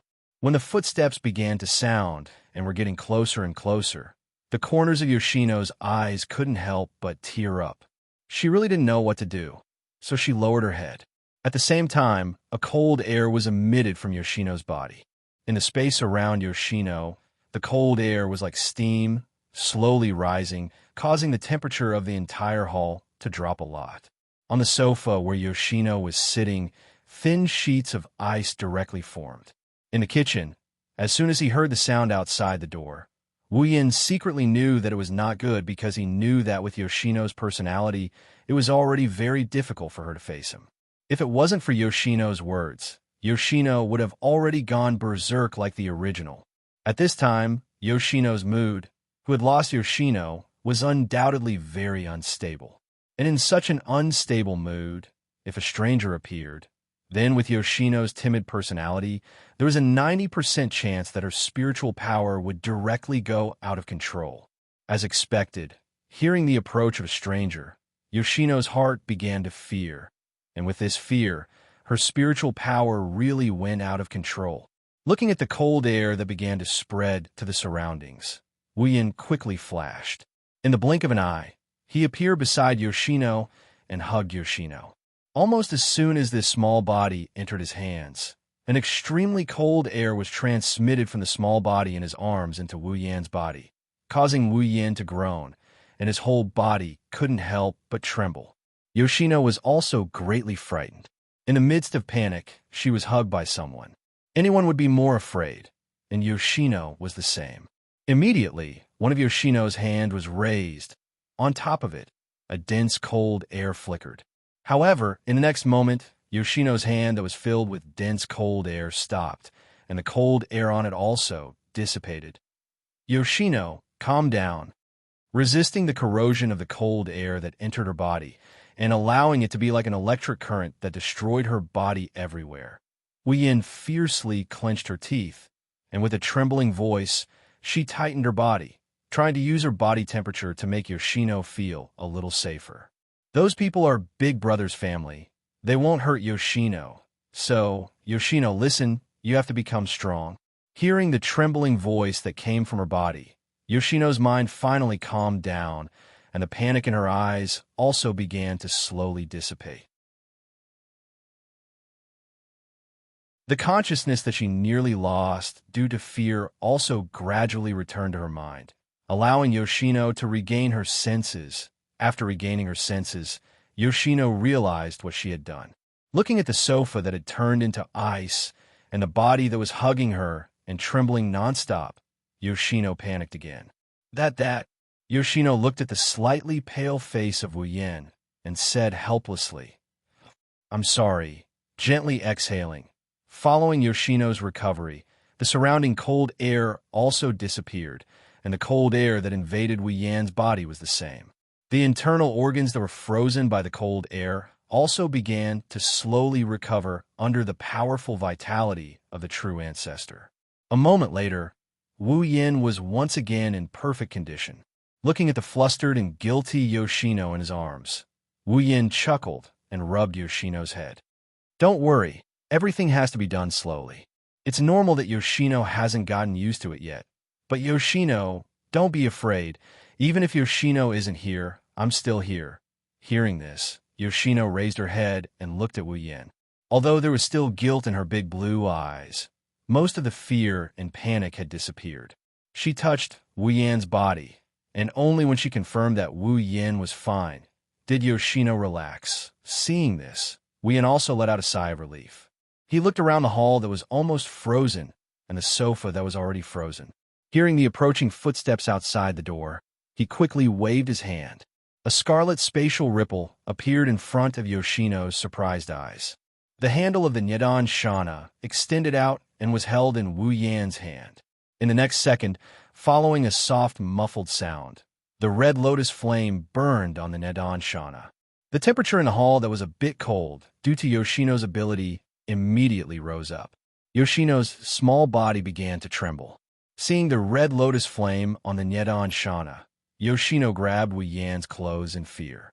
For Yoshino, who can control ice and water, the red lotus flame of the Nyedan Shana is like her natural enemy. If Wu Yan wasn't holding her, Yoshino would have lost control again. He waved his hand that was holding the Nyedan Shana in front of him.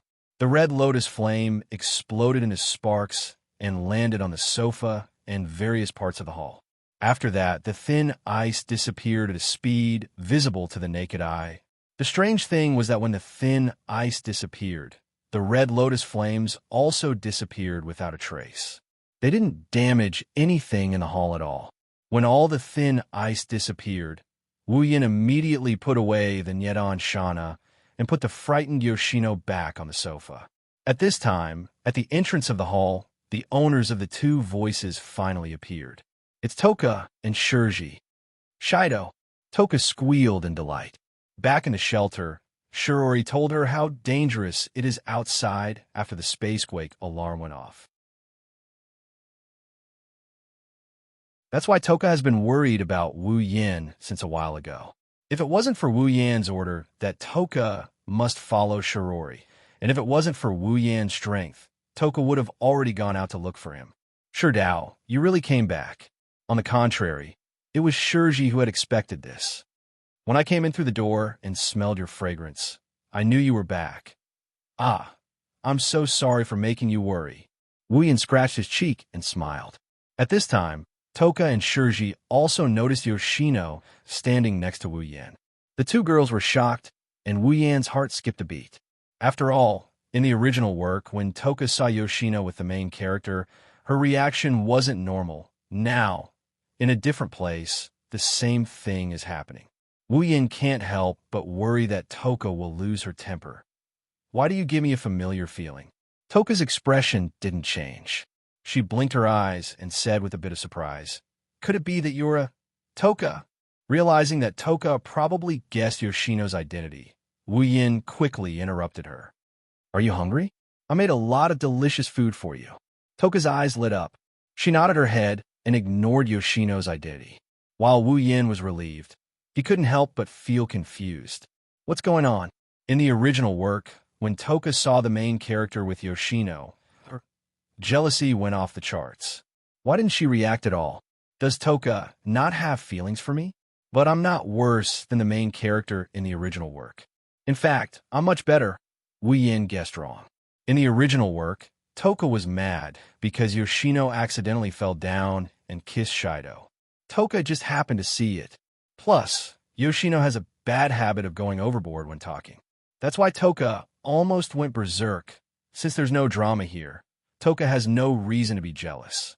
After all, Toka doesn't even know what love is.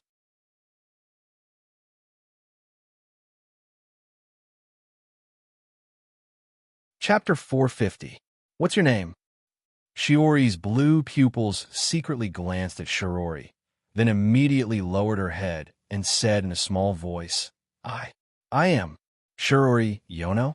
What a cute name. Shirori smiled and moved closer. Hey, Yono-chan, where's your family? Mom and dad? Family? Shirori couldn't help but raise her head and blinked her big eyes. She looked so cute that it almost made Shiori's eyes twinkle with stars. I have no family. Shirori flinched and the smile on her face slowly faded away. What replaced it was a look of pity. She turned around and looked at Wu Yin. Shido, is Yono an orphan? Wu Yin bitterly smiled at Shiori's words. She's right. At least Wu Yin never heard of elves having parents. You can say that. Shirji's face was suddenly filled with love. She looked at the four nuns with a strange look in her eyes. It was obvious that her motherly nature had been triggered. Then this child. Shirji hesitantly glanced at Sifu and frowned. Since Sifu was an orphan, didn't that mean that this child might not have anywhere to go? It's no wonder Wu Yin brought Yono back. If she was in his shoes and met such a cute and lonely child, she wouldn't be able to resist the urge to bring her back. It's not just out of sympathy, it's also because a child with such good looks who has nowhere else to go would have a high chance of being targeted by human traffickers. Shirori didn't know that if Yono did encounter a human trafficker, unless Yono ran away as usual, the human trafficker would be turned into a popsicle. Kotori pitifully cried when she saw Shiori's intention to take Yono in. Sister, she's so pitiful. Can we let her stay at home? In theory, Wu Yin is the one who can make the decisions in this house. However, this isn't Wu Yin's house, it's Shirori and Kotori's. So, it's better to let the head of the house make the decision. Shirori agreed without hesitation. Wu Yin, on the other hand, couldn't stay calm. He pulled Kotori's sleeve and whispered in her ear. Hey, Kotori, don't tell me you want all the elves to live in our house. His warm breath made Kotori shiver. Not only did her ears turn red, her face turned red as well. Kotori almost ran away when she saw Wu Yin so close to her. After all, her first kiss was taken away by this so-called older brother last night. Kotori, who is in her younger sister mode, still can't face Wu Yin with a straight face. Kotori blushed and stammered. I can't do anything about it. The house for the elves isn't ready yet. I can only arrange for them to stay with us, so that way we can observe them. Wu Yin rolled his eyes at Kotori when she stuttered. But he didn't mind. If Toka and Yoshino stayed here, it wouldn't matter to him. In fact, he might even be able to take advantage of them. From the very beginning, Yoshino had been observing the crowd's performance the entire time. To the timid Yoshino, this was the first time that she had personally interacted with so many people. However, at this time, Yoshino couldn't help but think that the three girls in front of him weren't as scary as he imagined. Moreover, each one of them was as gentle as Brother Sherdao. Hey, aren't you going to eat? Shido's cooking is the best. Toka kept stuffing food into her mouth.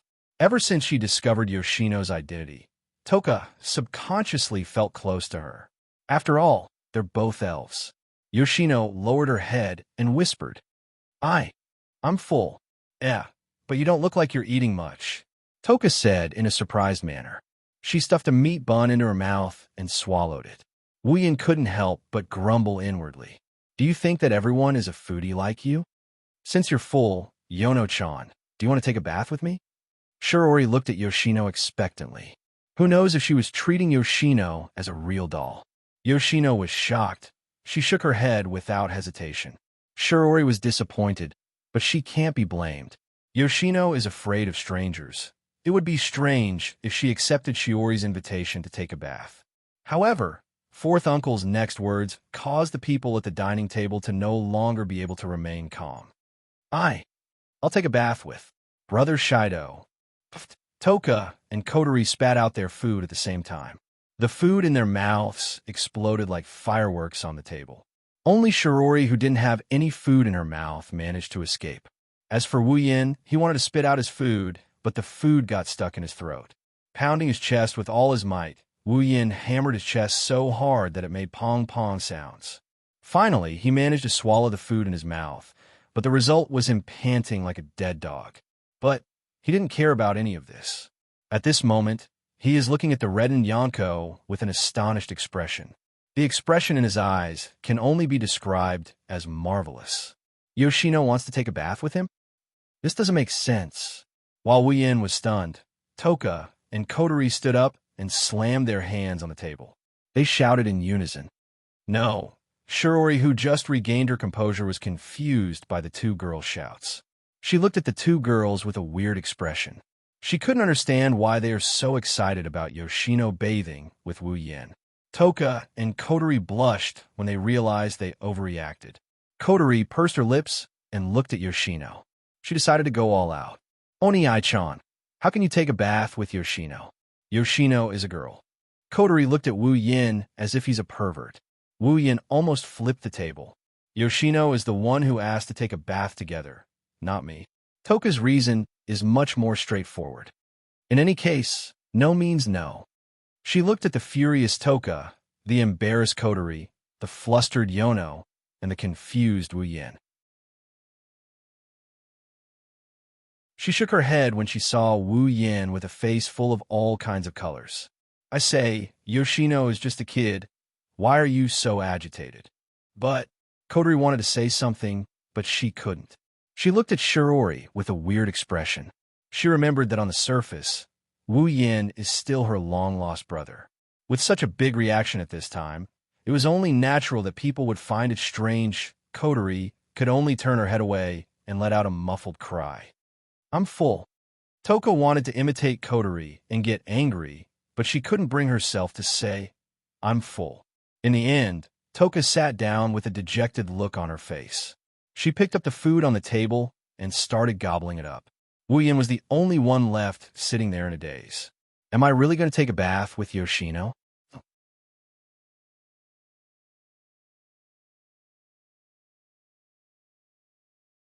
Chapter 451. Heavenly Palace City, Itsuka's house. In the bathroom, the steam from the hot water is spreading all over the place. The thick steam completely covered the bathroom, making it hard to see what's inside. Faintly, one could see two figures, one big and one small, swaying within the misty space. The people inside the bathroom are Wu Yin and Yoshino, who asked to take a bath with him. Sitting in the bathtub, Wu Yin subconsciously lowered his head. Yoshino is sitting in front of him with her back facing him. The place is shrouded in mist, but that didn't affect Wu Yan's appreciation of her beauty. In fact, due to the obscurity of the surroundings, Yoshino's petite figure is filled with a different kind of allure. At this time, Yoshino's long blue curly hair is tied into a ponytail, exposing her smooth white neck to the air. The water in the bathroom can't completely cover her smooth body, causing a certain wolf to almost lose control. Wu Yan's face is full of tears. Thinking back, in the movie, Wu Yan was quite envious of the original protagonist Itsuka Shirdao, who can take a bath with several elf girls. He didn't expect Yoshino to give him such a big benefit as soon as she came. It made him realize that he will have such a day. Compared to the other elven girls, Wu Yan is the only one here. But it's better than nothing. Even if the one giving out the benefits is just a lowly. Rubbing his itchy nose, Wu Yin can't help but look forward to it. Will this be the same as the original plot? After conquering Yoshino, will they go to the hot spring? If it's possible, just thinking about it, Wu Yin can't help but laugh. That, Brother Shirdao. Yoshino couldn't help but speak, scaring a certain guy who was thinking about something improper. For a moment, Wu Yin thought his wishful thinking was seen through. What's wrong? Wu Yan's nervous voice came out of his mouth. Realizing his voice is trembling, Wu Yin can't help but scold himself for being useless. It's not like he hasn't taken a bath with his wife before. Ikaros was asked to take a bath with him almost every night. Why am I so nervous? Yoshino shyly said. Just now. I'm really sorry. Hearing that, Wu Yin froze. The nervous feeling in his heart also eased. He put his hands on Yoshino's head and helped her wash her hair. Wu Yin asked softly, "Why are you apologizing?" "Because..." Yoshino lowered her head. "I hurt." Brother Shirdao. Wu Yin finally understood what's going on. This kid is still hung up over the incident where she accidentally injured him when she lost control of her emotions. Wu Yin shook his head, and he pulled Yoshino closer to him. He asked her in a gentle voice, "Didn't Yoshino already apologize to me?" But, seeing Yoshino's expression, Wu Yin knew it's because Yoshino is someone who hates pain and fear. She doesn't want to bring pain and fear to others. She almost lost control in the hall and hurt herself. Maybe she's blaming herself, Wu Yin sighed. Yoshino, if it's Yoshino, would you apologize to her? Yoshino froze. She didn't expect Wu Yin to suddenly ask such a question. She blinked and pondered for a moment before shaking her head. Wu Yin shook his head as well when he saw the four nuns shaking their heads. He chuckled. Because Yoshino is Yoshino's hero, Yoshino has never said sorry to Yoshino. Is that right? So, you don't have to say sorry to me. Because when Yoshino isn't by Yoshino's side, your older brother is Yoshino's hero. Yoshino raised her head and looked at Wu Yan's wine-red eyes. She felt it was the most beautiful eyes in the world. Because Yoshino could see the love and tenderness in his eyes, Yoshino immediately lowered her head shyly. Yes. Seeing Yoshino lowering her head shyly, Wu Yan couldn't help but laugh. This girl is really cute. She's the same as Xiaofu. She's the type that people can't be cruel to and don't treat well. Hey, Yoshino. After thinking for a moment, Wu Yan said to Yoshino, "Do you really not want to bring pain and fear to others?" Yes. Yoshino was silent. Then, without the slightest hesitation, he nodded his head. It could be seen that Yoshino truly hoped from the bottom of his heart that he wouldn't harm others. He also hoped that he wouldn't bring the emotions that he hated to others. Seeing Yoshino nod her head, Wu Yan closed his eyes. Soon after, as if he had made a decision, he suddenly opened his eyes. Yoshino, if your older brother has a way to make you not harm others, but the price is that you will lose all of your fairy powers, are you willing to do that? Yoshino's body trembled. She quickly turned around. Her large blue eyes were staring straight at Wu Yan's face. There was a trace of hope and hesitation in her eyes. Wu Yan didn't say anything. Just like that, he looked at Yoshino. Quietly, they looked at each other from a distance. It was as if they were communicating with their eyes. In fact, Wu Yan's heart was also very nervous. After all, Yoshino was easily scared. It wasn't easy for him to make Yoshino accept him. If this sudden request made Yoshino afraid, she might go berserk this time. If he didn't feel that his relationship with Yoshino had improved a lot, Wu Yan wouldn't dare to rashly ask such a question. Moreover, Wu Yan couldn't bear to see her lose control of her emotions and hurt others. Then, he would secretly feel guilty. That would be too cruel. Therefore, Wu Yan decided to take a gamble. Fortunately, his gamble didn't seem to be in vain. At least, Yoshino didn't show any signs of fear after a long time. Yoshino said a little anxiously, "Really, can I?" There's hope. Wu Yan was happy. He nodded at Yoshino. Then, he told Yoshino about the existence of the sealing ring and its effects. He didn't hide anything. After all, this is the condition for the sealing ring to take effect. After Wu Yan finished explaining, Yoshino raised her little nose and said with melancholy, "But my power is sealed." Yoshino, Shitona was an independent personality born from the spiritual energy of the four kinai. Only with the support of the spiritual energy of the four kinai could Shitona appear. If the power of the four kinai was lost, then Shitona was no different from being dead. In the original work, the reason why Yashina could still appear after Yashina's power was sealed was that after Shido sealed the power of the elf, an invisible connection would be formed between him and the elf. This connection would allow the elf to reverse the elf power stored in Shido's body when the elf lost control of his emotions. Because of this, Kotori was always worried that the elves would be in a bad mood and retrieve their elven power. At the same time, it's also because of this connection that Yoshino can extract a little bit of spiritual energy to maintain Yoshino's appearance. However, the sealing ring has no connection at all. But there's no problem with that. Don't worry, Wu Yan said with a smile. When you seal your power is sealed in your own body. Although you can't use it, it can be used to maintain Yoshino's appearance. If Yoshino can maintain Yoshino and prevent herself from hurting others, Yoshino no longer hesitated and nodded firmly. Wu Yin chuckled at this.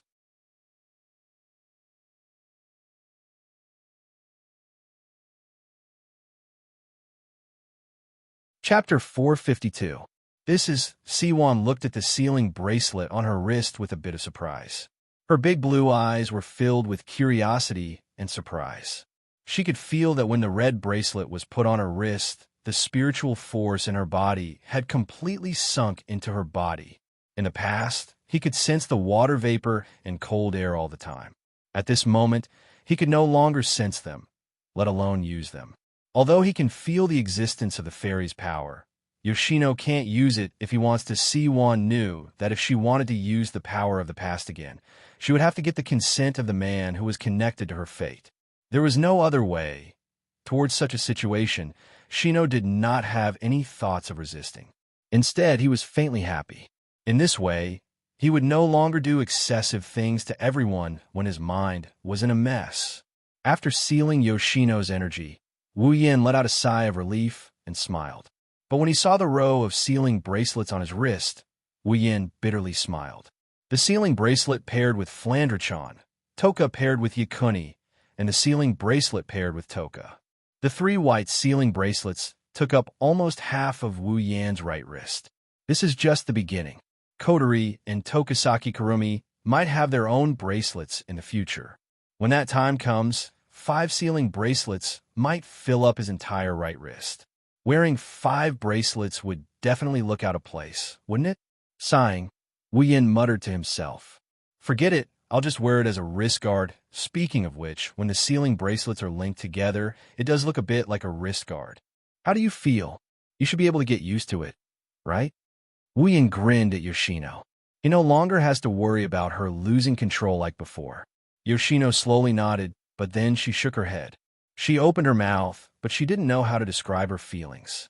For a moment, she revealed a conflicted expression. Wu Yin laughed when he saw this. Wu Yin pulled Yoshino in front of him and said with a smile, "Well, you can slowly experience it in the future. After all, no one will attack you anymore. Come on, Big Brother will help you wash your hair." For some reason, Wu Yan's tone is a little perverted when he said this.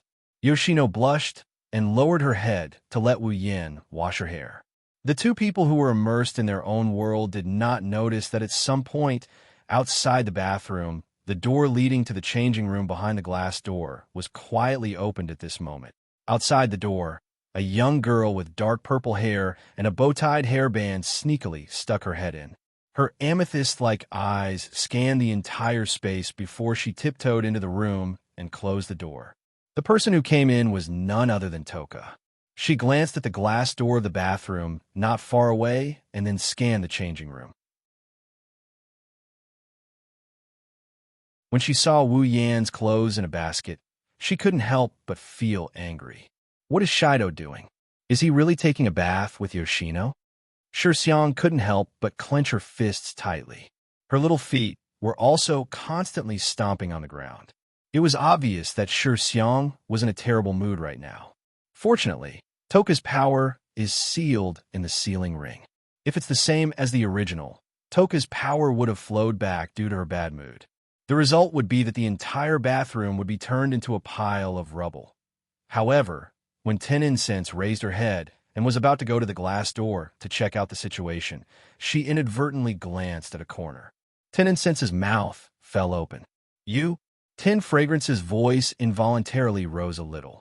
Just as she was about to scream, a hand suddenly covered her mouth, blocking the rest of her voice. "Shoo!" Kotori made a serious gesture and pointed at the glass door. It was clear what she meant. Toka blinked and nodded. Kotori sighed in relief and let go of Toka's mouth. The two looked at each other, one red and one purple eyes had a strange expression. Toka is confused. She's confused as to why Kotori is here. She's here because Wu Yin and Yoshino are taking a bath together. It made her feel uncomfortable.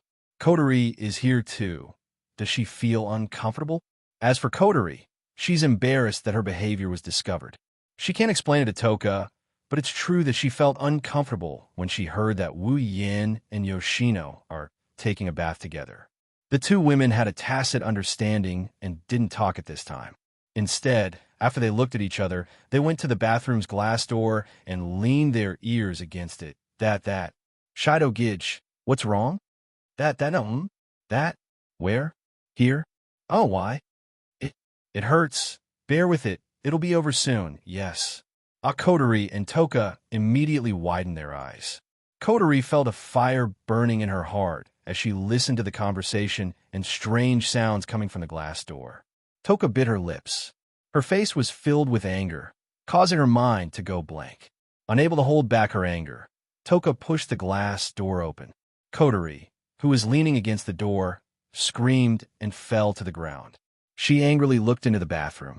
Tears hung from the corners of her eyes as she shouted, "Sure, Dao? What are you doing?" After shouting, Toka was stunned and couldn't speak anymore. Not only Toka, but Kotori on the ground and the two people in the bathroom were also stunned. "You!" Wuyin pressed his hand on Itsuno's head. He looked at the two uninvited guests. He didn't know how to react. Yoshino blushed, and she dipped her head into the water. The moment she moved, Yoshino yelped in pain, and she covered her head. Wuyin's hand that was pressing down on her head is now tangled with her hair. Kotori was the first to understand what happened. Wuyin's hand got tangled with Itsuno's hair when he was washing her hair. Kotori felt awkward. She replayed the scene in her mind when she overheard the conversation between the two. Her face started to burn up. Toka, on the other hand, was stunned for a moment. When she saw the two naked in the bathtub, she got even angrier. She stomped her foot and yelled, "Shido, what are you doing?" Wuyin gulped. Inside, he's complaining. Is Toa really jealous now? However, this thought completely flew out of his mind when he heard Ten Incense's next sentence.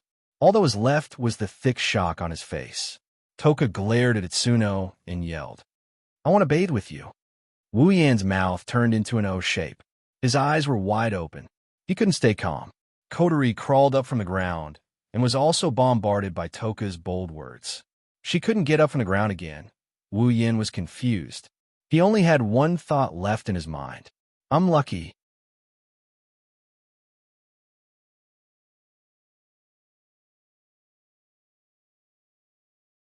Chapter 453. Shirori looked at Wu Yin, Toka, Kotori, and Yoshino in surprise. She asked with uncertainty, "Hot springs?" "Yes." "Ah, yes." Wu Yin sighed. He didn't know whether to laugh or cry at the surprised Shirori. When he was bathing with Yoshino last night, Wu Yin was thinking about how the protagonist went to a hot spring with a few elf girls in the original work. He wondered if he would have the chance to enjoy the same benefits. Who would have thought that the thought that flashed through his mind would actually come true? It can't be helped. He can't bathe multiple times in one night. He already took a bath with Yoshino last night. When Toka asked to bathe together, Wu Yin couldn't do it. Although the request is tempting and Wu Yin is willing, Kotori was there at the time. The bathing incident was supposed to end like this, but Toka seemed to have gotten serious. He made a big fuss and insisted on bathing with Yi Ci, even if he had to die. Kotori almost changed into a black satin belt to keep the situation under control. Thus, Wu Yin yelled out loud, "Why don't we all go to the hot springs together tomorrow? That way we can all bathe together." This sentence spread throughout the bathroom, causing everyone to quiet down. In the end, it was actually decided just like that. That was why the scene before them was happening, hot springs. Shirori couldn't help but fall silent. Her heart faintly moved. For girls, hot springs were always a very attractive place. Even Shirori was no exception. But the problem is, mixed baths? Shirori carefully looked at Wu Yin. Her eyes flickered. It's like she's looking at a good youth who's about to go astray. Wu Yin's mouth twitched. However, Shiori's question made him swallow all the words he wanted to say. After all, their goal this time is indeed to soak in a mixed bath. Shirori saw Wu Yan's silence. She knew what the answer is. Her expression became strange. At the same time, the way she looked at the three girls changed to that of Wu Yin. Toka is fine. She moved in as Wu Yan's girlfriend, so it's reasonable for her to go to the mixed baths with her boyfriend. Yoshino is nothing out of the ordinary. To Shirori, Yoshino is just a kid.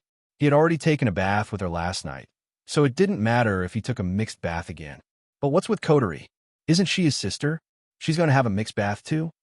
Although it wasn't that there weren't siblings who were close enough to bathe together. That was something that only happened when they were young, right? It's not like there aren't any who have grown up, but Shirori still feels strange. Under Shiori's strange gaze, Kotori couldn't help but feel embarrassed. She buried her head and couldn't say anything. She began to hate herself. What was wrong with her that she agreed to go with them? Wu Yan's gaze is also a bit evasive. After all, this is like a scumbag trying to capture a girl. It's really embarrassing, especially under the gaze of the other girl. In this silent atmosphere, after a long time, Shirori scratched her little face and sighed. Then you guys go, I'll wait at home for you guys to come back. Shirori didn't know if it was just her imagination, but she felt like the four people in front of her seemed to be relieved after she said those words.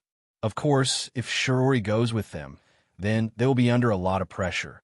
On the way to the hot spring hotel, Toka and Yoshino are like two curious babies who have never seen anything before. They're curious about everything. They kept pointing here and there. They're very energetic.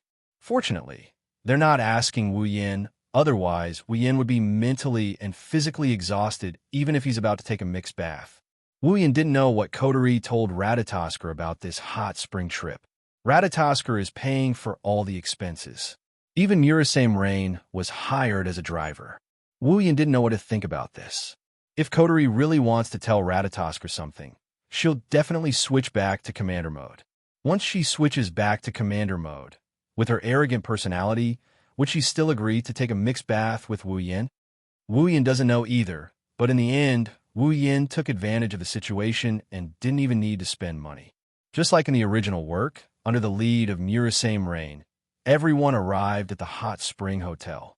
Of course, there were no AST people here to cause trouble. Shirori did not follow them, and Tokichi Origami had nothing to do with them. Naturally, she would not bring a group of AST people here to soak in the hot spring. Of course, the battle between Ratatosker and AST in the original work would not happen. It's worth mentioning that Yoshino has returned to Yoshino's side.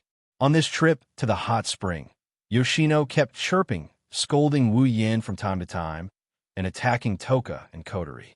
This made the group hate this filthy rabbit. Wu Yan can't do anything about it.